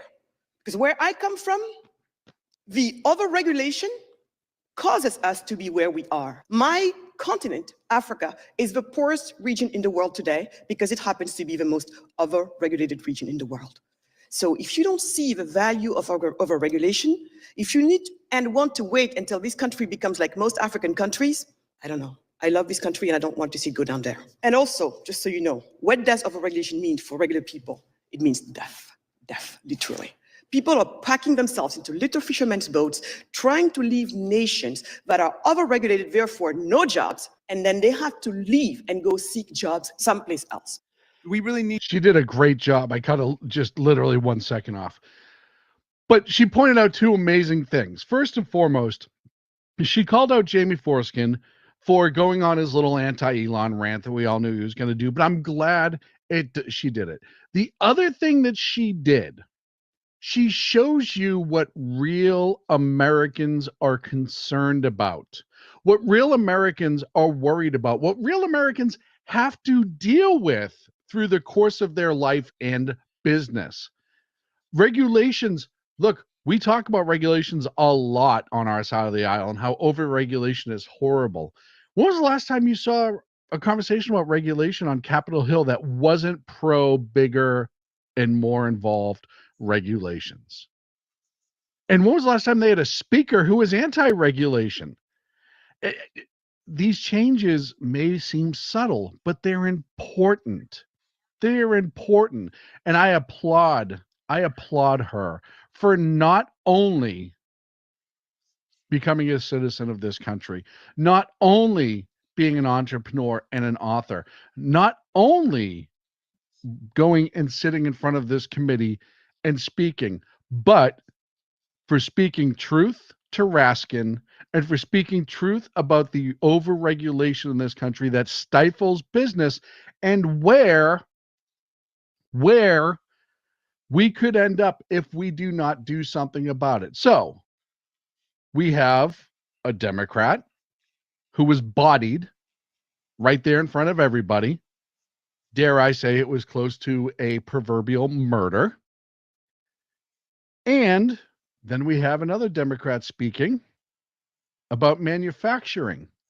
And ladies and gentlemen, this one's important. Let me show you. Yesterday, I met with a manufacturing company, but they also are engaged in getting young people more engaged in manufacturing. So I asked them, so how many of those students that are signing up and want to do this, how many are women? And they said, well, I know there's at least 13% or something. It was a low number. And you had mentioned trying to engage more women in manufacturing.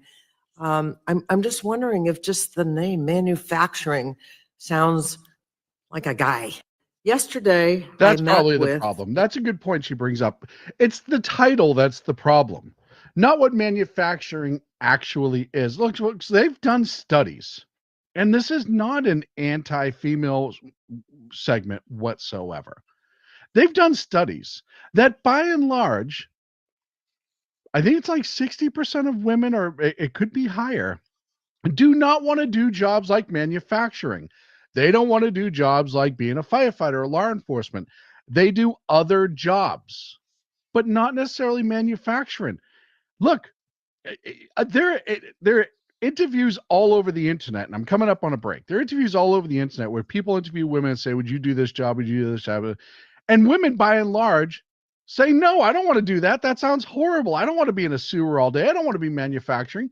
Is that all women? No, but a majority of the women. And guess what? The women that want to get into those industries and manufacturing and public safety, whatever, they can do that. Nothing is stopping anybody from doing that. Nothing. Other than the fact that they need to make political points and make women somehow seem unable to speak for themselves, which is why they say things like this at a hearing. Up against the break. We'll be right back. Please, wherever you're watching from, like, subscribe, share it, whether it's YouTube, X, Facebook, Twitter, what have you. Do me a favor, like and subscribe and share it. Be back.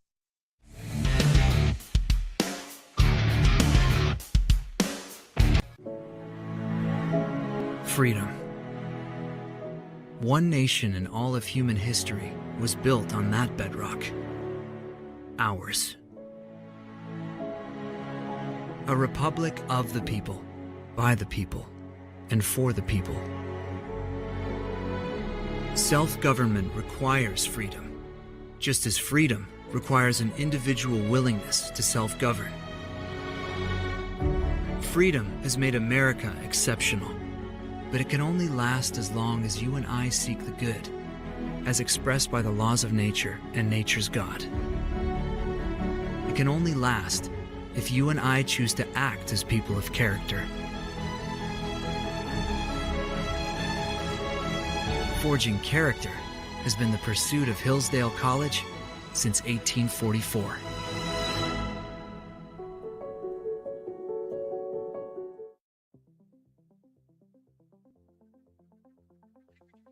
Ever dream of escaping the daily grind? At Escapist Travel and Tours, we make those dreams your reality. From breathtaking adventures to cultural immersions, we offer escapes tailored just for you. Let us take you to places where every moment feels like a new chapter in your life's adventure. Visit www.escapist.travel or call us today at 1-855-885-81776. Your escape awaits. Are you looking for a way to boldly express your faith and love for your country? Then check out Seven Armors, the premier apparel company for patriotic men of God, where faith meets freedom in style. Our t-shirts are more than just clothing, they're statements. Bold, stylish, and meaningful. From timeless messages to modern designs, we've got something for every patriotic man of God. Wear your beliefs proudly with Seven Armors gear. Don't miss the chance to wear your faith and freedom on your sleeve. Visit 7armors.com today and join the movement. That's the number 7armors.com.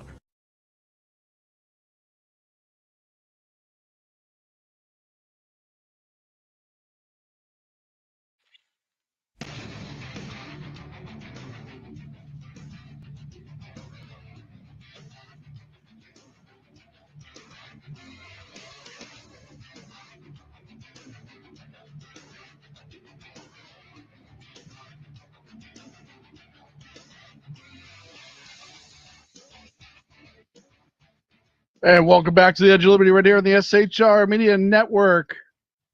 Thank you for watching. Thank you to everyone who's in chat right now, throwing up all these chats. I'm trying to keep up with them. You guys are going so damn fast in chat.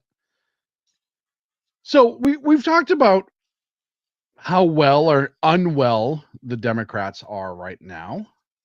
So let's go to the other side of the aisle. Let's see what horrible things conservatives are doing, according to the left. I think Putin couldn't be. Let's just see how we're approaching the situation of everything on this that's going committee on in government compared to the left. That's what I'm really trying to say.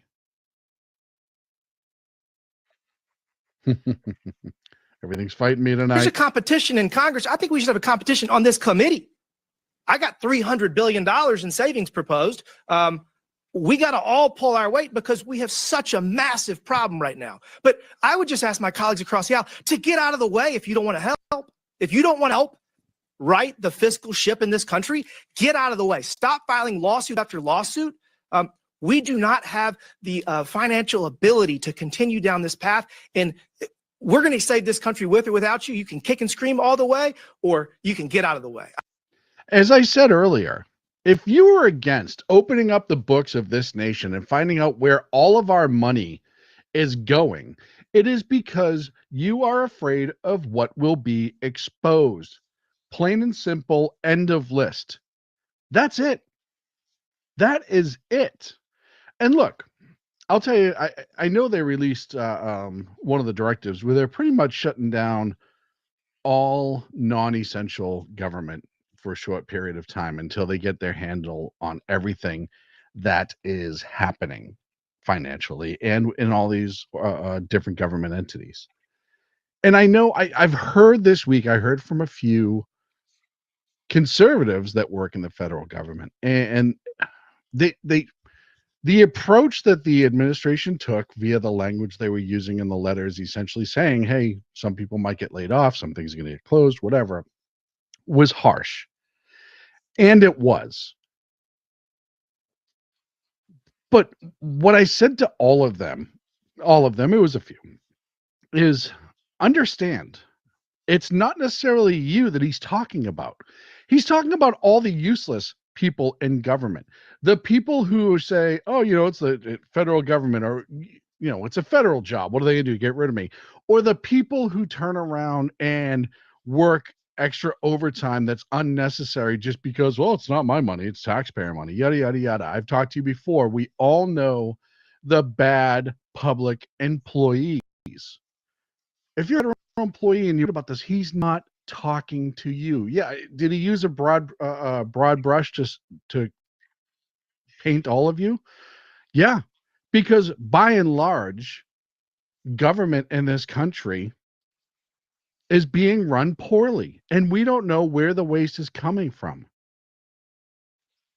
But they're going to find it. So there are good employees who work in the federal government. I know that for a fact. There are good employees that work for the federal government. Just hang on. They're not talking about you. And you know who the bad employees are. We all knew who the bad employees are. I am old. I did get old. And they need to be exposed and removed.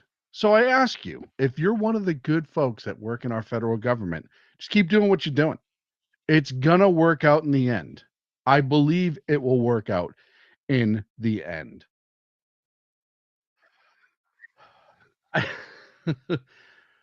One of the other great stories, and I get more clips. I have clips from Tulsi being sworn in. I get a whole bunch of other clips. But one of the things that's amazing that we see now, one of the things that's enjoyable that we see now is the media just being bodied on a regular basis in the White House press room, and deservedly so. I have a view. Which White House official made the decision to bar the AP reporter from the Oval Office and the diplomatic reception room last night? Well, first of all, let me just set the record straight. It is a privilege to cover this White House. It's a privilege to be the White House press secretary. And nobody has the right to go into the Oval Office and ask the President of the United States questions. That's an invitation that is given. And there are hundreds of outlets on this campus, many of you in this room who don't have the privilege of being part of that pool every single day and getting to ask the President questions. We reserve the right to decide who gets to go into the Oval Office, and you all have credentials to be here, including the Associated Press, who is in this briefing room today. But isn't it retaliatory in nature is the argument, because the reason that the AP was barred, which they said was because they're not using the phrase Gulf of America, they're using Gulf of Mexico in line with their standards.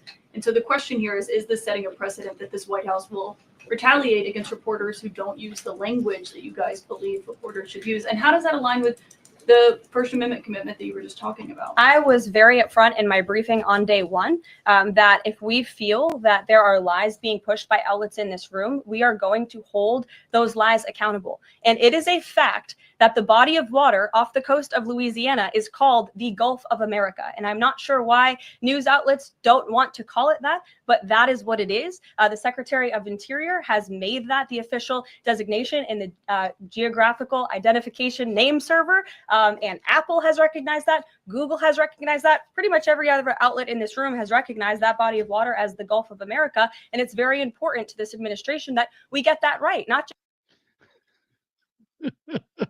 It is just amazing to see media get put in their place. Now, look, by the way, nobody said they can't ask questions. Nobody said that they're kicked out entirely. And I saw this too with, what was it, CNN, that was kicked out of the Pentagon, and they were throwing a hissy fit, and a couple other ones. Look, first and foremost, it is a privilege to be press and allowed in for these meetings. It's not saying that you can't report whatever you want to report and say whatever you want to say. You can. We have freedom of the press. You have the right to address government. You have the right to speak out against government. Nobody is stopping you from doing that. What we're saying is we're no longer going to fund it. You're no longer going to be funded for attacking America, or in general for doing a journalism, so to speak. And just because you are legacy media and you've been around forever does not mean you get to stay. Why is this important to somebody like me and KLRN and SHR and everybody else, who's even the ones who are not involved with us, who have these little outlets that we do our shows on? It's because for years and years, legacy media, along with the internet social media companies, did everything they could to silence us, to keep us from getting to people who may be interested in what we have to say, and from keeping us from growing. And you're seeing some of the smaller outlets starting to gain steam. That's great. Even the ones that I don't necessarily agree with. I think it's great that there's a different level of access. I think there's great that it's a different status quo than it once was.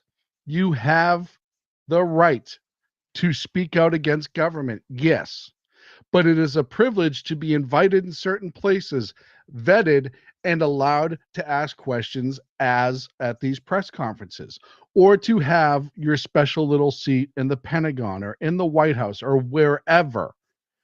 You're not entitled to those positions. Now, the other thing too, if you haven't been watching these press secretaries, or these press conferences, I should say, is the press secretary is still taking questions from opposition media, more so than her predecessor did. As somebody else put in the, and I think it was Red Blue Cynic put in, you don't see the binder. Nope, you don't see the binder. You see somebody who's able to answer, and that doesn't mean she doesn't ever have notes in front of her. Nobody goes out there without notes. One of the biggest differences that you do not see that we saw with her predecessor is question gets asked, hold on, I have to look up the answer. This is what I'm allowed to tell you, end of list. And it's become more lively, but it's also become more informative. That's the thing that I think has been great about these press conferences. They're actually informative. Look, you talk about transparency. We've seen more live video and unstaged speeches from Trump in what, 23 days? I think we're at the 23-day mark. Then we saw from Biden in 4 years. I'm not kidding. You see Marco Rubio, Secretary of State, taking a bunch of questions. Pete Hegseth's taking a bunch of questions. The administration is being very obviously more transparent than what was there prior. Why is that? Because that is what the American people voted for. Just like we voted for Doge. We voted for Elon to rip the government apart so we know where our money is going. We also voted for transparency. We voted for the changes that we are seeing. Is it all coming at once? No. I said 2 weeks ago or last week, it's going to be uncomfortable in this country for a little while. That's okay. Change is uncomfortable. That does not mean that change is bad. And that includes with who has access and who doesn't to the media. I applied for White House press credentials because why not? The odds of them picking me, slim to none. I know that. Tiny fish, huge ocean. The trade-off is maybe I could be. And there are other people who were in my position not too long ago who did get press credentials. It has changed. The people have more access to the White House press room, to the Pentagon. We have more access. They're being transparent in Doge. They're being transparent. These are the things that we want. So how do Democrats try to fight this? They hate it all. We saw that earlier. They are pissing their pants on a level unseen. Seriously, the amount of adult diapers, the sale percentage must have gone through the roof recently in Washington, D.C. So what's their act? What are they doing? Well, you get this. And this, my friends, is from this whole system. I'll tell you, the cat jacked something up. I can't open up certain things the right way. This is the Senate Democrats whistleblower. What they said is essentially, if you see wrongdoing and misdeeds in the government, by the way, there's already whistleblowers. We already have a whistleblower system in federal government that's not vetted by the Senate Democrats. We have a whistleblower system in place. There's rules. They have been used time and again. That's not what this is. Chuck Schumer put this out. This is, if you want to cause hell and give us a graphic that we can send to CNN and say, see, this is what's happening in the Trump government, and this is totally unvetted, this is the website portal that you want to use to do that. In other words, if you're angry liberal working in federal government and you don't like the changes being made, go to this website, type up some bullshit, and then we're going to send it to the press and hold a press conference. See, we have this and we have that and we have this. This is unnecessary waste. We talk about how Democrats love to spend money. They made this website that's unnecessary because we have a federal whistleblower protection act. And by the way, as is being talked about in the chat room right now, if you want a laugh, and I mean a good laugh, when Chuck Schumer posted this, I think it was 2 days ago, the amount of trolls that took part in baptizing this website was delicious. It was incredible. It was hysterical. I'm not going to steal their thunder. Go look up Chuck's tweet. Go look up the responses, because people were putting screenshots of what they put. A lot of it was wasting federal money, and they all just said the Democrats in general. However, there were some absolute geniuses in there. It is worth your time. Speaking of wasting money, before we go to break, we all know that DHS and FEMA sent all that money to New York hotels. What was it, $58 million to house illegals? That money's been glommed back, as it was announced today. And Mary Comins, who is the chief financial officer for FEMA, was fired for sending that $58 million and ignoring the directive by the White House, i.e. President Trump. She was told not to spend the money, not to send the money, rather. And she did it anyhow. And now she got fired. And that's going to bring me into the segment I'm going to go into after the break about how leftists are doing everything they can to disrupt what is being done in the White House. They're not doing what they're supposed to do, which is follow the directive of the executive branch. Congress, politicians like that, they have the right to go stomp their feet, yada, yada, yada. And the left employees have the right to stomp their feet and sing their songs. They have that right, but they still have to follow the directives, especially if they fall under the executive and it comes directly from the executive. So we're going to talk about that when we get to break, and who knows what the hell else will come up with. I get so many clips, and I probably won't get to, as BZ said, half of them. Be right back.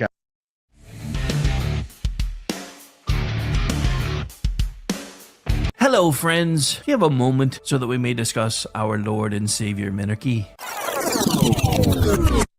No, seriously, I'm just kidding. Hi, my name's Rick Robinson. I am the general manager of KLRNradio.com. We are probably the largest independent podcast network that you've never heard of. We have a little bit of everything, and by that, what I mean to tell you is we have news, pop culture, special events, conspiratainment, true crime, mental health shows, drama productions, and pretty much everything in between. So if you're looking for a new podcast home to grab a little bit of everything that you love all in one place, come check us out. You can find us on X under @KLRNradio. You can find us on our Rumble and our YouTube channels under the same names. You can also find us at KLRNradio.com and pretty much every podcast catcher known to man. So again, feel free to come check us out anytime you like at KLRNradio.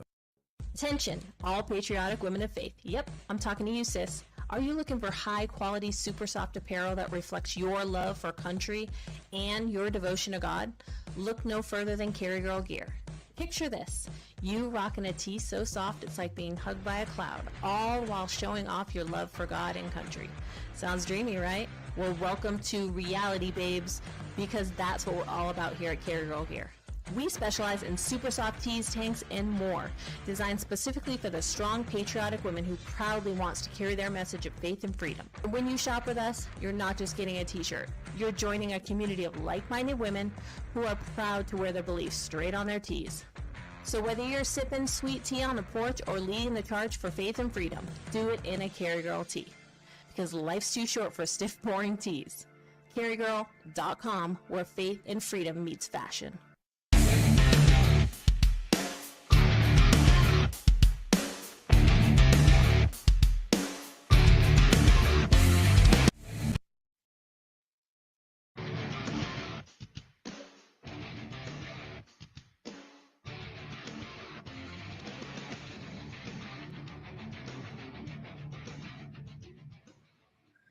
Come back to the Edge of Liberty Radio on the SHR Media Network. It's the final 17 minutes. Look, Thursday's coming up quick tomorrow and the morning of Rick Robinson right here on SHR Media YouTube channel, Rick Robinson Radio Show. After that, you are going to have my good friend Big E, Mission Ready Men. It's 9 a.m. Pacific, noon on the East Coast. Tomorrow evening, the bulbous, the round, the large, fluffy cloud-looking human being known as the blow-eating Zeppelin. BZ Saloon, 8 p.m. Pacific, 11 on the East Coast. Then on Friday, do not miss Reverb Common Sense, 6 p.m. Pacific, 9 on the East Coast. Trying to get caught up in chat. Man, you guys are just, I love seeing the chat just fly. It's my favorite thing. And I'll tell you right now, as a host, it's awesome because especially you see people talking to each other and then you see people sending messages to me or just comment in general. I'm just glad people are having fun. That's awesome. That makes me happy. So we were talking about all sorts of things going to the different breaks, but going into the break rather. I loved this because this tells you, as I used to say, in a world controlled by media. This is in a world where Democrats are losing their ever-loving mind. You have this happening. Feel the burn, maybe. Bernie Sanders heading to Iowa and Nebraska to rally voters against what he calls the oligarchy. A move that might signal a potential run for the White House. But Sanders is more likely paving the way for someone to follow in his footsteps. Let me translate this to you. I speak liberals. That is a panic button. They're hitting the panic button everywhere right now. And it is absolutely incredible to me. It warms the cockles of my heart. Or as Dennis Leary once said, the subcockles, the inner cockle, the lower cockle of my heart. But let's see what else they're doing to freak out. Well, there's a lot of leaks going on. It now appears that there are leaks from the FBI, not officially, but members inside the FBI, who are leaking ICE raids that are either upcoming or operations that are planned. And Tom Homan, my good friend Tom, is not happy about it. Holman, Tom, where are these leaks coming from? Well, look, we think it's coming from inside. And we know the first leak of Aurora is under current investigation. We think we identified that person under investigation right now. The California leak, Secretary Noem, she's correct. Some of the information we're receiving tends to lead toward the FBI. But I talked to the Deputy Attorney General all this weekend. They've opened up a criminal investigation, and they have promised that not only this person lose their job and lose their pension, they're going to go to jail. They're going to criminally prosecute. So we're all. They're leaking where ICE is going to operate. Isn't that insane to risk the lives? And look, I'm telling you right now, if this is some administrative person who doesn't wear a badge and a firearm and has never had to go into a house or into a residence or seek somebody who is wanted by the law, it will make a lot more sense. However, if this is a badge wearing, sworn, gun wearing FBI agent that is leaking this and risking the well-being of the ICE agents and other federal agents that are going to enforce federal law, I want them perp walked. The administrative person should be perp walked too, because the outcome is the same. I totally get that. But it is more of a betrayal if it is somebody who understands the danger of going through that door. And I mean that. It's a difference. It is an otherwise huge betrayal. What else is the administration doing? Well, I love this. This was a wonderful thing too. This is just sanctuary cities. I know we're talking about ICE a little bit, so I'll go over to sanctuary cities really quick. The DOJ is going to start going after, it looks like, politicians in these sanctuary cities who are protecting illegal immigrants. This warms the cockles too. President Trump has directed this to stop. And if you don't comply with federal law, we will hold you accountable. We did it to Illinois. Strike one. Strike two is New York. And if you are a state not complying with federal law, you're next. Get ready. President Trump has directed this to stop. I absolutely love it. And if get ready. Get ready. And look, I've said this before, interfering with the federal investigation, still interfering with the federal investigation. It doesn't matter what local law you have. It's just never been pushed. It's never been processed. It's nobody's ever gone against it. It's just, oh, it's a sanctuary city. Okay. We won't do anything. LW's in the chat. Pick that up really quickly. Now they're saying, hey, if you're in a sanctuary city and you're part of government and you're intentionally hiding illegal immigrants, criminal aliens, if you will, we are going to come after you. And as we go on, we're here with Attorney General Bondi, which will make obviously what I'm guessing the gentlemen who are in my chat who are talking about it very happy. She goes on and she lays out exactly what they're going to do. Here today because we have filed charges against the state of New York. We have filed charges against Kathy Hochul. We have filed charges against Letitia James and Mark Schroeder, who is with DMV.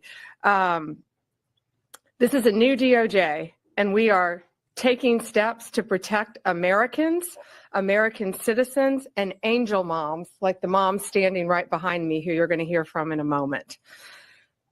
New York has chosen to prioritize illegal aliens over American citizens. It stops today. We're here to. It stops, and it stops today, as it should. It should have stopped a long time ago. A long time ago. Yeah, everyone's talking about Bundy swearing in Tulsi Gabbard. I didn't read that all the way through, Wanderer. Yeah, that was an incredible moment. Yes, there's not enough females inside the Trump government, but yet that happened. And look, the message is being sent. Which side do you want to stand on when it comes to criminal aliens? When it comes to people like this? This guy right here. This guy right here is a Guatemalan illegal. Oop, hold on. This is from Bill Malugin over at Fox. He was arrested in Framingham, Massachusetts, out the Mass Pike. Jose Fernando Perez has been charged with some horrific crimes against minors in the Commonwealth of Massachusetts. And it goes on and on. ICE has custody of him, thank goodness.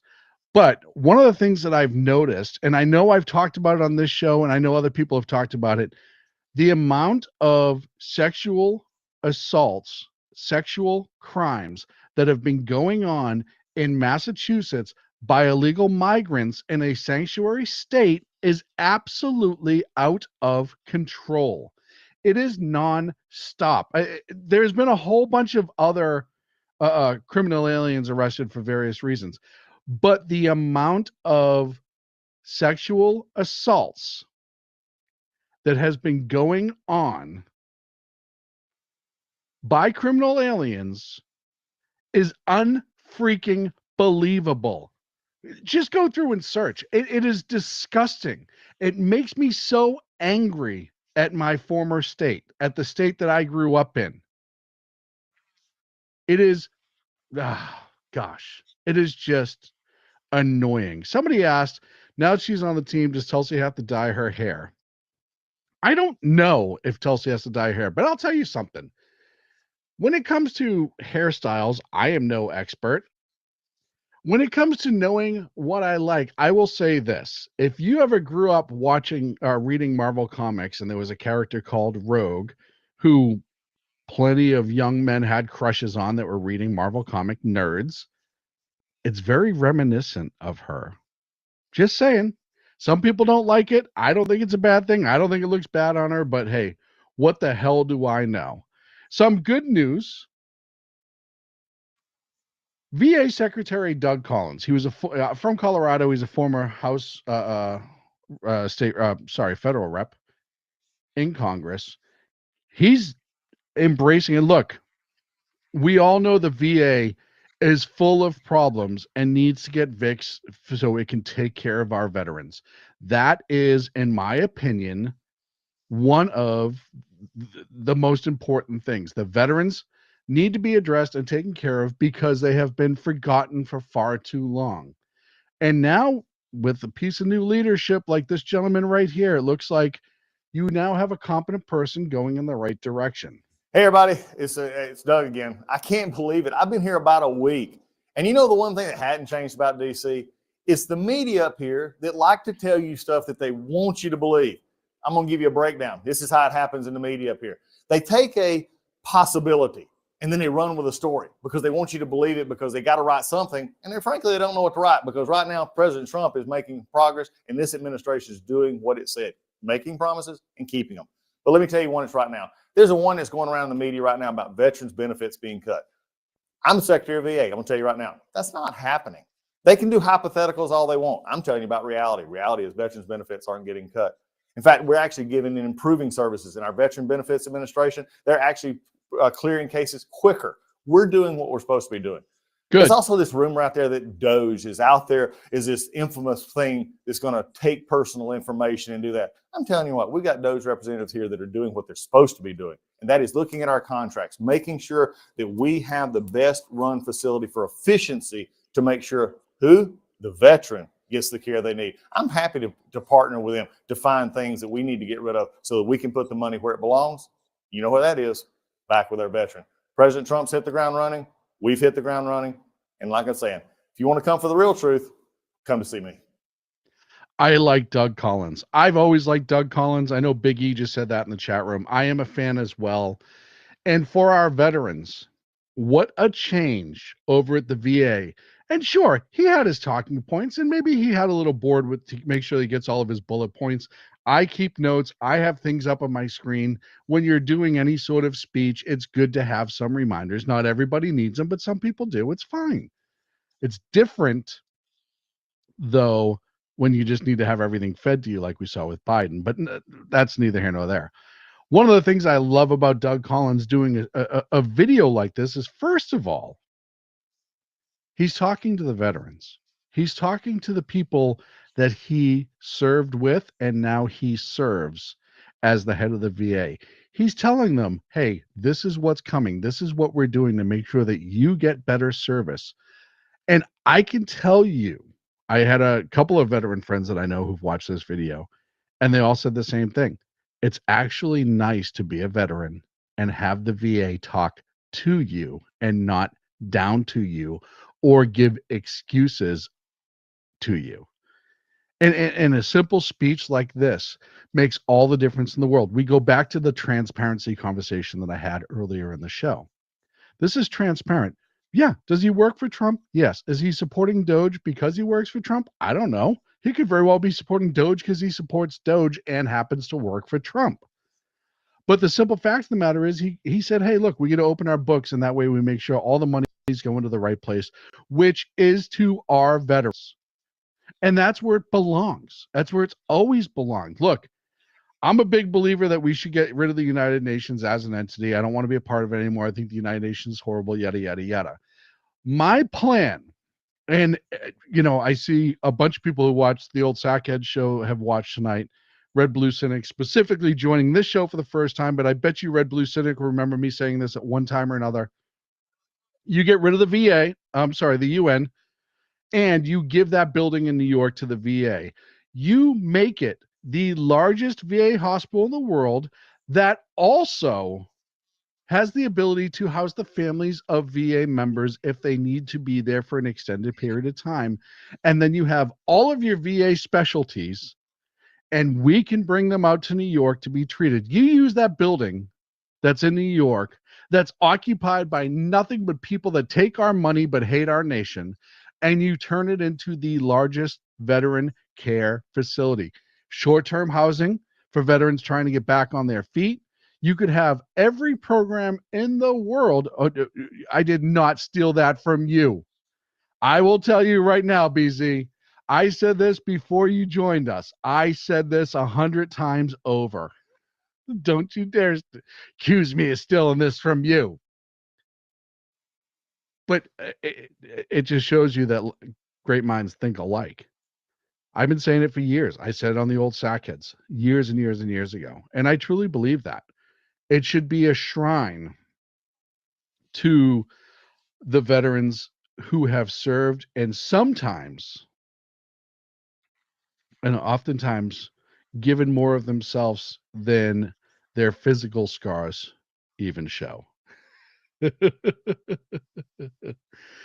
Well, BZ, I did not read your blog in 2004. I'm being scolded. Everyone says I'm stealing it. Oh, God. I'm being scolded on my own show by an old person or a couple of old people. Cheetah, send me a direct message at 2 Against Tyranny on X after the show, and I can give you an update. Or BZ to Biff's app. And I'll be happy to give you an update. He doing better, which is wonderful news. Our friend Lonnie Poindexter had a procedure, and he's on the mend.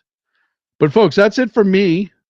Look, I already told you tomorrow, Mission Ready Men, Rick Robinson Show, BZ, Friday, River Common Sense. You can catch me. Please like and subscribe wherever you saw this show this evening. Please like, subscribe, share. If you catch the podcast, do the same for me, please.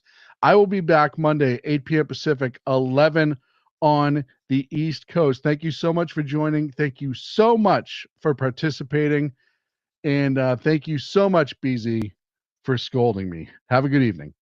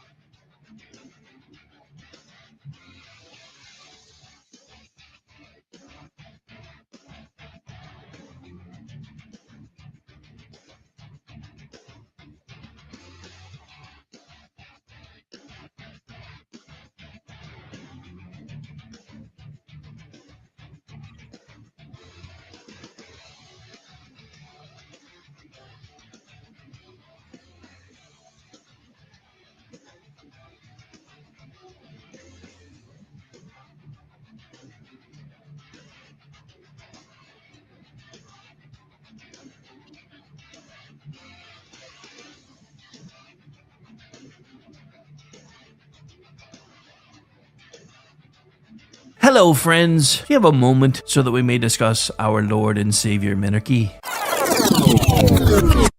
No, seriously, I'm just kidding. Hi, my name's Rick Robinson. I am the general manager of KLRNradio.com. We are probably the largest independent podcast network that you've never heard of. We have a little bit of everything, and by that, what I mean to tell you is we have news, pop culture, special events, conspiratainment, true crime, mental health shows, drama productions, and pretty much everything in between. So if you're looking for a new podcast home to grab a little bit of everything that you love all in one place, come check us out. You can find us on X under @KLRNradio. You can find us on our Rumble and our YouTube channels under the same names. You can also find us at KLRNradio.com and pretty much every podcast catcher known to man. So again, feel free to come check us out anytime you like at KLRNradio.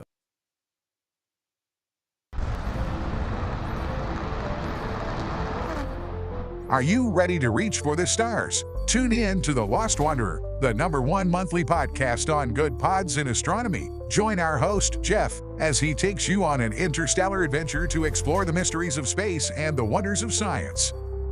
From rocket launches and distant galaxies to the latest discoveries in astronomy, each episode is a thrilling ride through the cosmos. Don't just gaze at the stars, come explore the universe with us. Follow The Lost Wanderer wherever you get your podcasts, and let's discover the stars together.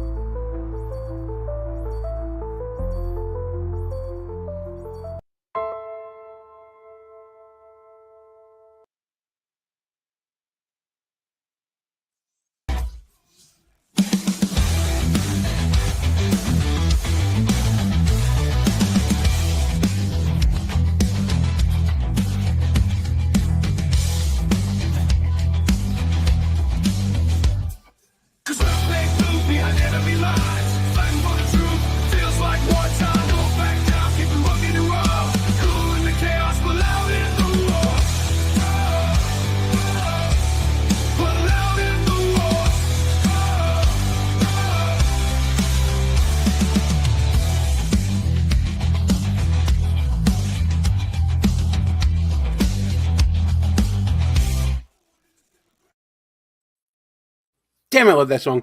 And you are now behind enemy lines.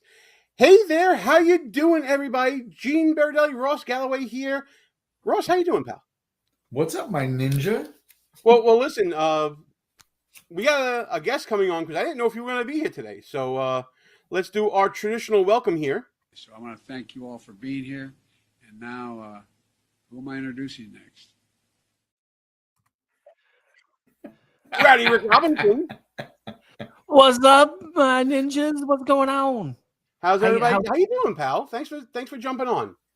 Dude, I have been balls to the wall news coverage for 2 weeks and loving every minute of it because the leftist meltdowns have been delicious. Oh yeah, we're gonna get to some of those meltdowns before, but I do want to visit some of the craziness. One moment, please. Technical difficulties.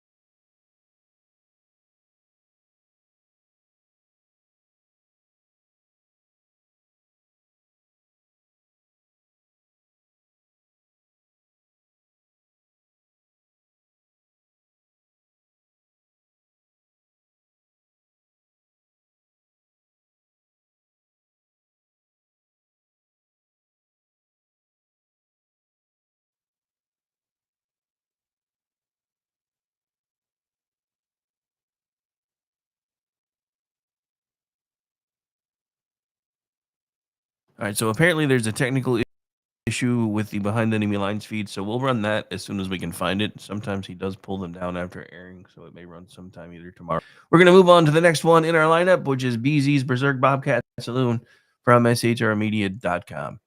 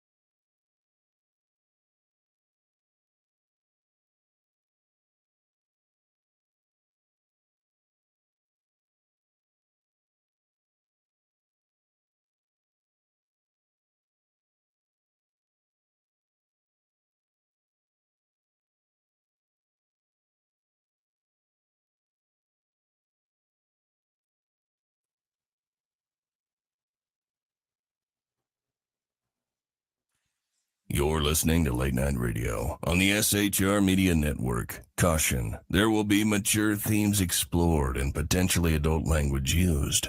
If conservatarian words, phrases, certain concepts, or rhetoric offends you, tune out now. Freedom is never more than one generation away from extinction. We didn't pass it on to our children in the bloodstream. The only way they can inherit the freedom we have known is if we fight for it, protect it, defend it, and then hand it to them with the well-taught lessons of how they in their lifetime must do the same. And if you and I don't do this, then you and I may well spend our sunset years telling our children and our children's children what it once was like in America when men were free. I have come here to chew bubble gum and kick ass. And I'm all out of bubble. Ladies and gentlemen, boys and girls, children of all ages, welcome to BZ's Berserk Bobcat Saloon radio show, where I am broadcasting from North Idaho in an actual free state. I am, in fact, your conservative Sherpa, guiding you through the maelstrom of Democrat, leftist, and globalist lies, chaos, deceit, and betrayal. And please note, as per normal, my show consists of, for the next 2 hours, my opinion only, and those of my guests. There's a reason for my saying that. What am I doing? Well, I'm doing the job the American media maggots won't. I am fundamentally changing America one leftist diaper at a time. Customarily, we don't water our drinks, just like we don't water our conversations. But today is a little bit of a different day. Yes, customarily, we serve facts, history, logic, rationality, proportion, clarity, context, tradition, and common sense in the saloon. And yes, customarily, we talk politics. and religion and crime and culture and race, sex, science, economics, law. We talk about it all here at the saloon, where the speech is free, but the booze is not. I am streaming live right now on X, on the SHR Media Rumble channel, on the SHR Media YouTube channel, at KLRN, on my X Twitter feed at VZ's Saloon.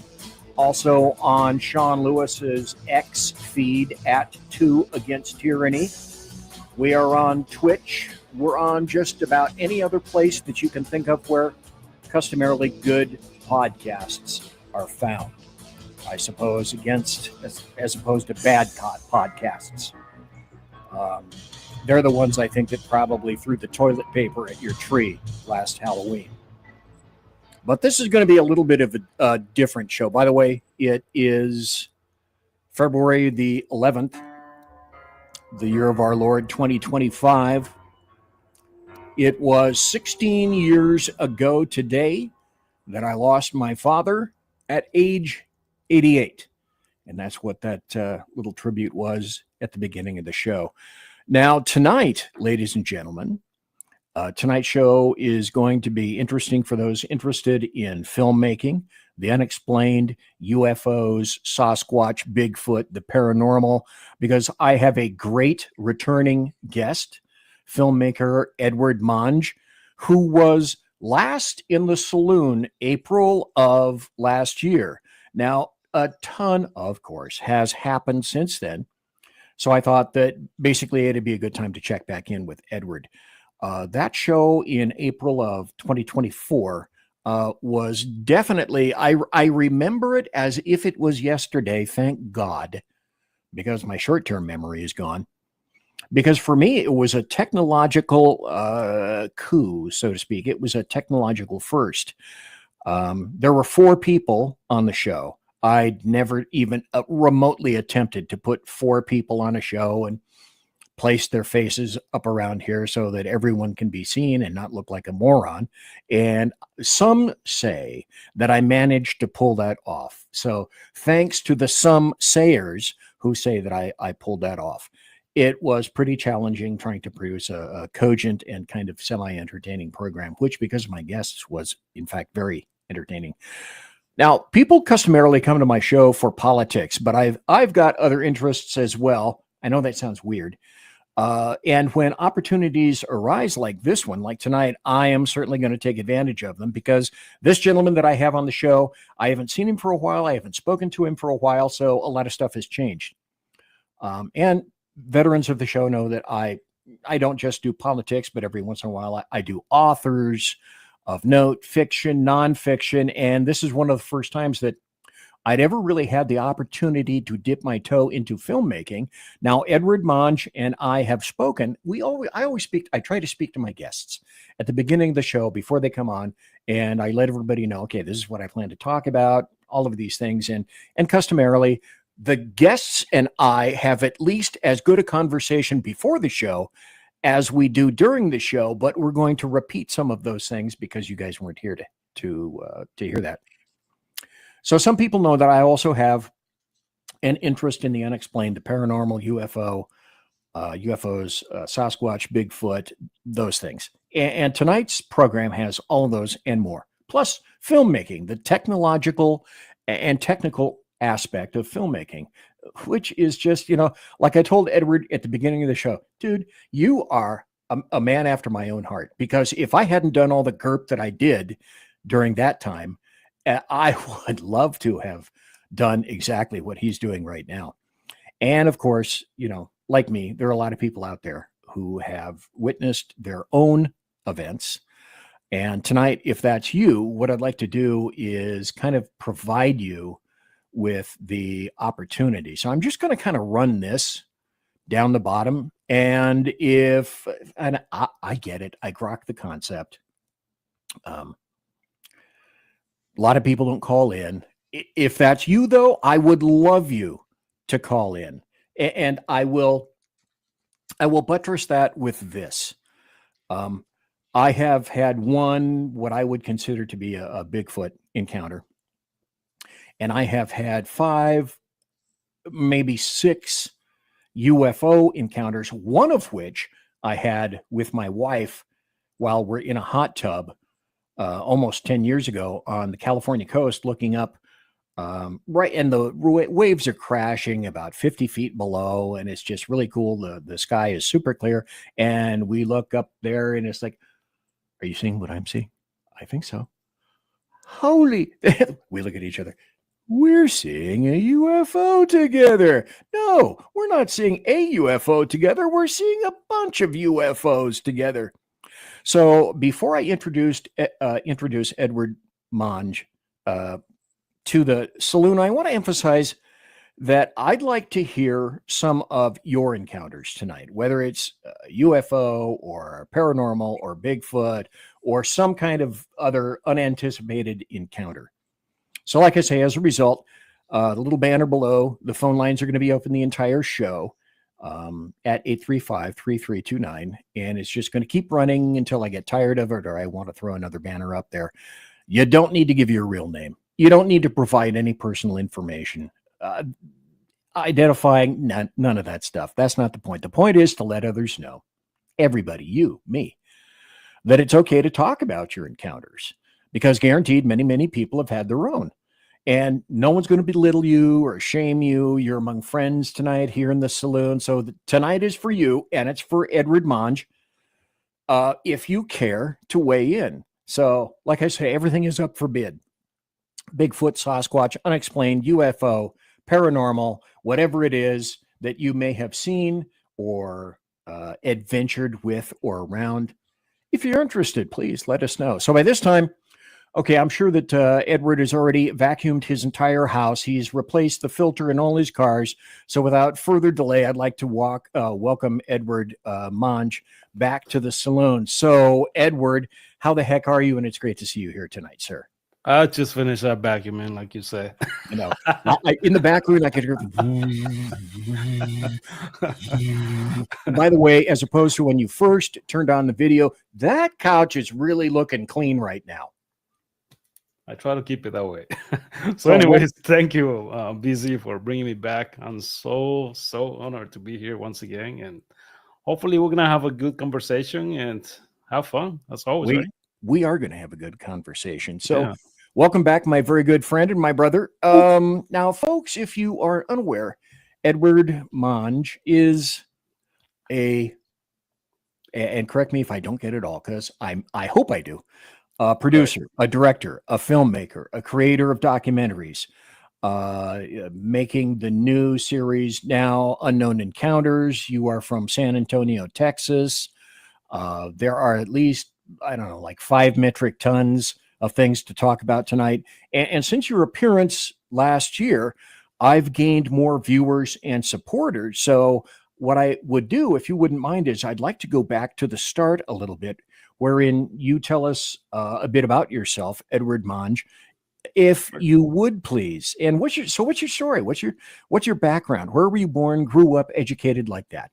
Sure. Well, like you say, my name is Edward Monge. I'm originally from a tiny little country in Central America, Costa Rica, for those who've been there before. You know, nice little country. I was born and raised over there. I came to the States when I was 19 years old, so it's been about 30 years ago. Wow. Yeah, I'm 49 now, so imagine. It's been a while. So yeah, I got here, and I used to do a lot of different jobs, you know, from military, sheriff department, what else? I was into colleges, obviously, studying filmmaking, history, stuff like that. I don't know. So many things, man. It's like my brain is all over the place right now. But that's kind of like putting everything in one word. Well, you were born in, and again, correct me if I'm wrong, Grisha, Costa Rica. Yes, sir. 1975, if you were 49. So how was it that you got from Costa Rica to the United States? And, you know, a lot of people decide Costa Rica is a beautiful country. So what is it that, I mean, were you dragged kicking and screaming to the U.S., or did you just want to see more stuff, or did you go to another country beforehand, or how circuitously is it that you ended up here in the U.S.? Well, back then, it's a long story, but I'm going to try to make it short for you. I used to work for Mr. Brown, a very rich guy, an American guy. This guy used to own hotels, private university in Costa Rica.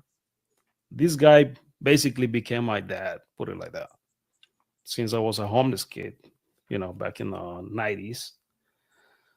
So he took care of me. He offered me a job in the United States, and US always, I mean, since I was little, it was my dream. I'm like, one day I'm gonna make it there. I wanna see the world. I wanna be, somebody else than just a little Costa Rica in the middle of Central America. So, I was just 7 years old when I was having those thoughts. So at the age of 19, after working for Mr. Brown for almost a decade, he sent me to New York City with a work visa. And I did my contract. I did my time working for him. We built a restaurant in the middle of Manhattan. It was basically Costa Rican food.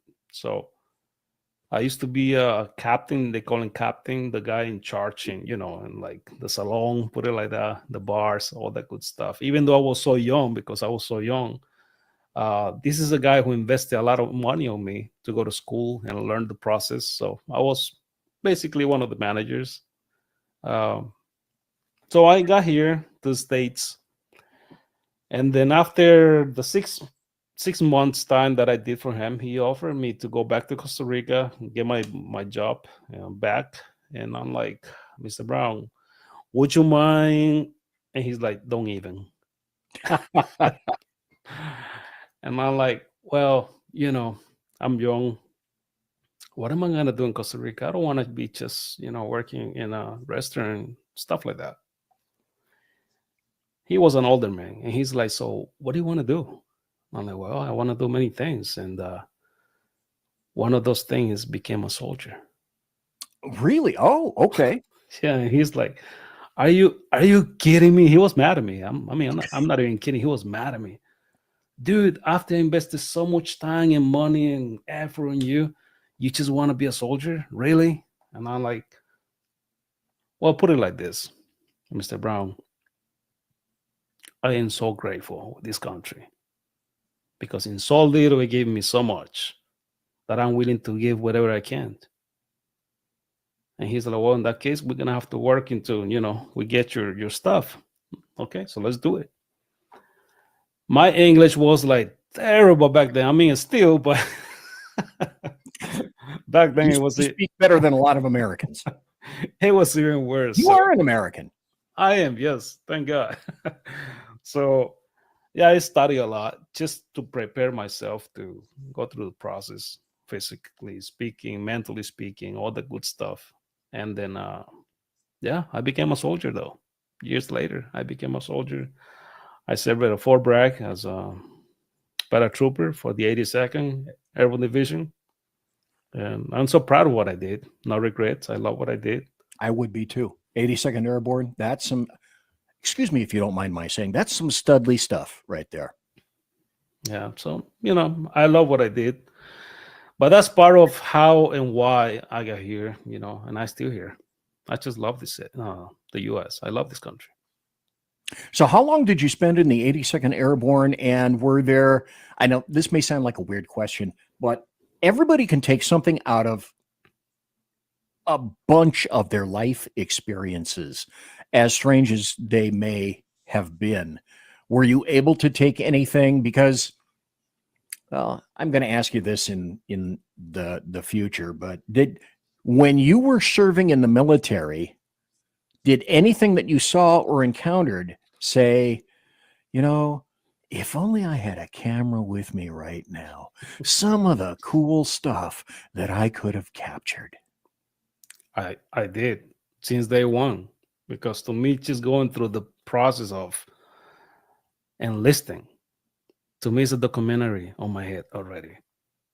I'm just taking notes, and I was like, I wish I could be one of those guys, because there's actually a MOS for people who are like filming and taking pictures. Right.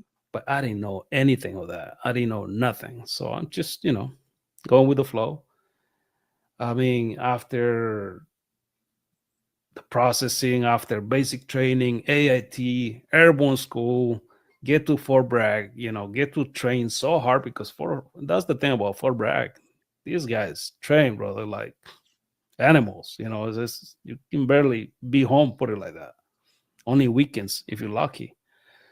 It's tiring, but that's what make you or break you. And when I was overseas, Afghanistan, back in 2012, yes, of course, busy. There was so much stuff, good stuff, really bad stuff that I would love to have a camera and film some of that. It was always in the back of my head. It was my dream. Yes. 2012, did some of that stuff change you? I don't think there's any way that it could not have. What a great question. You're taking me back in time.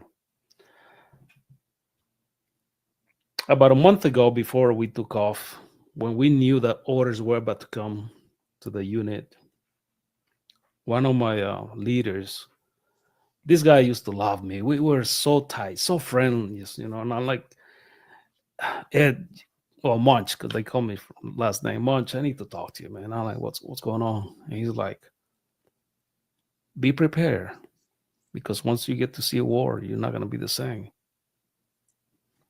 And he's like, I know you're a tough cookie. I get it. You've been through a lot already. But war is a totally different thing. To be honest, busy, I mean, I didn't know.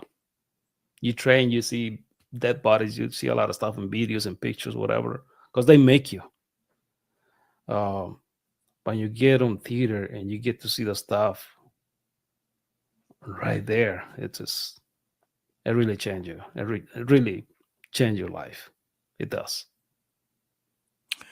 There's a gentleman that I had on about 2 months ago, and I was aware that you were in the military, and I've had ex-military members up here. If you're a Marine, you're never a former Marine, so to speak. And I had a gentleman here by the name of Joe Sowell, and he lives in Washington, actually in Eastern Washington, where you were when you were speaking to Nate Rudd. And we'll get into Nate Rudd and some of the things that occurred there. But some people handle that a lot better than others. And Joe and some people like him, it really affected them seriously. And it affected him to this day. So I don't know if this is gratuitous or not. When I see a soldier, I always say, thank you for your sacrifice. Because I don't know what I know now, but I never know about a soldier's service per se. So I think that's kind of chintzy to say thank you for your service. Well, we owe folks like you a lot, but I don't know what your service was, but I do know one thing. No matter where you were, you sacrificed. So thank you for your sacrifice. And I don't want to presume, perhaps I am, but your sacrifice and your ability to supersede that which was in the past and place yourself where you are today. A lot of dudes and dudettes, they have not that ability. And so to have succeeded as you are right now, my compliments, absolutely, all the way. With that having been said, let's move on. You said you did some time in the police as a sheriff, a deputy sheriff. I don't remember that. So what was that about? Yeah, after I came back, I mean, it's a long story again, but trying to calm down. Yeah. I know. So I got brain theater too, my friend. I did serve for 9 months, to be honest, in the sheriff department. Back then, I used to live in Georgia. It took me a while because this is part of what happened to me and why I got out of the Army. We came back same year, 2012. In 2013, I re-enlisted. I reclassed to go to Special Forces. Okay. And then, unfortunately for me, during training, jumping from airplanes, my parachute didn't open, not fully. So it was nighttime. It was, Jesus, it was a stormy night. I just remember coming down like a potato, rolling full of gear because it's a night combat jump. I knew I was gonna die, BZ. I'm not gonna lie to you. But I'm only have a few seconds, so I just remember seeing a bunch of pictures in my head, and then I said it loud. This is it. When I felt the warm atmosphere changing because you're close to the ground, you know that was it. And yeah, I hit the ground really, really hard. I ended up, being a disabled vet I still disabled, even though I don't look like it because I fight it. But I cracked my skull, almost 2 inches crack in my skull, my right side.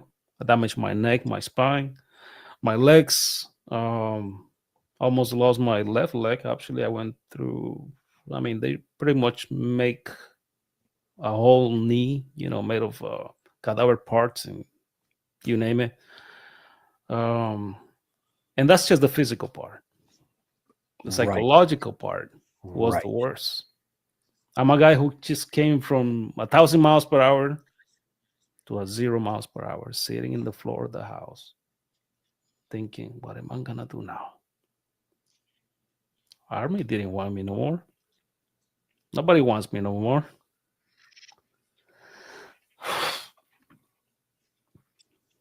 So it's just, how am I gonna be able to pay bills? Right. Get to work. Yep. I got a family. Yep. And do for yourself and them. Exactly. So it was a lot of stuff going on. Thank God, he gave me the strength. He put me in the right direction. After, I'm not gonna lie to you, I attempt to twice in my life. Back then, I didn't want to be here.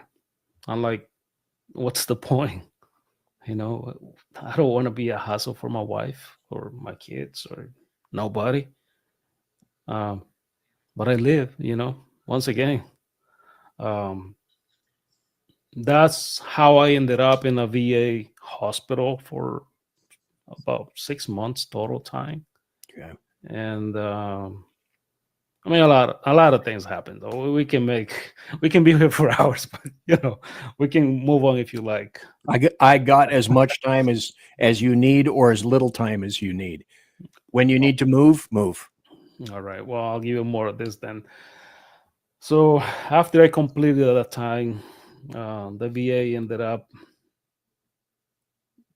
giving me 100% disability, even though I was 90% when I got out. I was basically 100%, but they always fight for those little points. I didn't ask for anything. I remember that when I was in bed in the hospital, and listen, the general, it was a general, the commander of the 82nd, the big dude, he came to my room, and with the command sergeant major, my sergeant major, and my first sergeant, and all of those big people, and they asked me, dude, Munch, listen, we want to keep you, but there's no way we can keep you like this. So we want to offer you an early retirement. Just go home, heal. You're gonna be fine. You get your benefits, go to college, do whatever you want to do with life. And it was just horrible for me. I didn't want that. I joined for a reason. I feel like I still own something to myself. So now back moving to the future, when I was at the VA hospital, and they put you under a lot of medications. You don't even know who you are sometimes. I was walking like a zombie. But even though I'm praying in the back of my head, asking God, if you're real, this is the time for you to shine. Show me the way. What am I supposed to do here? And then after so many groups of therapy and one-on-one and for PTSD and TBI and all that good stuff, I became better, thank God. I got out and went to college. They asked me, what do you want to do? This is jumping on what I do now, basically. What do you want to do now? And I'm like, well, I don't even know. But I mean, there's one thing, I guess, that I still owe to myself. And the doctor, a young doctor, he's like, what is it? If I only have a camera, I say. Beautiful. You know what? I'll tell you what. Let's pause right now. Let's take a break. We'll be right back after this. We're talking to Edward Monge, filmmaker. And I just heard a story that I've never heard before. And I know for a fact you haven't either. We'll be right back after this. Conservative media done right. You're listening to the SHR Media Network. Come listen to BZ's Berserk Bobcat Saloon Radio Show.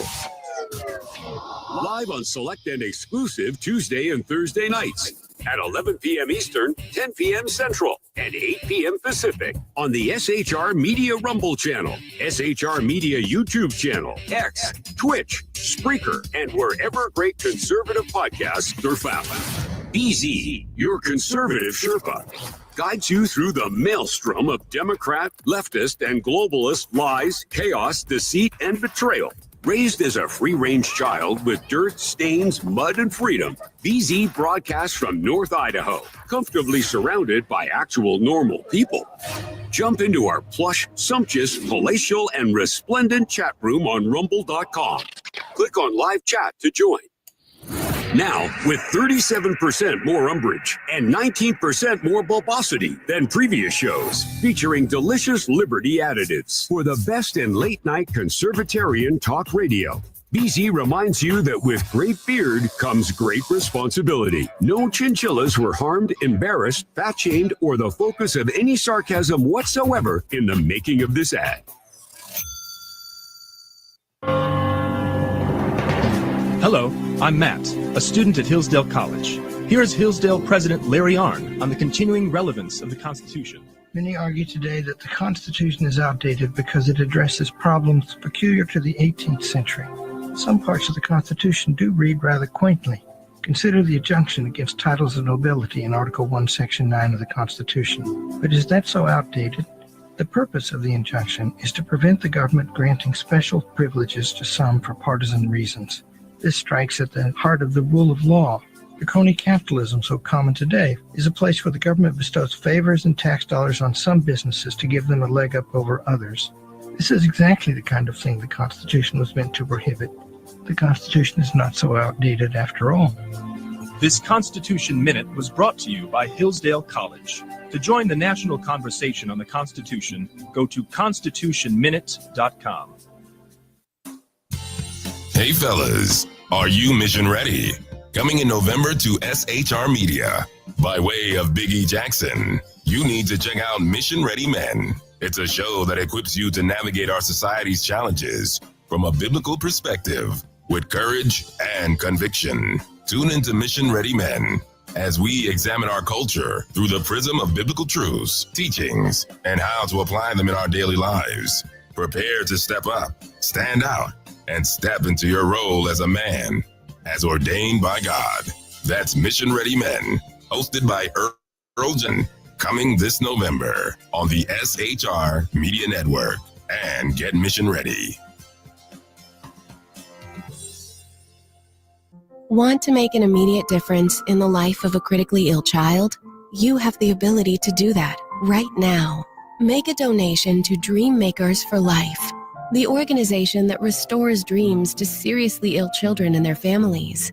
You can sponsor a dream pack for a child, which contains a clear PVC backpack, a dry erase board adventure coloring book, a journal, and dry erase markers to inspire a critically ill child to envision a future adventure and hope. Want to become a dream maker for life yourself? Go to dreamforlife.org. That's dreamforlife.org. Help a child. help a family. There is always hope. You're listening to the SHR Media Network. And we're back. We're right back. I am BZ. You're in the saloon. Thanks for being here tonight. My special guest is Edward Monge. He is a filmmaker. And if you weren't here for the first half hour, I would suggest you go back and replay that show. I found out things about Edward that I had no idea about. And I think Edward would probably say something sufficient as, sometimes you don't want to be in my head. And to which I'd reply, you know what? After 41 years of what I did, you wouldn't want to be in mine either. We've both walked some challenging steps and some challenging pathways.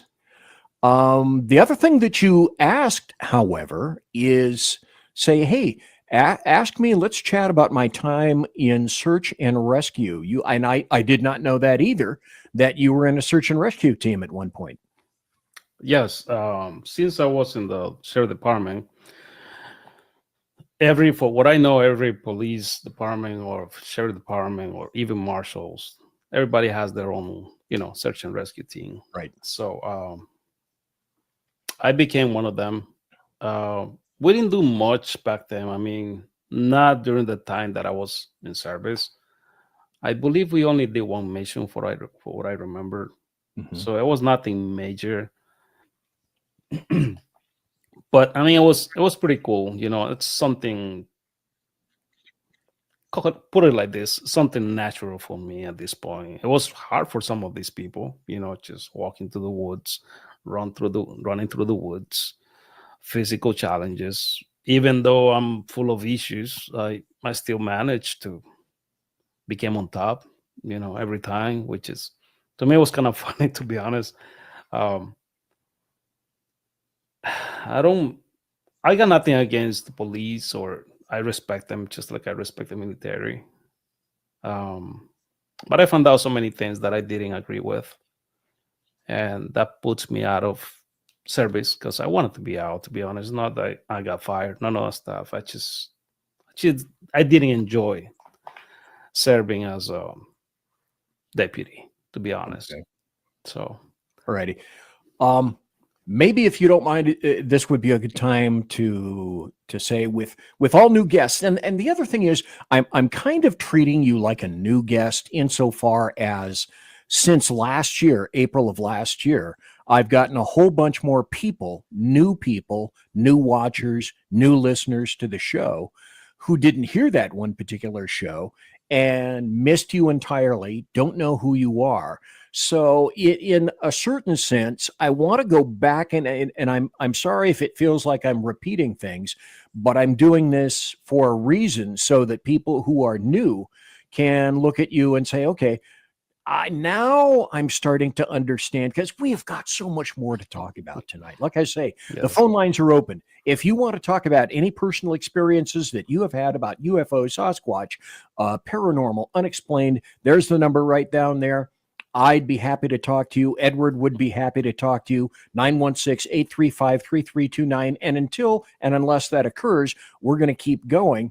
And that is the reason that I'm treating you kind of like a new guest. You are not new to me, but however, I've been learning a lot more about you this time around than I certainly did the first time around. But what I usually say is, in people's lives, there's usually some sort of a big central predicating event which occurs and sends them planned or unplanned into their various areas of interest. Now, in your case, I'm pointing the wrong way. Damn it. Do it there. In your case, right there, it's filmmaking. And so I'm getting the picture that after leaving the military, you had an interest in filmmaking. Was your exit from the military the point at which you said, okay, here's my opportunity. I am going to so take it. Yes. So I remember that time though when this doctor, like I was saying earlier, asking me what are you gonna do now, and I'm like, well, I believe that I'm gonna go and study filmmaking. And he kind of laughed, not in a bad way. He's like, well, all you gotta do is just get a little camera and start filming stuff. And I'm like, yeah, I know what you're saying though, but I want to be I want to earn it, because everything in my life has to be earned. I don't want to just say I am who I am because Beautiful. I own camera. I want to earn that and then learn from there. And he's like, I like that. Okay. So that's exactly what I did, BZ. I remember my wife went to the hospital. She picked me up and I was happy. It's like a graduation thing because you have to go through a lot of processing, that making sure that you're good to go, green light. So now I'm feeling more like I'm opening to become a civilian again. So here's me in the house searching for schools, and nobody's taking, uh, GI Bill 9/11 for filmmaking. It was really tough to find a school. I'm talking about the ones near me. Okay. Back then, I used to live in Pennsylvania, Bethlehem, Pennsylvania, and the only one school that I found was in Manhattan, New York, right in the middle of the city. And I'm like, oh my God, that's far. That's like a 3 hours commute each way. Oh yeah. And I'm like, well, if I can only do this, then yeah, I'm gonna be the one person that I wanted to be. So it's just a couple of years. So let's push it. So that's what I did. I during the pandemic, I have to drive to New Jersey. From there, I have to take the train all the way to New York every day, including weekends. It was really intense. We don't stop. You have to learn so much in film school. You think it's easy, but no, man. If you're gonna learn the proper way, you have to go through a lot, just like anything. And the funny thing is, they break you as well. They make Really? they do. Yes, they will kick your butt out of there if you're not good enough too. We started my class. We were like 18 people, and if you see the pictures of our graduation, we were like 6. Whoa. Yeah, it's tough. I mean, these teachers are Hollywood guys, Universal Studio guys, and they have no mercy to tell you everything in your face, you're good or not.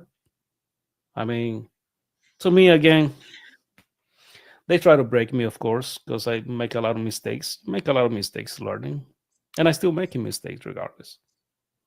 But I didn't let the mind game play me. I actually played the other way around. I was the quiet guy in the classroom, never raising my hand to ask questions. I'm just learning, taking notes. Okay, tomorrow, guys, Ed's gonna direct this short film. And I'm like, I'm not ready. Well, you're going. Okay, so let's do it. So they push you. Even though you're not ready, they push you. I didn't know how to write a script. I didn't. They make you. They're gonna check every single thing. And I still making mistakes when remember, English is not my first language. So I make a lot of mistakes. But in order for me to pass each class, I have to come out with the best of the best. And I was barely making it, to be honest, VZ. This was like the first semester. The second one and up, I was just going with the flow, and I was doing a lot of progress, and I was learning a lot, and I was happy. I'm like, graduation day is coming up. It's coming up, push it. I'm thinking more like a soldier, basic is almost over. We're almost done. So I push it, and the last challenge that I have, it was really, really tough for me. And it was actually upsetting because college didn't want me to film Belief. I don't know if you watched the film. Yes, and later on, thank you for reminding me. We're going to play Sure. the trailer for that. This is It's a true story, my story actually. I wouldn't say it's a Christian film because it's not. It No. talks about God somehow, yes, but it's not trying to convert nobody into Christianism. You know what I mean? It's none of that. It's an inspiring film. Exactly. Is That's my the thing. take. That's the word. But, you know, in the eyes of the teachers and everybody up there, no, we don't want religion. We don't want politics. We don't want this, blah, blah, blah. But the funny thing is, they were making films about abortion, LGBT, all the crazy stuff. And it's fine. Welcome. But I chose to do something like this, and they were banning me. So I say to the director of campus, I went to the office and I knocked the door, and I'm like, ma'am, with all the respect, because we have to get the equipment from them, go and shoot, come back and drop off everything. It's part of the, you know, graduation. If you don't do that, then they'll kick you out. I have 3 more months left. And I pray to God. And they say, you have to write a script. We have to review the script. If we approve, you go and film that. If not, start all over. Not okay. So I wrote 2 scripts. One was related to aliens. I still have it. It's a cool story though. But it was winter. And I'm like, how am I gonna hire, you know, actors in the snow and it's cold, it's massive, it's crazy, it's pandemic going on. No, I want to do something indoors. Boom, something popped in my head. Remember what happened to me back in 1998, I believe? Yes. And I'm remembering the whole thing. And I'm writing it. So I became, you know, one of those students dropping the scripts kind of late. I didn't have anything else. And the teachers are like, no, you can't film that. So they wouldn't, they were saying, you're not going to get the equipment. You will not get crew from here. We're not going to support that. So that's the day that I went to the, you know, the big woman, and I say, ma'am, with all the respect, believe it's going to be shooting. I'm going to shoot it. Regardless, there's money or not, there's equipment or not, God will provide me. But believe it's going to happen. And she got up and she was like, whoa, wait. So you are above me, or what are you playing? What's the gang? And I'm like, the gang is that this is my life. It's part of my testimony. And if I'm feeling in my heart that maybe just one person out there can see it and hopefully change, then I'm done with my mission here. And that's what I wanted to do. I didn't came to just to turn on lights and cameras. I can do that at home. Well, you're not going to get the equipment. Don't worry, I say. I've been saving money. I'm going to buy my own equipment. Thankfully, yeah, that's what I did. I bought my own professional camera. Big sacrifices, busy. I mean, I'm not bragging. You've blown my brain at this point with regard to filmmaking school, but may I suggest that this might be a good time to look at the trailer? Sure. Let's do it. Okay, let's do that. Let's look at the trailer that was created by Edward Munch just out of film school. This is him himself.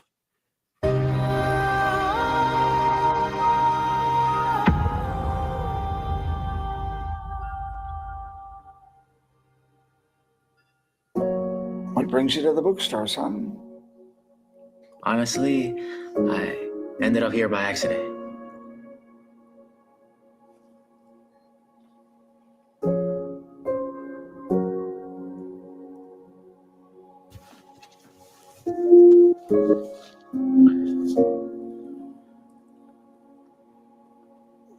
I'm just calling to let you know that your last paycheck was just placed in the mail to your home address. If you are Jesus, why do you allow me to have such hard times in my life?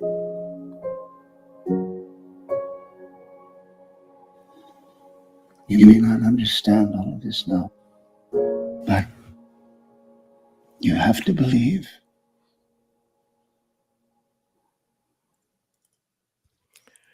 The thing that I find astounding about this is the fact that filmmakers, creative artists, etc., want you to hit your passion.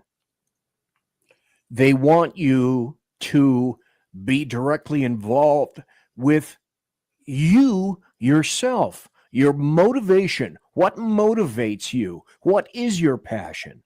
And then when you tell them your passion, they're not interested. I find that sad, in a way disgusting, because you've been told, I'm guessing, by them, do what you feel, do what your emotions, be you, let yourself come out in terms of filmmaking. But apparently that's not what they were interested in at that point. They hold my feet to the ground in a way that I couldn't move, put it like that. I mean, just to find the crew.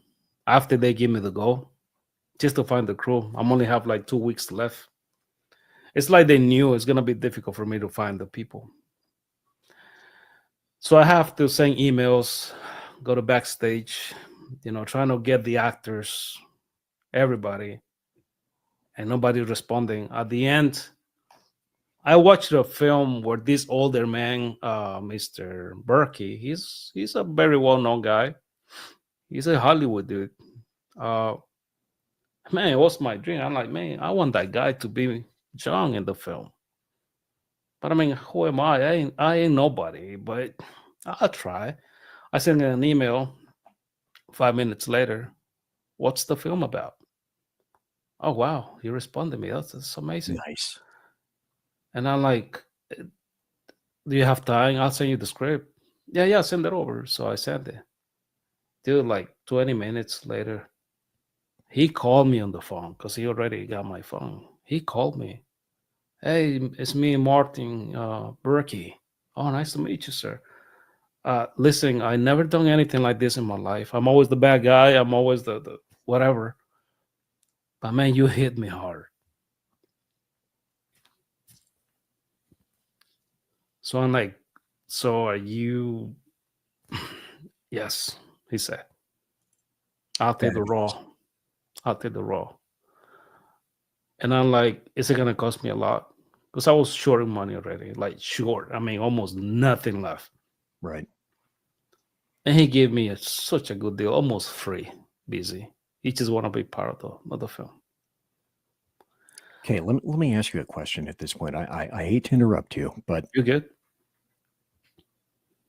Are you receiving a message somewhat similar to, despite all these obstacles placed in your way by, I would guess, people that you didn't suspect would be placing said obstacles, that you're succeeding? I believe that my life since I was little has been like that, busy. So I think I was born ready to go through whatever. My life hasn't been easy. No, that's pretty clear. So, but you were lucky insofar as you found your passion, yeah. You found your motivation, and the thing that was frustrating, I'm sure, is that this passion, which customarily people want to be expressed, there was little to no interest in tapping that particular passion. And essentially what occurred is, because you learned to be implacable, essentially, during the military, is, no, today I'm not stopping. Mm-hmm. Yeah, I was going to say that, believe it or not, and I'm grateful for that. And I will always be grateful. One of the things that I learned in the military, even though I'm already new, but this was like a reinforcement. It's to create this like a shield around me. Mm-hmm. And I feel like I'm the tip of the spear, you know. I have to break through, and I'm gonna break through regardless. And again, you see, I'm saying this in a very humble way. I'm not to brag. I feel like God give me the opportunity to do what I do, but in order for me to go through that, I have to go through other things that even though I don't want to go through. It's like a trait, you know. You do this, but this is gonna happen. And I was willing. My prayer, I mean, my whole life has been, Lord, it's okay. I'll go through it. I'm gonna go through it. Just don't let my hand go. But I'll go through whatever. Well, that's So- you've had any number of obstacles placed in your way. You're still succeeding. Yes. I got about 5 minutes before the top of the hour. When we hit the top of the hour, I want to go to a number of your websites and show people a little bit about your background. But before we do that, I want to go back in your life just a little bit, if we could. Sure. Do you remember now, before the military, Mhm. was there an incident, a time, an event, something that sparked the interest in a camera, in filmmaking, in photography, or what was it that got you going there in the first place? And then you were lucky enough to find, I think you were lucky enough to identify, boy, my voice is going, to identify your passion, what you really wanted to do. Now, there were a whole bunch of things that were placed in the way that you had to overcome in the meantime. Mhm. But do you remember, like, maybe being a kid or Yes. being in school or something similar to that, where you may not have realized it at the time, but afterwards, as an adult, you said, oh, that's where I found my interest in Yes. filmmaking. I was 7 years old.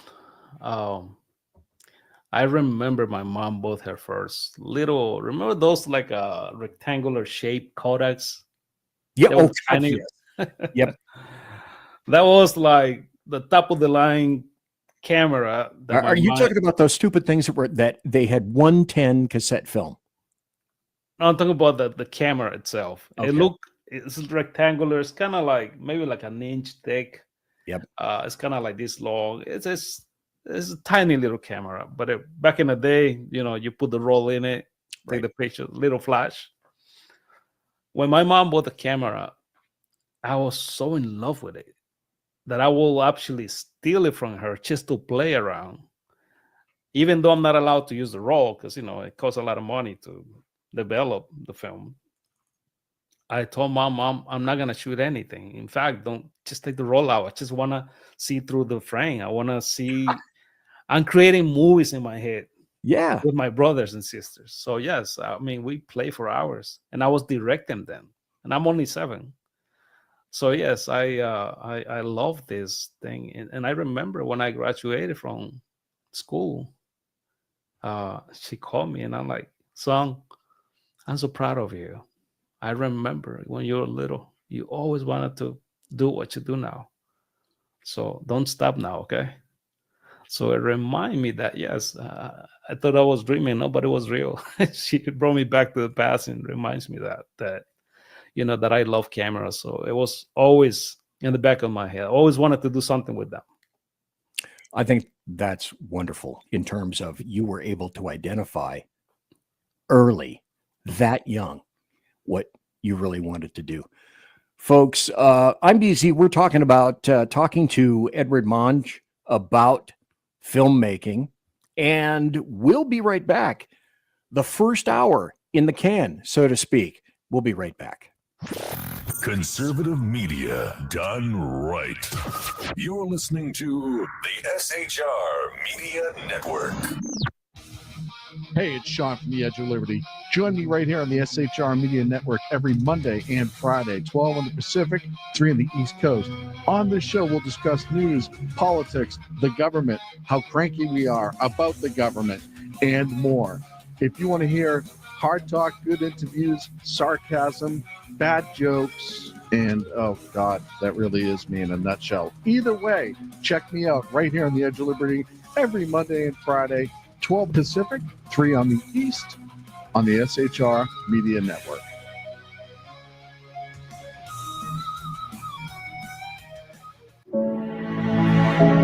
Freedom.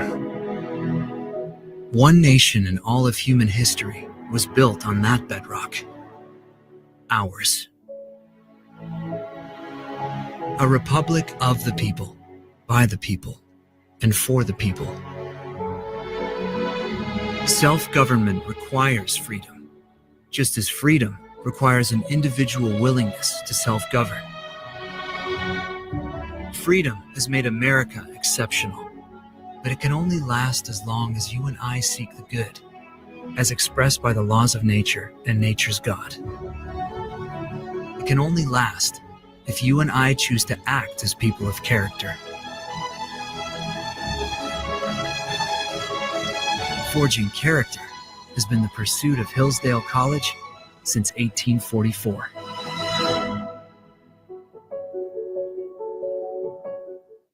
Are you looking for a way to boldly express your faith and love for your country?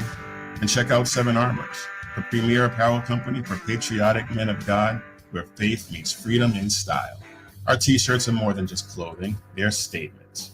Bold, stylish, and meaningful. From timeless messages to modern designs, we've got something for every patriotic man of God. Wear your beliefs proudly with Seven Armors gear. Don't miss the chance to wear your faith and freedom on your sleeve. Visit 7armors.com today and join the movement. That's the number 7armors.com. 7armors.com. Faithful, vigilant, steadfast, passion. You're listening to the SHR Media Network. And we're back. I am back. I'm BZ. The first hour is gone. It was an astounding first hour. I learned things I had no idea about. I went places I wasn't sure I was going to go. And I think I went places that Edward wasn't exactly sure he was going to go. But as you mentioned, an individual is an assemblage of everything that he or she has experienced up to a certain point. And if you're talking about a medium that's creative, such as filmmaking, it should be expected that you take all of these things that make you rolled up into one, and it's those things that become a springboard from which you insert yourself into making film. And I was given permission tonight by Edward to show a brief bit from something that he released just either today or yesterday. And thank you for that permission. So what I'd like to do now is just sort of take a grand tour around the internet so that you people can see and experience where it is that Edward has been, where he is right now. Now, he's in charge of Triangle Multimedia. Edward, where did you get the name Triangle Multimedia? That's a good question. I don't know. Since I was little, again, I always liked triangles, the form of the triangle. Okay. And there's so many things you can take from there, like to give an example, the song, the Holy Spirit, Father God, that can be one. That was actually the main thing why I created this triangle. Okay. I was thinking about my creator. I love the pyramids, all those beautiful things from Egypt, all this ancestor stuff. I just love it so much. And you see triangles and pyramids all over the world. Central America is full of those. So it's like a mini behind of, my creation. I wanted to drop a little bit of obviously the godly part and the archaeological part into it. So now I had to ask for permission for Sure. this. There's a very important podcaster that's out there, and this guy thinks very highly of you. So I had to ask his permission to play this. And so let me see if I can turn the sound on. This is Joe Rogan. Studios this year. If I know Edward Monge, of course I do know him. He is a great guy who loves what he does, and I'm planning to have him on my studios this year. If I know. And see, so I think that was a wonderful testimony by Joe Rogan about you. Now, if you go to Edward's Facebook page, beloved by Joe Rogan, I should point out. If you go to Edward's Facebook page, it tells you all that you would want to know. It's his official page. And it's got, this video that we're going to be playing in the not too terribly distant future tells you all about unknown encounters. We will be discussing unknown encounters and what that means, what that is.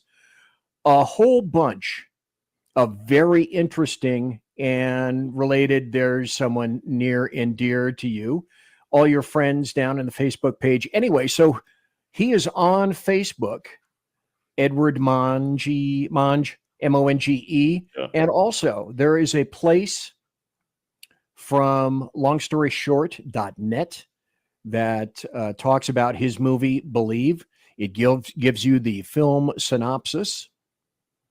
And also we went through the trailer, and filmfreeway.com also has a lot of information about Edward, as you can see here. Filmography, credits, unknown encounters, Believe, and Escape. And I'd also like to go over here for right now. Now, this is a 6-minute and 40-second video from YouTube. You can find it on YouTube. If you want to discover it for yourself, Bigfoot, the Science Behind from Triangle Multimedia. Bigfoot, the Science Behind, Triangle Multimedia. And I then reference this. You need to subscribe to Triangle Multimedia and give Edward a big thumbs up. And so let's play. I've been kindly given permission by Edward to play this. This also has, now last year in April, Alan Thomas, myself, Edward, and Nate Rudd were on. And Nate Rudd is a Washington resident, Eastern Washington resident, who had his own encounter with Bigfoot. And this is essentially a telling of that. And thanks again kindly to Edward for allowing me to play this.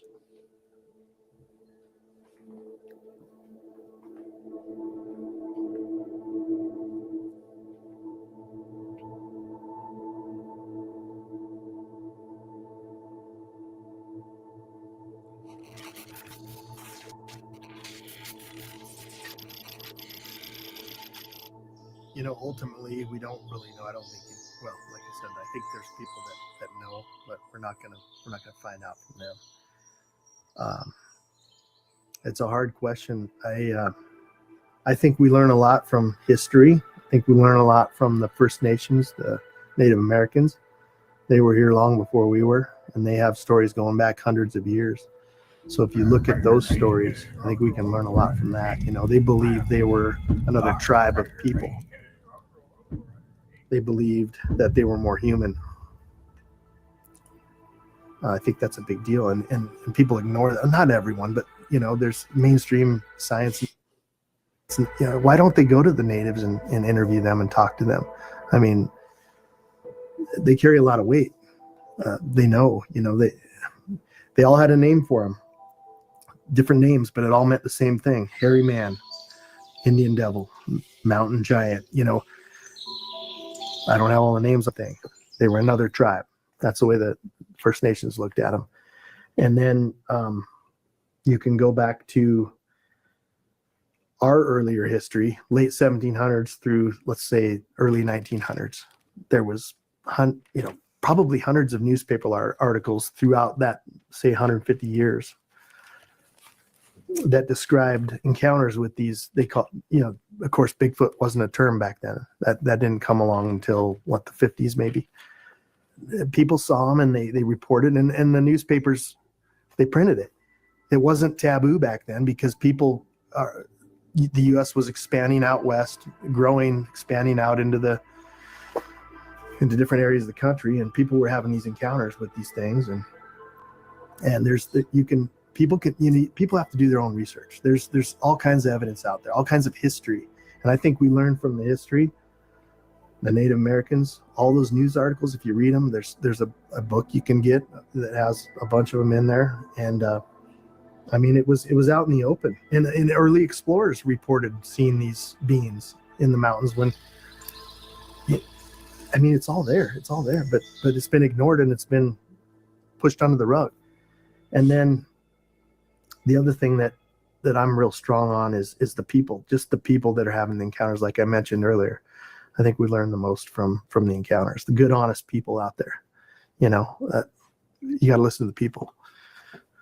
And I think we can learn a lot from those encounters. And there is patterns, and you can put your own puzzle together. And that's what I've done. I've just taken pieces of the puzzle and I'm trying to figure it out and putting it all together. And I think they're more human. I mean, if you look at, and I've looked at hundreds and hundreds of encounters because I've been researching it for years now.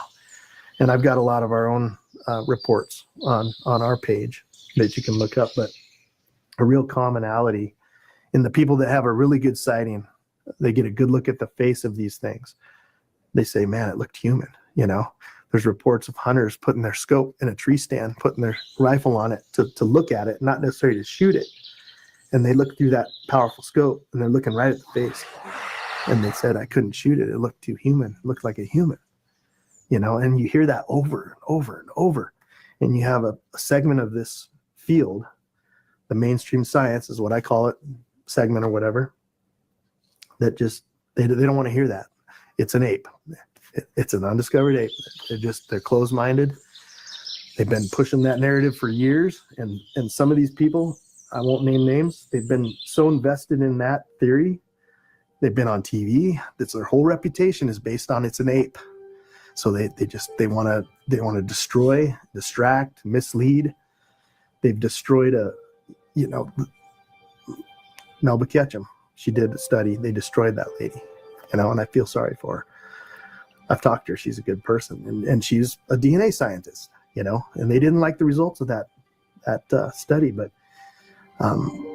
we can get into that if you want. But that study proved out that the mother's side was human on that DNA. They couldn't identify the father's side. It was unknown. It wasn't in GenBank, and they had over 100 samples. They all came back the same. Independent labs, 8 independent labs studied that DNA. They sent the hair samples to independent labs before they sent them to the DNA labs. The hair came back unidentifiable. So we know what the results of that was, and I believe in that study.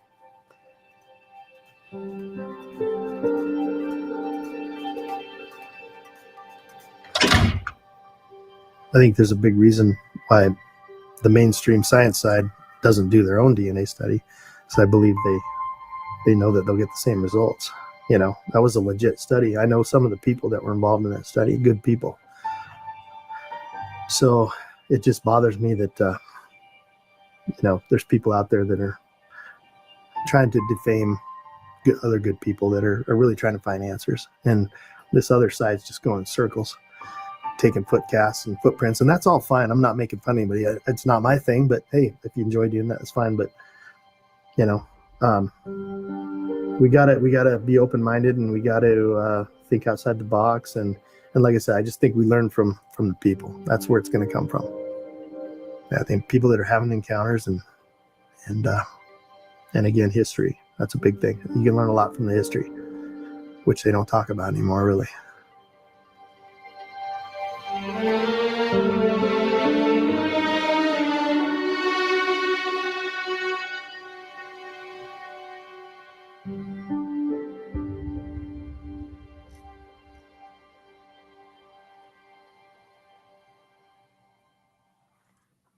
Now, that was pretty amazing. And folks, that's what you get when you have someone who is an actual accomplished filmmaker like Edward Monge here. That's our friend Nate Rudd, whom you filmed. He lives in the state of Washington, Eastern Washington. I've had dinner with him, he and Alan, a couple of times. He made a reference to a group. He's a member of WIBS, which is the Washington Idaho Bigfoot Search, and he was featured in not just this, but I think one of your documentaries as well. So, Edward Monge, how did you come to know Nate Rudd, and what happened when you met him? I actually met Nate through Facebook. Since the beginning of Unknown Encounters, which is the documentary that I still producing as of right now, I was looking for stories, witnesses, researchers, investigators, whoever, and somehow Nate, he been my friend on Facebook already, and then he sent me a message saying, "Ed, I don't know if I might qualify for that, but hey, this is my story." So it blew my mind. He went through something that I cannot really explain. He cannot even explain himself. During those days that he was up there in the mountains hunting with his best friend, the story, I believe. So yeah, I'm like, Nate, I'm willing to drive to your state. I was living in Colorado, actually, at that point. So I drove from Colorado all the way to Washington State. And we went to the spot where this took place. It was amazing. Beautiful place, man, by the way.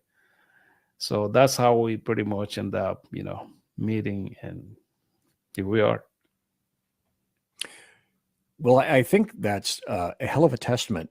But again, see, folks, that's what you get when you're dealing with an individual who's an actual filmmaker instead of somebody who is just sort of hustling with, I don't know, a camera or a phone or something like that. You can take a lot of things with these, and movies have been shot with these. Mm-hmm. But it's not just about the take that you have. It's what you do with it and how you assemble it, how you edit, how you throw in music, because people don't realize that music, when you're a filmmaker, plays a huge part in getting the emotions through that you want to designate. And so, yes, as a filmmaker, you sort of, in my opinion, you sort of have the best of all possible worlds, because you get to be the director, you're the director of photography, and then you take all of your information, all of your take, and you move it. Jeez, think the right way, easy. And you take it and you put it in with your equipment, and you get to assemble it. You have total and master control. And that leads me, well, let me put this up here, by the way. You were at the Pueblo Film Fests. They posted information about you regarding the film that we just watched. Believe the trailer of which we saw is down here. But I also want to go to this, and I played this before. I'll play it before. I'll play it again. This is Instagram of Edward's studio. And this is where I want to transition and go into, you know what, folks? When Edward was talking about, this isn't cheap. Well, this is the part where I'd like him to explain this isn't cheap. So this is his studio.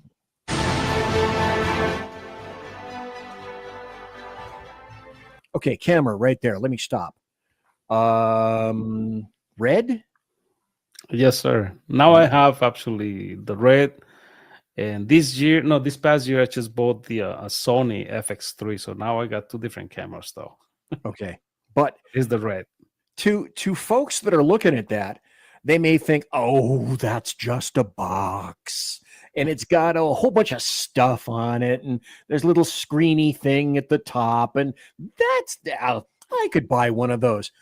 Edward, would you like to tell people what kind of an investment that is? Oof. Yeah, oof is right. It cost me an eyeball, put it like that. It's a lot of money for someone like me. You know, I'm a big dreamer though. So it took me a while to save up money. And then after that, I just bought part by part, you know, to build it. Because, you know, when you buy the camera, it's just a tiny little box. Right. The body, they call it the body. Then you have to add the lenses. You have to add the matte box, then the screen, and then the batteries, then all the cabling. You know, there's one cable costs you like $200 to give you an example. Just a memory card costs you 600. Just one. Just to give you an example, how costly can it be? That lens cost me almost $5K. Just the lens. So, you know, when you start adding all those numbers, the whole rig is about close to 20,000 in that camera. But see, that's why I want to emphasize that, you know, the film you just watched with Nate Rudd, 6.5 minutes. I dare you to throw that on a screen and not see that in great detail and not acknowledge that product is every bit as good as things that you would see on a screen anywhere else. Yes. You know, and again, I want to emphasize that box over there that he was talking about right there. That's what professionals use. Okay, folks. Yeah, they're you know, people still use Arri cameras and also Panavision. You don't own them, you rent them. But this produces results in a digital form that are every bit as good as the rest of the filmmaking world. So this is stuff that, well, I'm going to continue it. And again, grip, screen, camera, you'll see shades, cabling, the box itself. You saw initially upon starting there, the tripod. Let's continue. Now, the screen right there, that's if you want to limit light coming into the lens, something like that is, I don't know, $200, $300, $400. That box itself right there, that's $600. Okay. Yeah. All righty. So let's continue now. And of course, the tripod. Now this is coming to his editing suite. Over here, you got to have speakers because I'm damn near deaf, but I'm sure Edward isn't and still has a good sense of sound. So when you play things back, you've got to be able to hear them in real time, in reality. And then, of course, you have a desk, keyboard, controllers, screens, and we haven't even mentioned the software.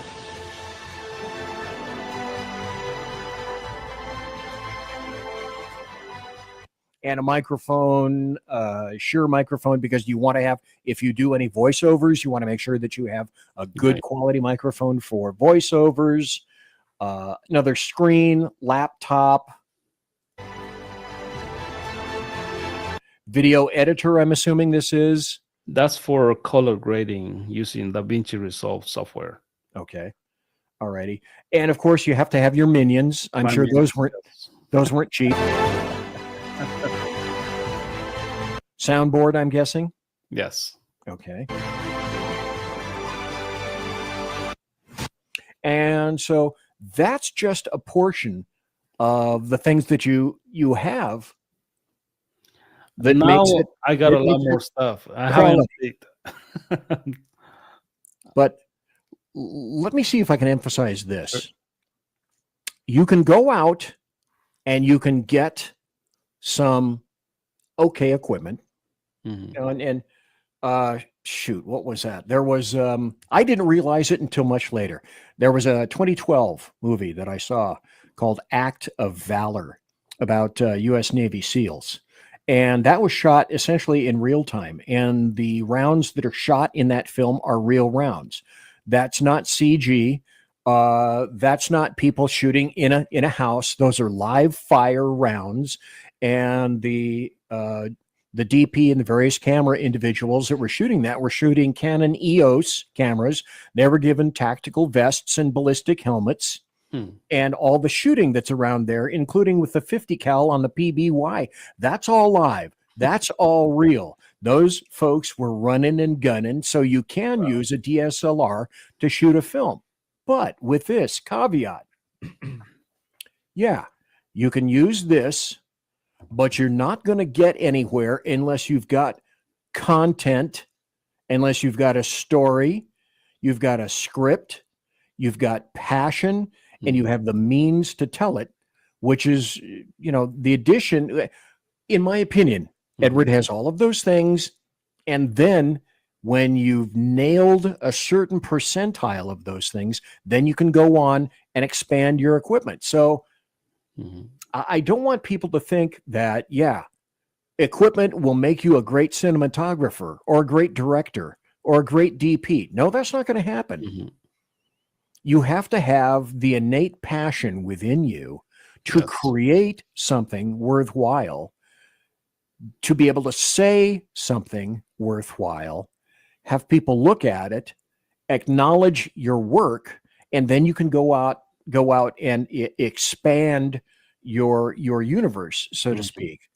Am I even remotely close to that, Edward? Oh, you got everything right. I mean, I know people who has very affordable cameras, to say that word. And dude, they make great stuff. And I also know guys who got $60,000 camera, but when you watch their films, you just want to turn it off. I got nothing to see. So you have to. This is one thing that I did before I went to film school.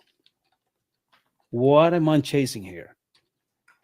Do I have what it takes to make a film? So you have to ask those questions to yourself. What are you going for? So I guess the talent is on you. Talent is just like, it's part of your nature. And obviously the grace of God. I know people, like I say, with tons of money, but they cannot pull anything together. Like, to give you an example, BZ, my schoolmates. This is from my class. Now, from different classes, we were a bunch. I won number one. I was number one in college. I took everybody and put it on my pocket that day when they present the films in the theater in order for us to graduate, including those teachers who were against, belief, because of the way I told the story, because of how I directed, because of the music, because of the feelings, the everything about it. Yes. And I'm not, and again, guys, please don't take it that I'm bragging. I'm just sharing, what I heard from other people, from professionals, and they told me, "You nail it."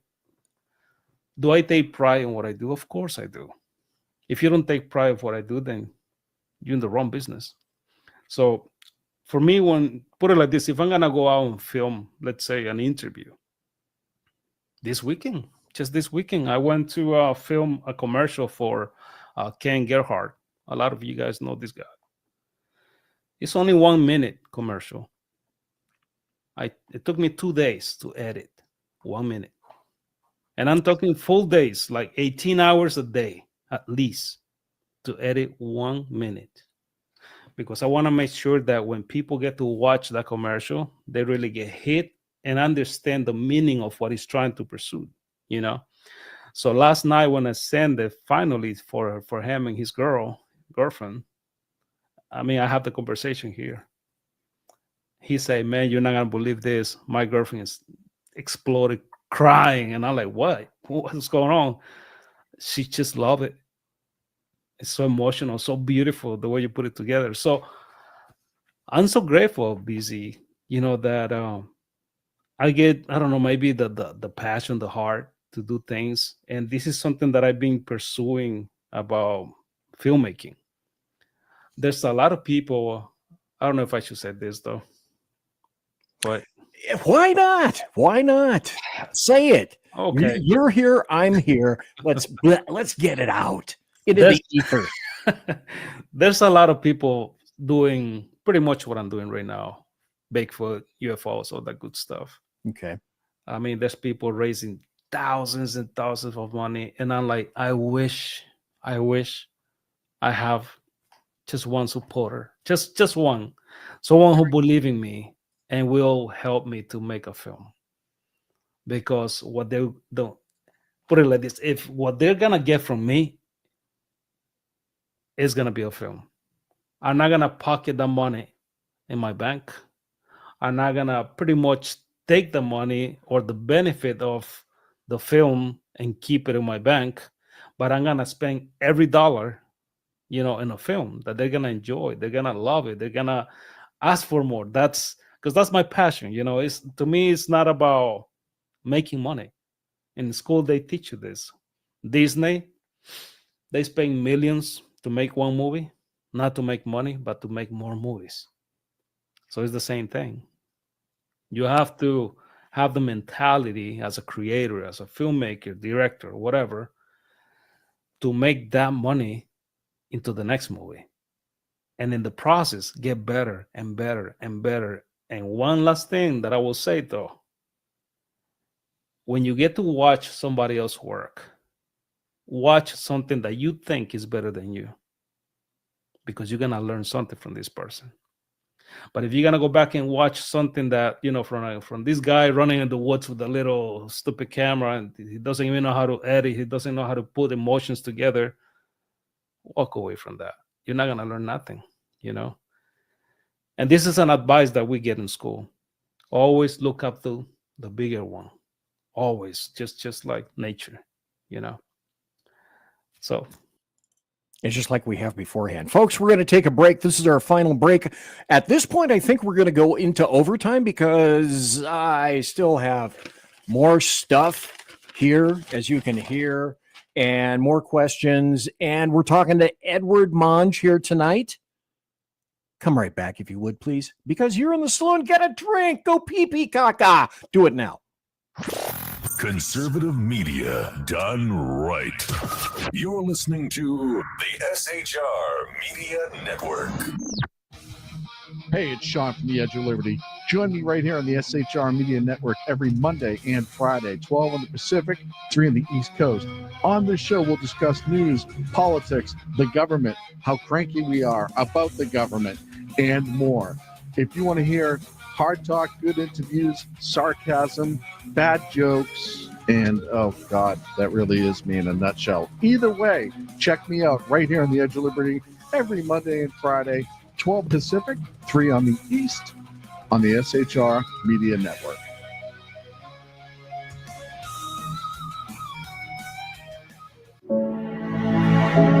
Freedom. One nation in all of human history was built on that bedrock. Ours. A republic of the people, by the people, and for the people. Self-government requires freedom, just as freedom requires an individual willingness to self-govern. Freedom has made America exceptional, but it can only last as long as you and I seek the good, as expressed by the laws of nature and nature's God. It can only last if you and I choose to act as people of character. Forging character has been the pursuit of Hillsdale College since 1844.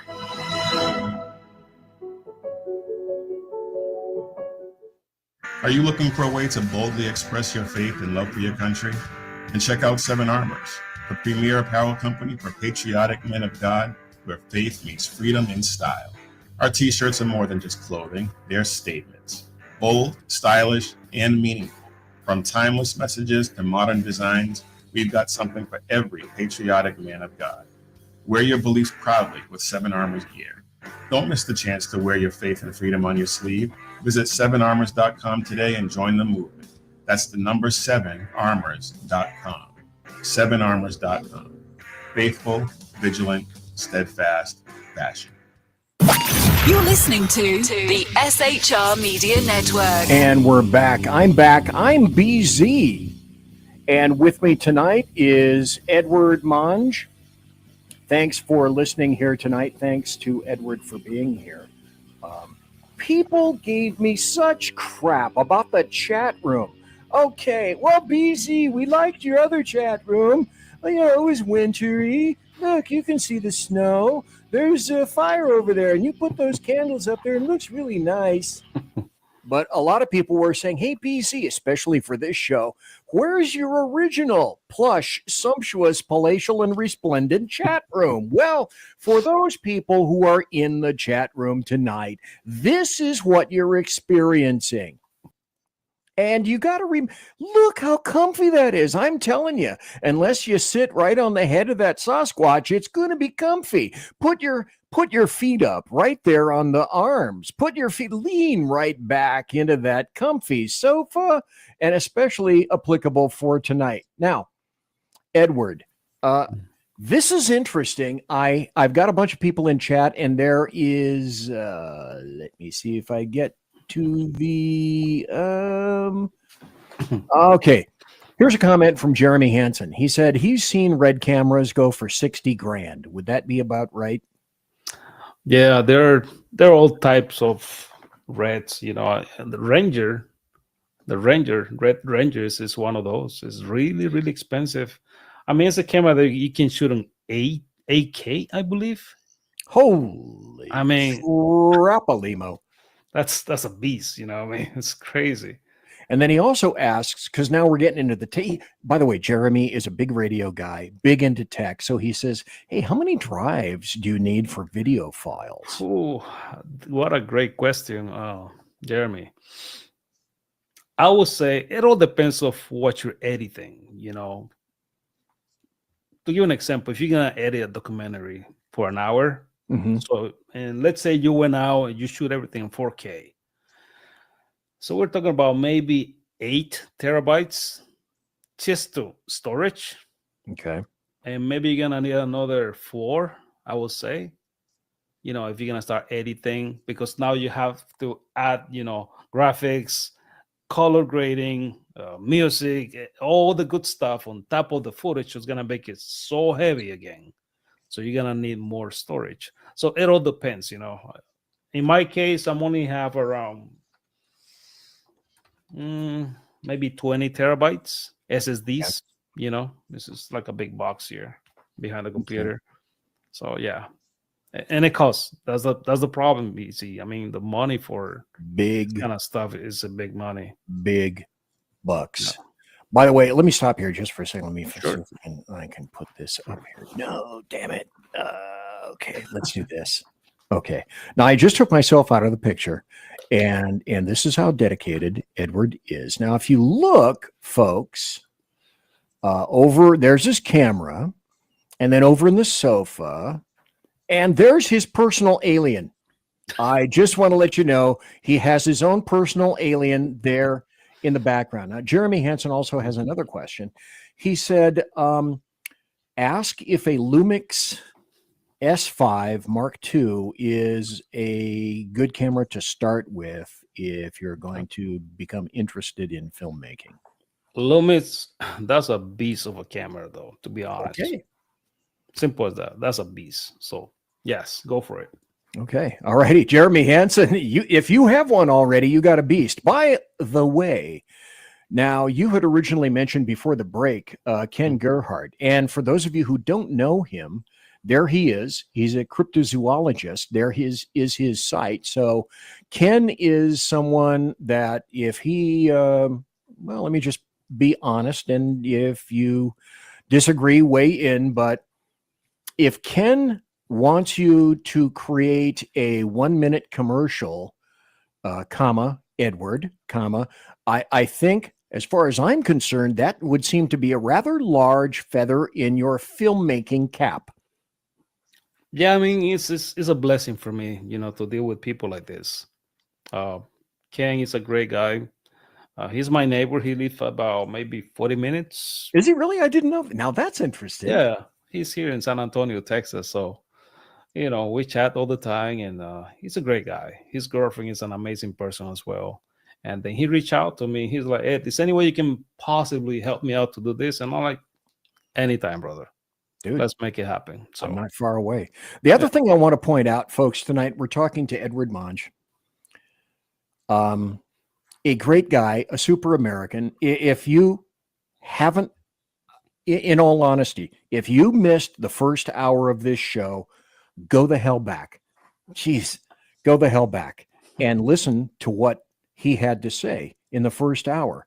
There were some rather poignant, earth-shaking revelations that were in there. Someday at length, I wouldn't mind talking to Edward, because I think we have similar brain theater experiences. Edward has mad skills. If, again, in the first hour you saw the film that he put out, he's got mad skills in making movies utilizing today's incredible technology. We were just talking about that.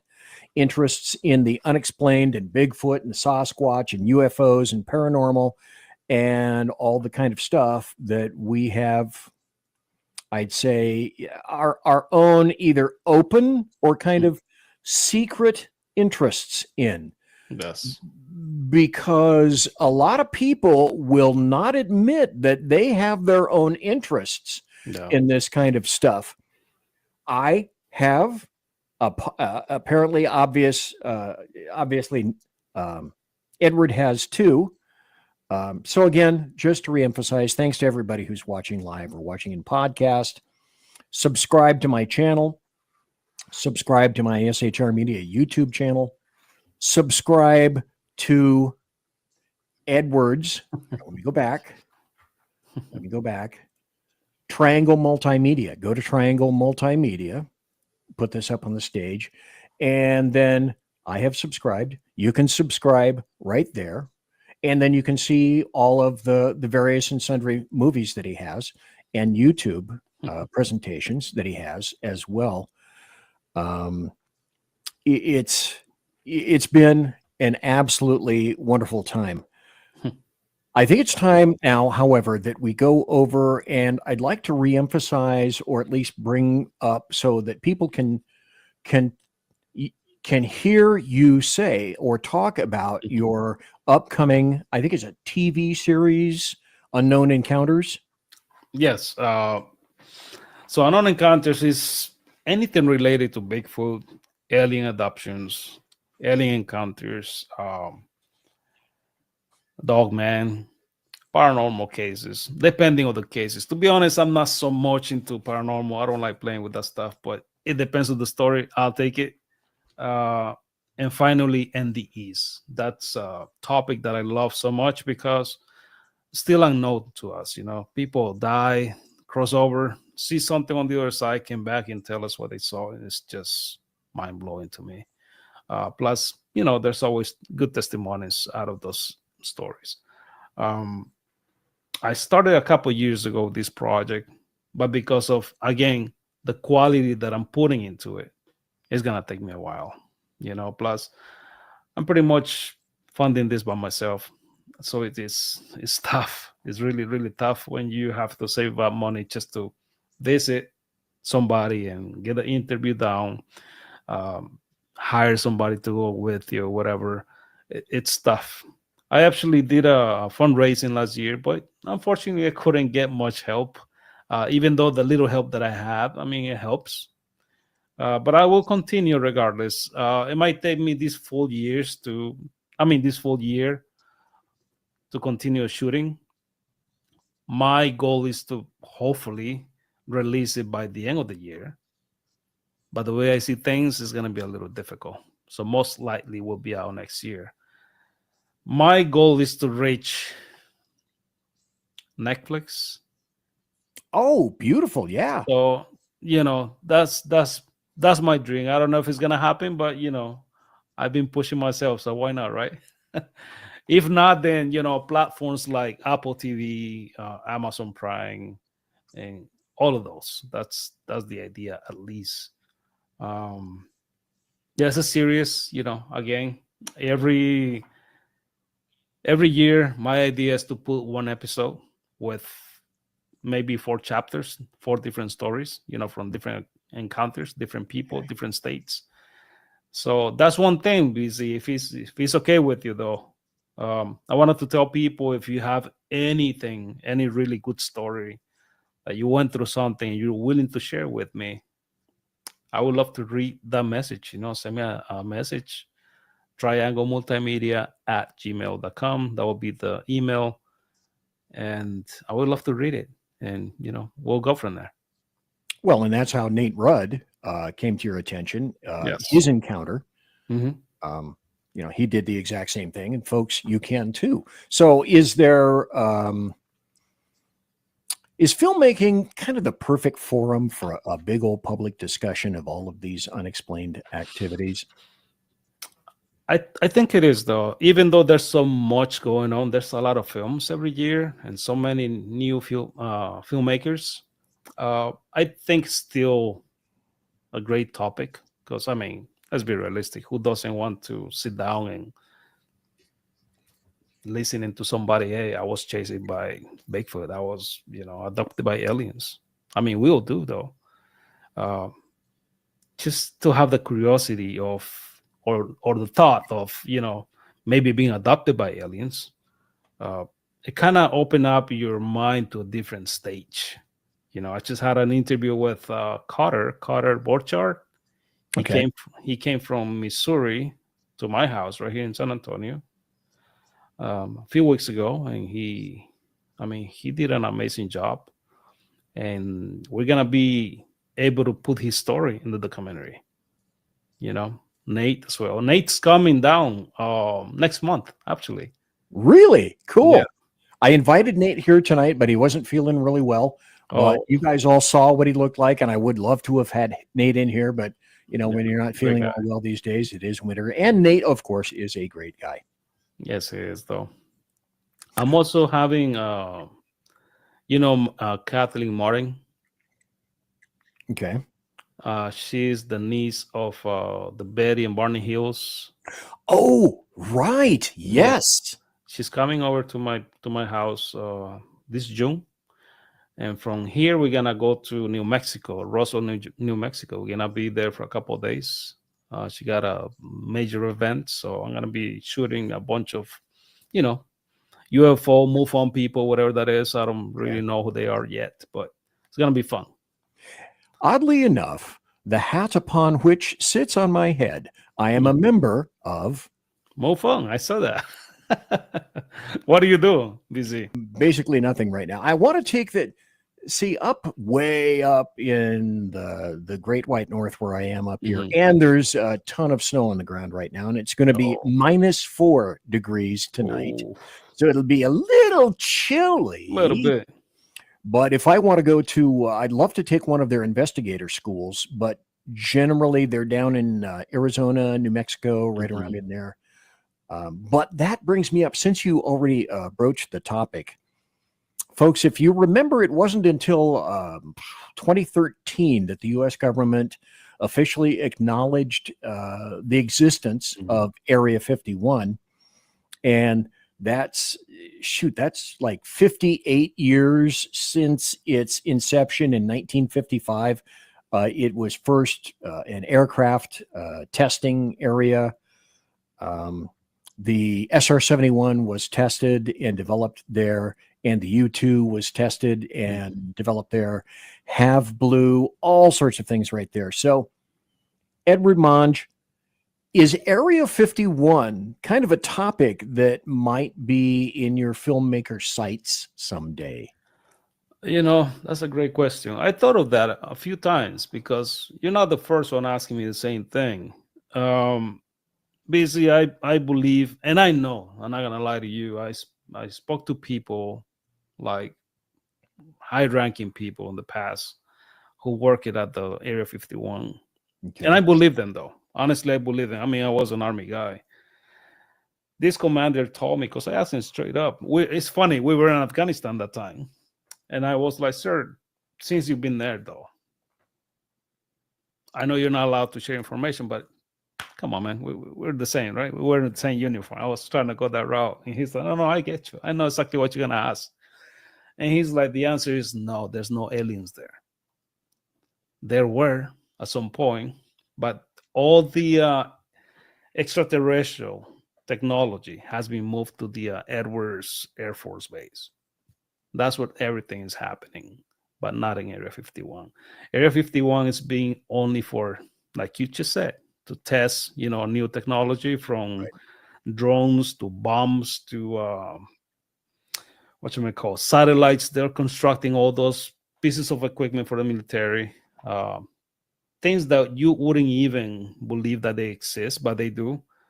But that's pretty much it. It's all high-tech stuff, what these people are hiding there. So it's not about, they're keeping aliens away from people. That's not the case, in my opinion. Busy. Let me ask you this, and I think I asked it last time, but I want to ask you again. Mm-hmm. I have had, Alan Thomas, I don't know if you remember Alan, but Alan died on the table twice. And he had at a minimum of 2 near-death experiences. Wow. He is an amazing guy. And in my opinion, those experiences opened him up to all sorts of situations. He has since become this big, I can't think of another name for it except that he's this big, giant, massive antenna, this big receptor of all sorts of things that he can feel, he can sense. Yes. Are you interested in, or perhaps might be aiming your camera and script at some sort of near-death experiences or persons aligned with those in the future? Definitely, though. I actually have an interview coming up this summer. A lady from Oklahoma who died. And it's funny because it might sound funny, but it's not. I'm sorry about that. This woman died. She went to the other side. She wrote a book. It's actually called Die to Meet Them. And I was like, what do you mean? And she told me the story. We met last year in a MUFON event, actually, in Dallas, Texas. And then this beautiful woman died, and she said that when she got to the other side, yes, there was like a massive place, like call it like this, like another planet, but it's just massive. And she's seen people from other planets coming in and out. And these beings been guiding her and telling her things since then until now. It's like, I would say that's maybe the center of the universe. I will call it heaven. Maybe this is where the creator has, everybody else, because, let's be realistic, busy, we're not the only ones. It will be so selfish to think that we're the only ones existing on this beautiful, universe. Yes. There's got to be a lot more. So I completely agree. So that's basically what she pretty much saw on the other side. So yes, I will definitely love to have more people who die and came back, and they're here to tell their story. That's something that I'm doing for sure. I've seen UFOs any number of times, 5 or 6. Like I said, I saw a series of them one time with my wife when we were on a little vacation on the coast. I've seen 5 other examples of UFOs. I don't really have any experiences in terms of paranormal. I believe that I may have seen a juvenile Sasquatch Bigfoot near Clear Lake in California. I can regale that tale sometime later. So those are my only real experiences that I have with those 2 things. Paranormal, nothing. UFO experiences, except for something that I had seen that to me were revealed as dots in the sky. But, that stuff wasn't normal that I saw. So I'm curious, you have an investment as a filmmaker. You had a passion to express yourself. you have, and you utilize your emotions and all of your skills. Reminds me of the scene in The Godfather where Marlon Brando looks at the Undertaker and says, use all of your skills to make my son Sonny whole again. So you have a ton of skills in which to express yourself. So by using them in these fashion, have you yourself had any, say, UFO experiences or any Sasquatch Bigfoot experiences or any paranormal experiences that kind of light your fire and inform you as to, yeah, you know what, I'm going to take this and use this as my own as kind of an impetus or a motivator for doing what I'm doing right now? Right. Definitely yes, though. I mean, basically, what I believe, there's a reason why we're here tonight. I keep on saying the same thing to everybody that I met.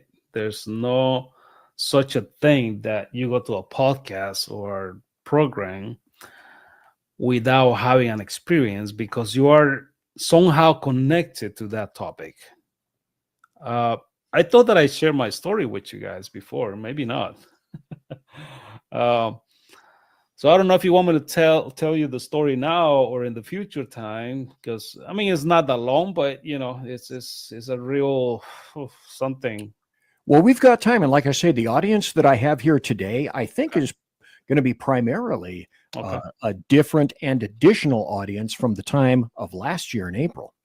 Cool. Well, then let's do it then. You know, let's go back to 1994.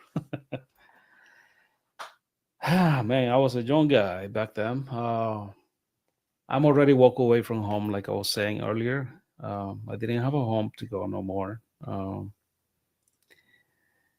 So at this point, I found that little part-time job in a manufacturer. They were making shirts, kind of like this, for the USA. And then I met the supervisor, Luis. I will never forget that guy because he was an amazing guy, always helping me for everything. And then my best friend over there, Gina. Gina was a lady who actually adopted me. You know, she brought me to her home. She rented me a little room, even though I didn't have money at that time. She gave me like a free month the first time, and yeah, come over. And then she's like, well, Ed, look, we have to move closer to the job. And I'm like, okay. BC, this is a true story. To be honest, I kind of hate to talk about it sometimes, but let's try, okay? It's hard for me to explain. If you don't want to, that's okay. No, that's fine though. That's fine. It's just difficult because until today it's still bothering me. Can you believe that? It's kind of weird. In fact, yes, I do. So I never believe in anything, like ghosts or aliens. None of that stuff. To me, it was just like you said, you're a prime skeptic like me. Exactly. So here's this little guy. I was skinny, tiny, and I wasn't feeling that good at work. So I called Luis, my supervisor, and I say, Luis, look, man, I'm tired. I'm not feeling good. Can I go home earlier? It was around 12:30, lunchtime. And he's like, well, yeah, that's fine, I guess. Go home. If you cannot make it tomorrow, that's fine. Just let me know through Gina. Gina, she'll tell me. And I'm like, okay, great. I'll do that. I used to live in Alajuela. That's like the second biggest state in Costa Rica. And I was maybe like 25 minutes away from the airport, international airport. So I'm in the bus, holding the phone, get home, walk like 3 blocks to get to the tiny little house that we're renting. This house is at the end of the street. It's kind of like the last one up there. And right next to that, there's like a bunch of bushes and trees and you name it. So it's maybe like 1:30 or so, the afternoon. Beautiful day, blue skies, beautiful. I was having some fever. I think I had like a flu or something going on. I'm not sure what it was. Busy. The thing is, I walk into my room. It was the first room on the right. I haven't bring anything with me yet. In fact, I didn't even have anything. I didn't have a bed, none of that stuff. I'm only have my clothes. No, that was it. I don't have a bed or not even a towel. So Gina ended up giving me a white sheet to put in the floor. And she's like, well, when you get home, just take the sheet, put it on the floor, lay down. Or if you want to go and sleep in my bed, that's fine. So I just took the sheet, put it on the floor. The floor is nice and cold. So I'm just laying in there, looking at the ceiling. And I'm 100% awake, busy. I'm just holding my head, like kind of like this, like massaging me because it hurts so bad. And then I put my hands down and I heard this like an explosion or like a crash right next to the house. And in a way that I can see, literally, I can see pieces of glasses flying all over the room and landing, in the floor. And some of them like right next to me, but not on top of me. That's the funny thing. Automatically, my body froze. I'm like a stick.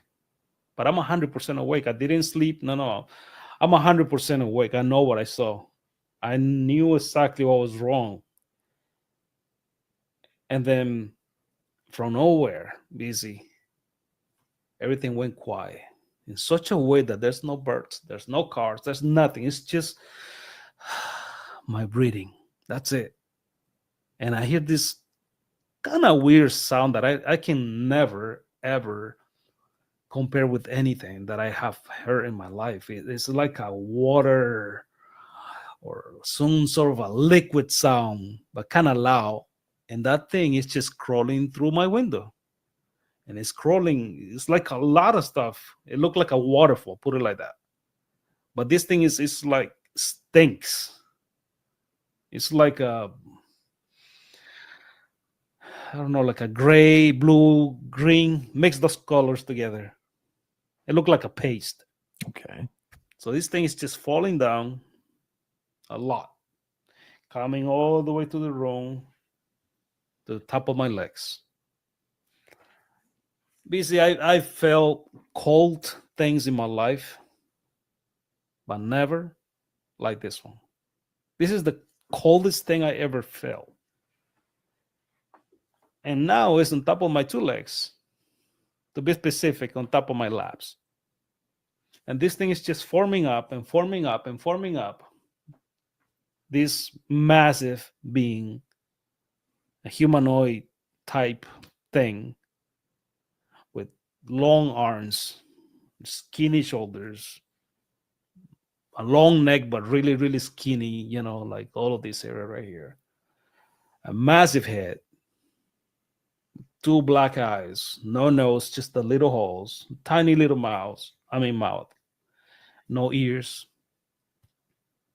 And he's wearing some sort of a clothing that is actually attached to the skin. It's nothing like this that you can pull. No, it's like attached to the skin already, like some sort of protection thing. But it looks beautiful, to be honest. It looked like pearls, kind of like that, and maybe different shapes and colors. And this thing is just doing this, looking at me, but it's so heavy. And you still can't move. I cannot move. I can't. And the whole room stinks. It stinks like a chemical.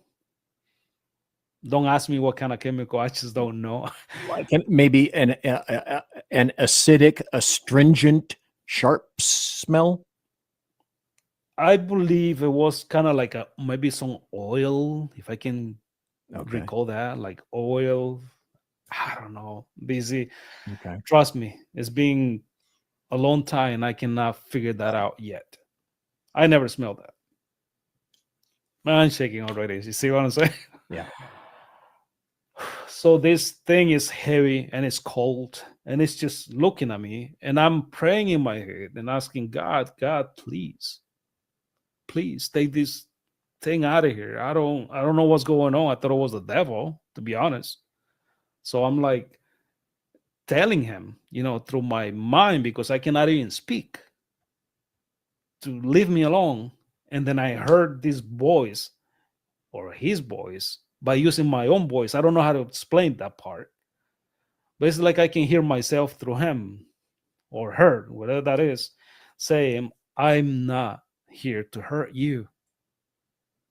And then I say, then why are you hurting me then? Because it hurts. And she started to lift up the right hand like this, and he's looking at the four fingers. No nails, none of that stuff. It's just the fingers.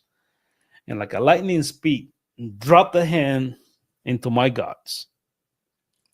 Okay. So I'm feeling like I'm getting destroyed inside, like a burning and cold pain at the same time. And I'm screaming in my head. And I'm sweating. I can feel the sweat just dropping and dropping, through my cheeks and my chest. And I'm screaming at it, please, leave me alone, please. And I start to hear this boom, like an echo. Boom, like far away, but it's coming closer. And I start to see my room like disappearing. I'm only see like a tunnel vision. It's just me and this thing. I don't see the walls. I don't see the ceiling no more. I see like maybe like lights, I will say, like lasers moving in a really high speed. It's just me and this being. I don't know where I'm at. I don't know what's going on. It's just me and him. I'm in a lot of pain. That's all I know.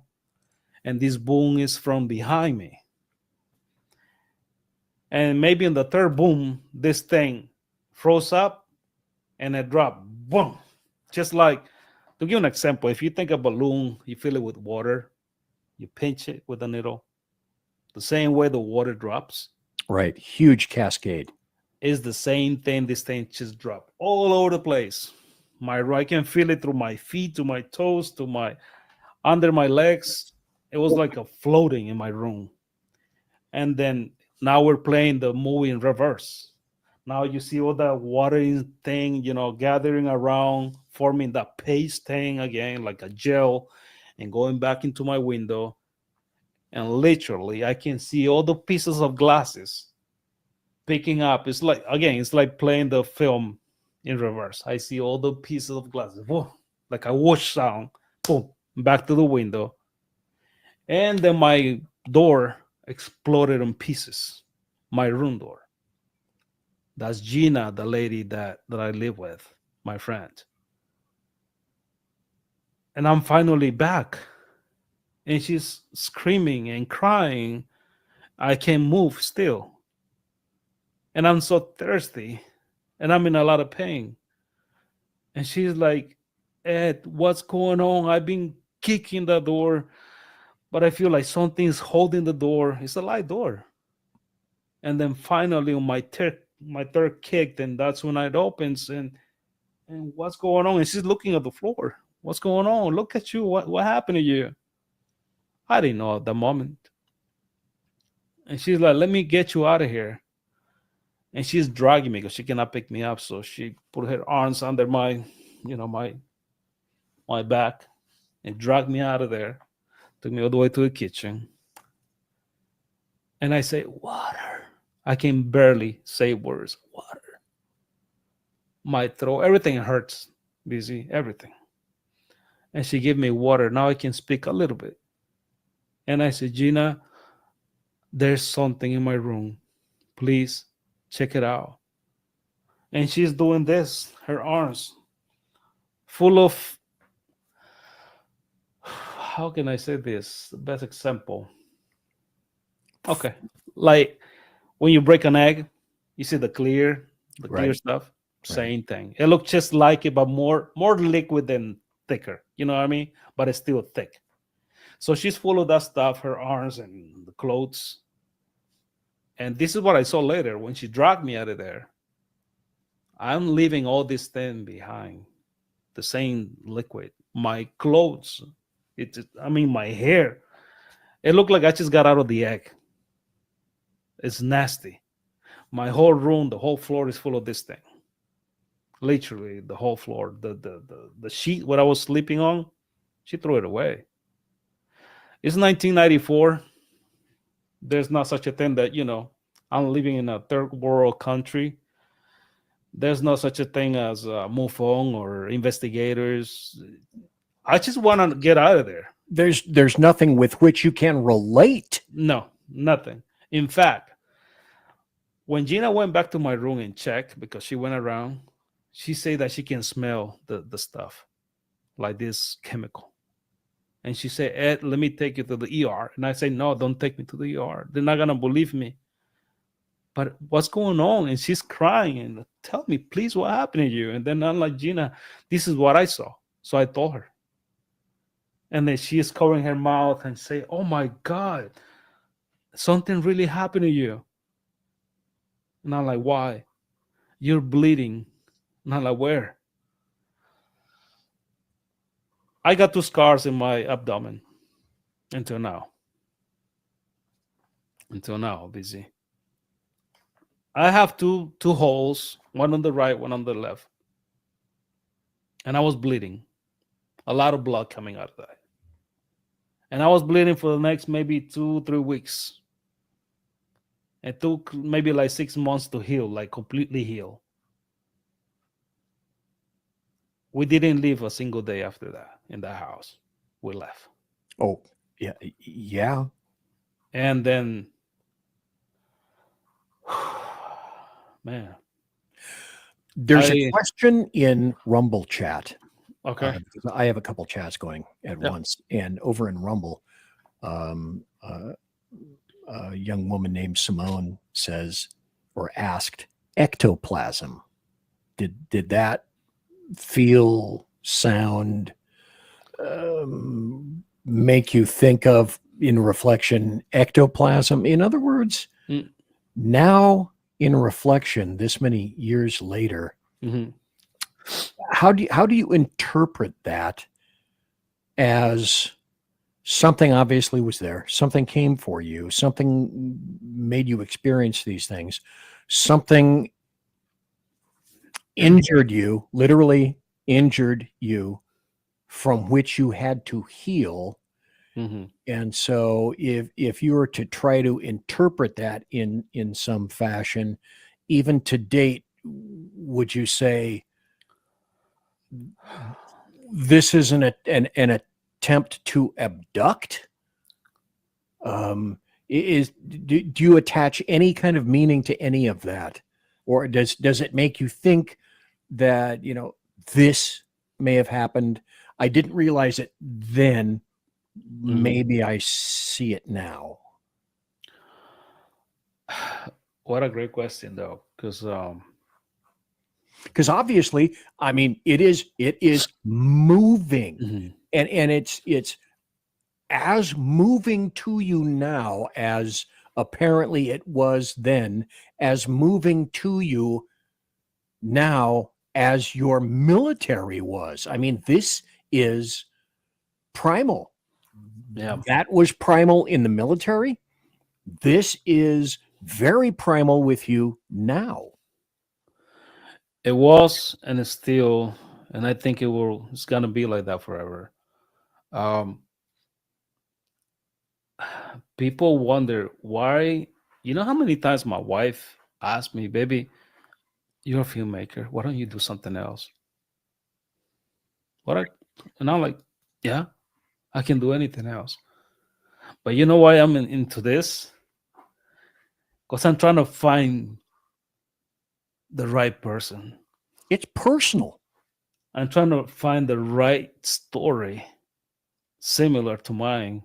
So maybe, just maybe, I can understand what happened that day.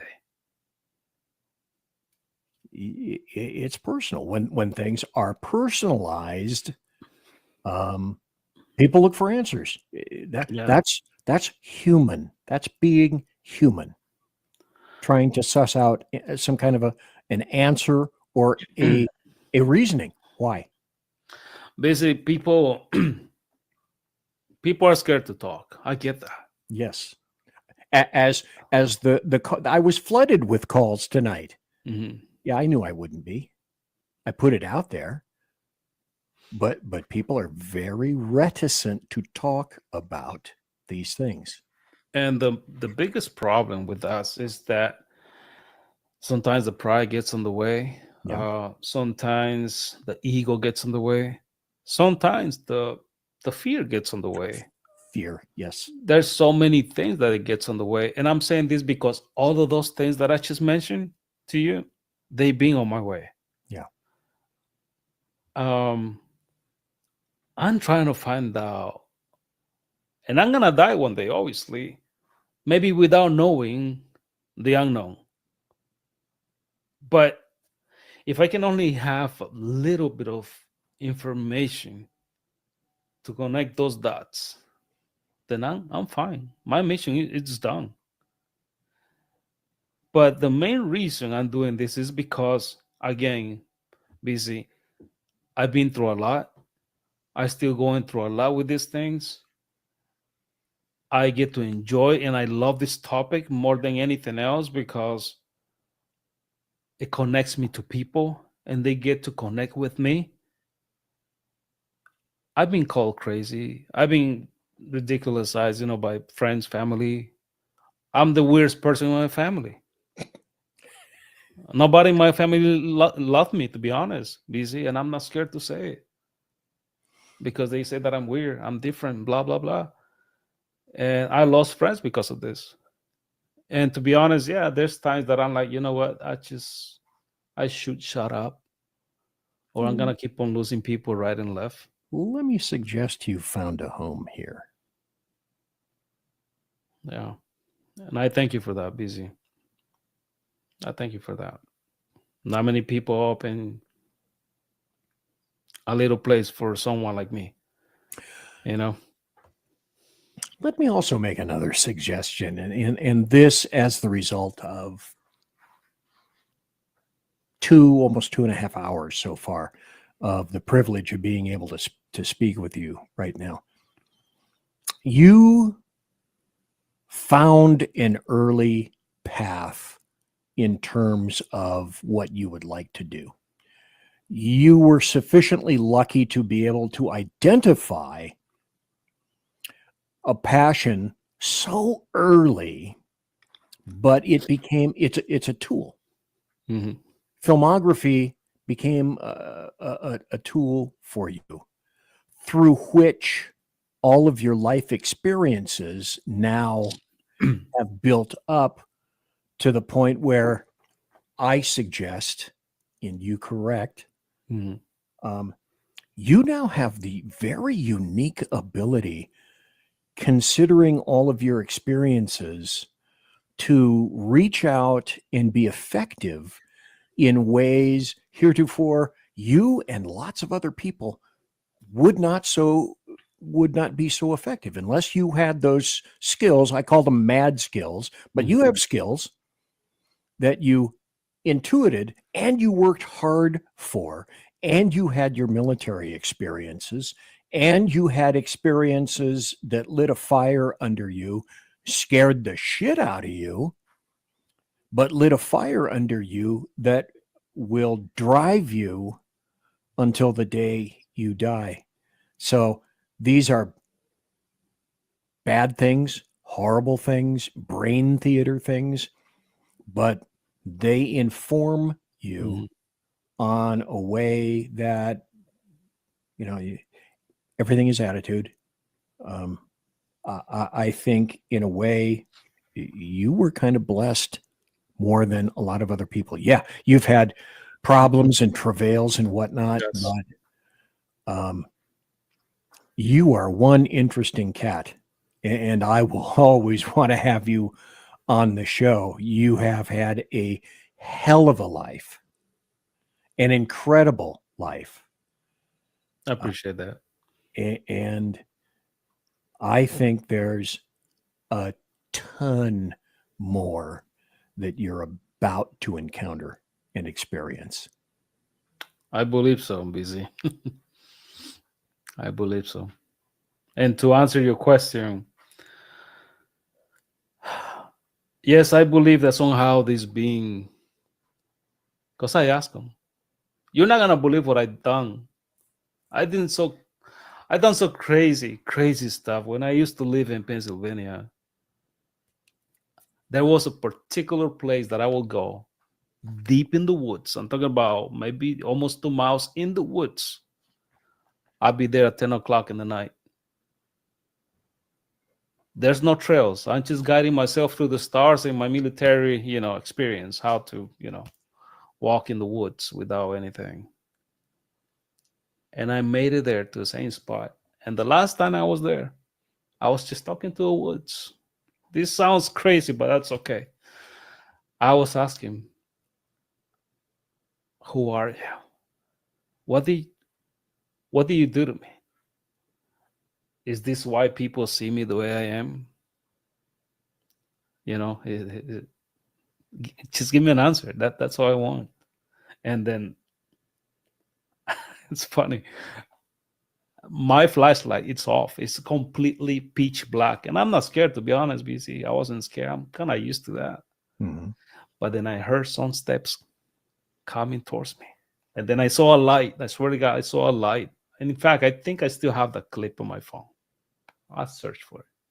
I saw a light popping from the root of this tree and going up. A tiny little light. And it's staying up there, and it just took off. And right after that, these steps that I heard, there was a big deer coming towards me. I mean, I'm talking about maybe 5 feet away from me. And the pitch black. And I heard this something land on top of the deer. That's when I turned on my flashlight. And I got this massive owl, maybe like 2 feet tall, huge. I mean, for an owl, standing right on top of the deer. So now I have these 2 animals staring at me in the middle of nowhere in the pitch black. And then I got scared. And then I say, well, if this is you, or if you're giving me an answer, then I get it. I'm going to leave the place, and thank you. Thank you for answering. I left, and these 2 guys are following me. Okay. They're following me, like almost all the way to my truck. It's crazy. And then I called my wife because I didn't even have signal over there. I called my wife and I thought, babe, coming home now. And she's like, are you okay? Yeah, I'm fine. Just, I was emotional, to be honest. Right. And then I told her, I think it might sound like stupid because it's only 2 animals if I'm going to talk to a regular person. But in the spiritual side, I see more than 2 animals. So after the years of experience, what you learn, what these animals represent and who they are and what role they play on life, Then I learned that the owls are like basically watchers. Deer, same thing, depending on the occasion and the place. So it kind of makes sense. And then to close up this thing right now with the statement is that, BZ, I believe that this being came into my life to save me from many things. Why I didn't die that night in my parachute incident. I mean, I crossed over. I went someplace for sure because I was in the middle of a white, massive room. So you believe you did as a result of that accident? Definitely, yes. I believe so, 100%. Because in the place that I was, there was nothing earthly. There were nothing like, and the peace that I felt, I never felt that. And I don't even know how long it was. But they say that they were trying to find me for almost 40 minutes. And I made it back from the incident to the tower by myself, carrying 2 parachutes, my molly, my rifle. And I made it back, and my leg is facing the other way. So I don't know how that happens. Let me throw this out there. And this is from Alan. I've talked to Alan Thomas any number of times about this because of his 2 near-death experiences. He sort of summarized by saying that instead of viewing that in a negative context, he looks at it now as a gift Yes. that was somehow bestowed on him. Mm-hmm. That was a message saying, you still have things to do. You have a mission. Mm-hmm. Go find it and then go do it. Yes. Similar with you? Same thing. I believe the same. And my wife keep on telling me the same thing. The same thing. BZ, I after my parachute after my parachute incident, I became more aware of things around me. Again, and I'm sorry if people think that I'm crazy, but I really have to share this because Yes. I mean it's real. My wife witnessed it, and she can tell you the same thing. She's a nurse. She's a scientist. She's a professional. She's not like, just like a filmmaker like me. But she was there that night. Those 2 times, actually. I was preparing myself. I still hurt. But I still have to show up at the company that night because they're running a mission. I'm waiting on one of my peers, a phone call. And then when I'm going to the bathroom, as soon as I open that bathroom, instead of turning on the light, I flipped the switch, but instead of a light, it went dark. This is a vision that I'm having. Now I'm in the middle of the field. I can hear C-130 flying above. And then I heard this guy screaming. And a few seconds later, they say his parachute burned in. That's a terminology that we use when somebody's parachute didn't open, or basically he died. So I'm running between the people, and it's pitch black, but I'm wearing my night vision goggles, and I can see the paratrooper in the ground bleeding through his ears, and he's dead. And right after that, then that's my wife in the chat. Yes. And then right after that, when I saw the guy laying down in the ground, I kind of went back into myself, and then, as people have said, on a stretcher or you on the ground, they see from above themselves. Alan saw exactly that twice, as if he flipped, turned around, wow, and saw himself. Wow. So this encounter that I have, seeing this guy who just died, now I'm back in reality. And then I said to myself, baby, something's about to happen. And she's like, what's going on? What do you mean? And then I said it clearly. Someone is about to die in a jump. And what can I do? And I'm trying to call my sergeant, but he's not picking up the phone. Even though he's not going to believe me anyways.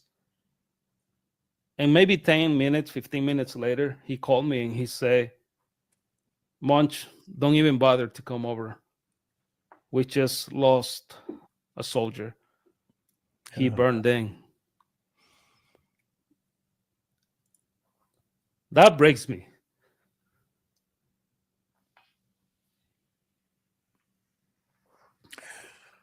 How do you explain that to somebody?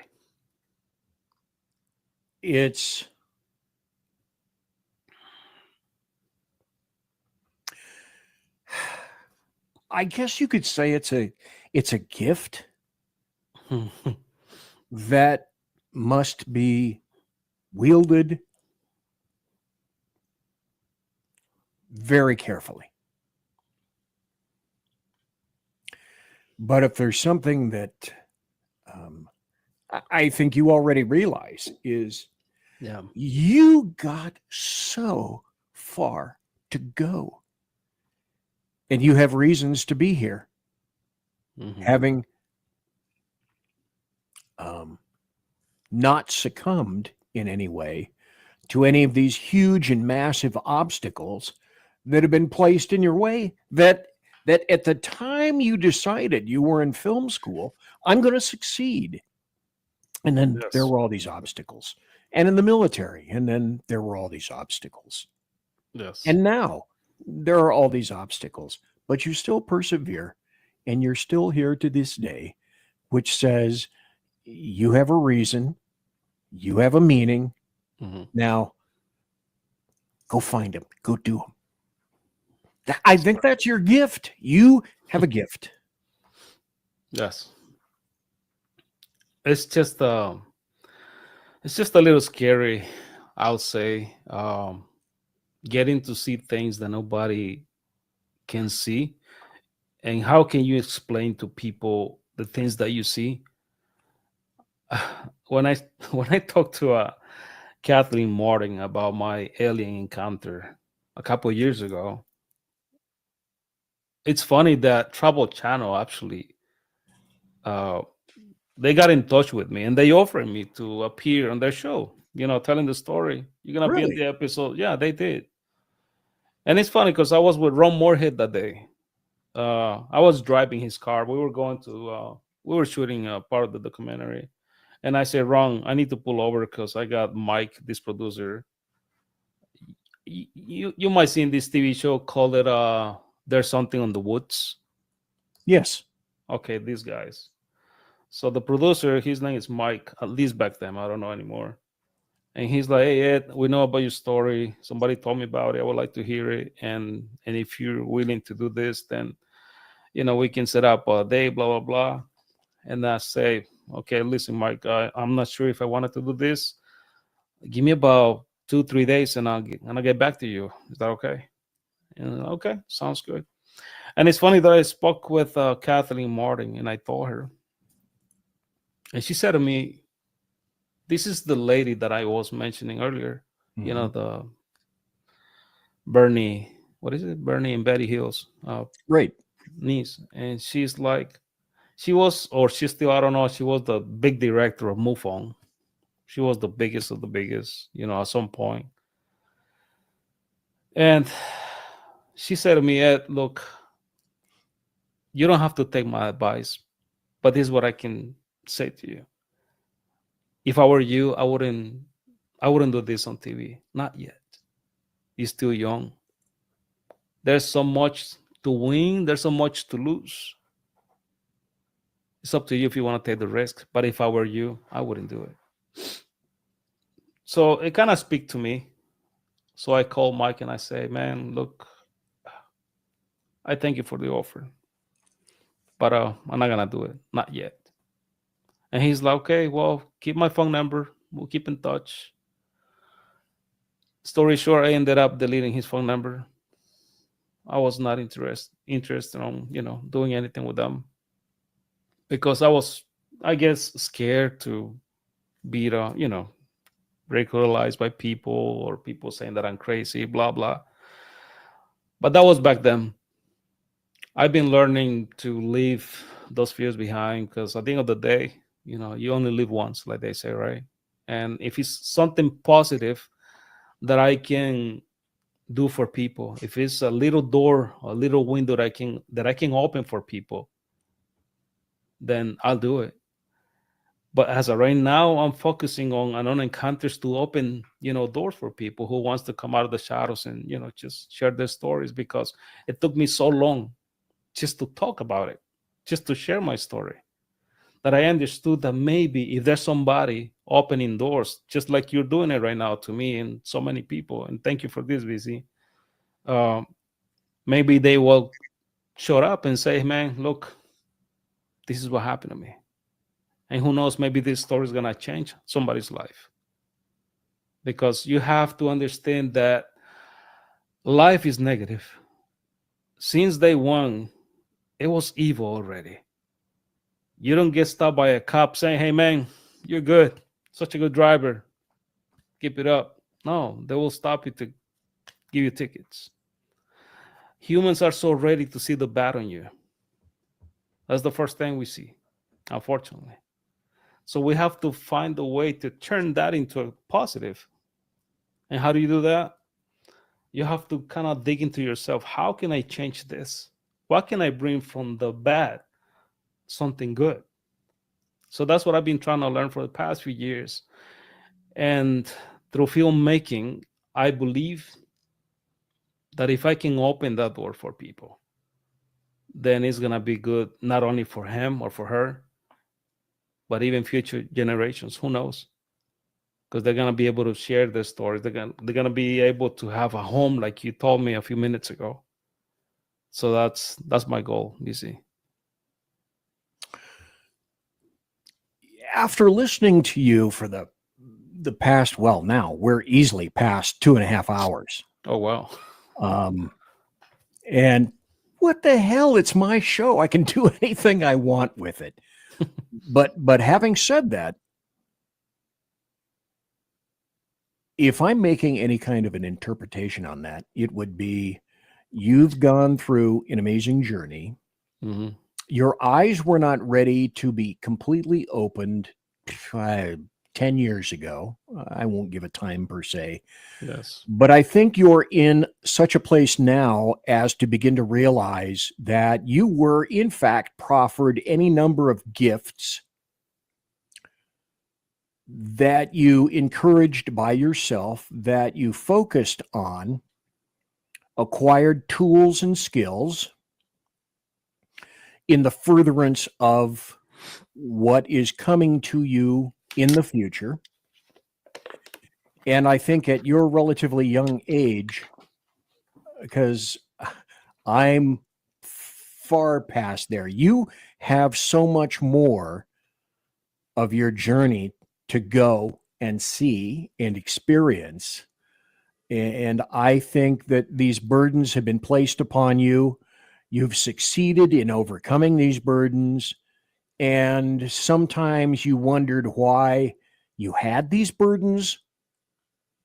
You had opportunities to stop the burdens, decided that you were going to continue despite. Mm-hmm. And all of this tells me that there's a reason, there's a purpose. Maybe there are multiple reasons and purposes that you're beginning, the curtains are starting to part for you, mm-hmm. but you have mad skills and talents and now the tools with which to illustrate various stories and make yourself seen and known and heard to help, as you indicated, to help people in the future. You'll always be a filmmaker. But by way of doing that, what apparently the filmmakers in the school wanted you to do is to stop expressing yourself that way, which I still think that's one of the weirdest stories that I've ever heard from a filmmaking school. I mean, this defeats your entire purpose in the first place if you're not going to express yourself personally. Yes. But that said, you got a purpose, dude. You have a reason. Yes, sir. Or as the French say, a raison d'être. And that is, I think you're discovering what it is. I think there's more to discover. And fear not. I believe you will be taken care of. Yes, sir, I will. I'll keep on working on that for sure, BZ. Before I go, I would like to obviously say thank you to the Lord and my wife for being such an amazing person in my life. She supported me since day one. She never left me, even though I was hurt, alone, you call it. She's still here with me. And thank you to all those people who've been opening to me, including you, BC. Thank you for this amazing almost 3 hours. That's crazy. Well, never forget that you have a lot of people pulling for you. Yes. I think that's one of the primary things for you to extract out of this is on days where you may think, not so much. Mm-hmm. Yeah, there's a lot of people pulling for you. Yes. And more who will be pulling for you in the future. You've kind of cracked a door open a little bit. Not in the terribly distant future. I think you're going to kick that door. Like the old days, huh? Kicking doors. Yeah. Yeah. I like that. Exactly. Hey, can I leave a little message to your viewers? Oh, please do. All right. Well, a couple of things. If you feel inspired, somehow go and watch my film Belief. It's already out. It's been out for 2 years. It's in my Triangle Multimedia YouTube channel. Just scroll down, you will see Belief. This is a film who earned almost 80 awards. Can you believe that? 80 awards. And it's been a blessing, not only for me as a creator, but it's been a blessing for so many people. It's being aired in Latin America, through TV. I think it was TVN. It's being in hundreds of film festivals, and it's been a blessing. It's been amazing for me to do that. Also remember that sometimes we go through hard times, and look, I don't feel sorry for myself at all, not even a bit. I am so happy that God led me into today, go through all the hell that I went, and I might still go, but that's okay. Remember what I said earlier, I will go all the way to the last mile. As long as he doesn't let me go, I'm cool. So that's my message, people. If you go through hard times in life, just pray to whoever you pray. I don't know what it is, but to me, my creator, and just hold your hand. Yeah, it might get rough, but you'll make it. So thank you, BC, for reals, from the bottom of my heart. Thank you so much for this time, brother. Well, you're very, very welcome, folks. I put this up so that you can see, if you in fact go to Triangle Multimedia, and just like Edward said, if you scroll down a little bit, well, here it is. You can watch the movie right there on YouTube. 23 minutes, 41 seconds. It begins. And you can see it there. So I highly recommend go see the movie. Yeah. Do it tonight. Do it tomorrow. It's if you're free. watching later on in podcast, because I get a ton of my views in podcast, not necessarily in live, but I'll get hundreds and hundreds of them later on because, well, for God's sake, it's 10:43 Pacific. Wow. It's 12:43 Central, where you are. Yeah. And it's 1:43 a.m. Eastern. So wow, you got to stay up late to see me. And I thank all the people that do. So let's see. Edward Monge, like a monkey in a Home Depot. We say something similar, like a monkey in a pharmacy. Imagine how. Because don't think I didn't watch your videos, okay? Don't think I didn't listen to your radio shows. So like a monkey in a Home Depot, Edward Monge, thank you so kindly for being with us tonight. One final thing before we go. Tell people about your upcoming series, Unknown Encounters, and when you think you might be able to have one of those out for people to take a peek at. Oh, and also while you're thinking about it, any websites that you'd like to talk about or promote before we go? Okay. Well, Unknown Encounters is still in production. However, there is a segment coming up. I think it's going to be posted at Merkel Media. If you guys heard about this podcasting guy, Tony Merkel, he has, me and him, we signed a little contract for 1 year. Okay. Ron Moorhead's story. It's only like maybe 10, 13 minutes segment. It's going to be featured on his website. That's just to give people an idea of what we're doing with the documentary until we complete the whole project. As I was saying earlier, it takes a lot of money. Let's be realistic. Without money, you can do nothing. It is what it is. And that's something that I don't have right now. And I'm not saying this in a pity way. No, it's just reality. I need money to complete this project. And So it's gonna take me a little while to get there. My goal was to release it by the end of 2025. However, if something comes up, it's gonna be released in 2025. It's not for sure next year, 2026. Okay. Websites, I have my website. It's under construction right now. Triangle Multimedia. What was that? That's CEO, I believe. You see, I forgot. Sorry. But I'll be posting that on Facebook. Follow me on Facebook if you like. I will gladly, chat with you. However, keep you guys posted about what's coming up. And finally, I'm doing little segments of stories. Nothing for the documentary, but segments of stories of same thing, same topics: Bigfoot, aliens, NDEs, extra. We call those extra stuff. So that's pretty much it, guys. I mean, it's a lot coming up, but yeah, follow me on Facebook, YouTube, and that way we can stay connected.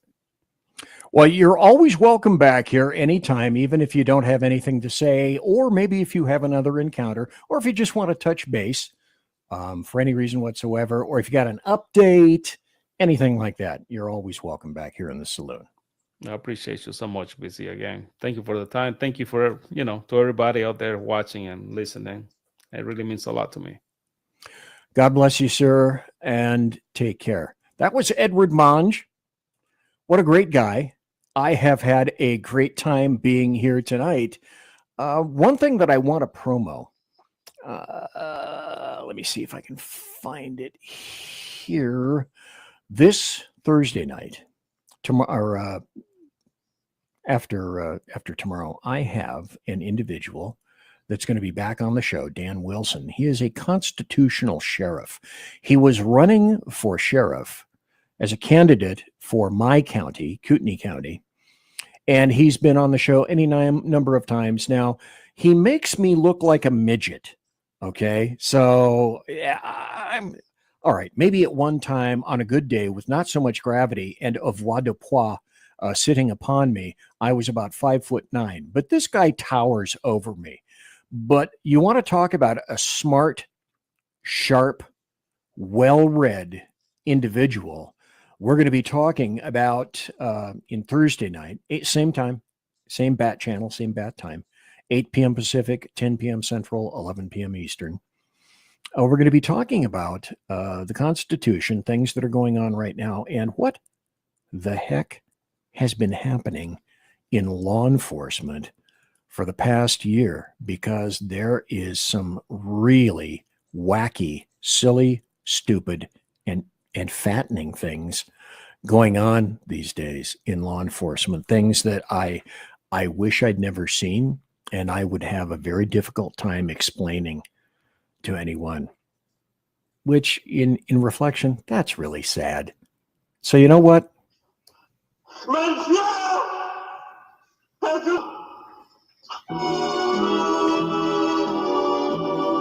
That means, ladies and gentlemen, boys and girls, children of all ages, thanks for listening to BZ's Berserk Bobcat Saloon radio show. Live and direct right here on Rumble on the SHR Media YouTube channel, X, Twitch, the munificently grandiose KLRN, and tons of other bulbous podcast locales. As per normal, promotional consideration is by the Lockheed Martin Skunk Works Shure and Electro Voice microphones, my very own Arrakis board, and Pratt & Whitney engines, which develop thrust you can trust. Tiaras are by My Little Pony. Thanks to my guest tonight, Edward Monge, a great and interesting character, and I can't wait to see how many people see this later on in podcast. Thanks to my personal KC-135 Kettle One refueling team, with whom I shall be consorting in less than about 10 minutes, and they are waiting for me through that door, around the corner, right over there. Thanks to each and every one of you for taking time out of your busy day and night to watch. Thanks for subscribing. Thanks for listening live. Thanks for listening in podcast. I love you, Dad.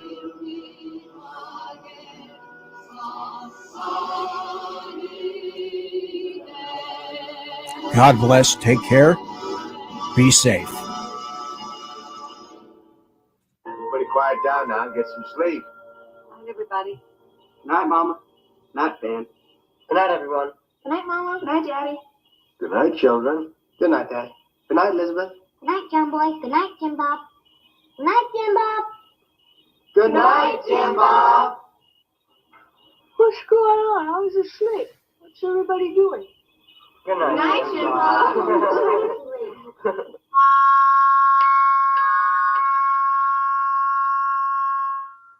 Good night, and good luck.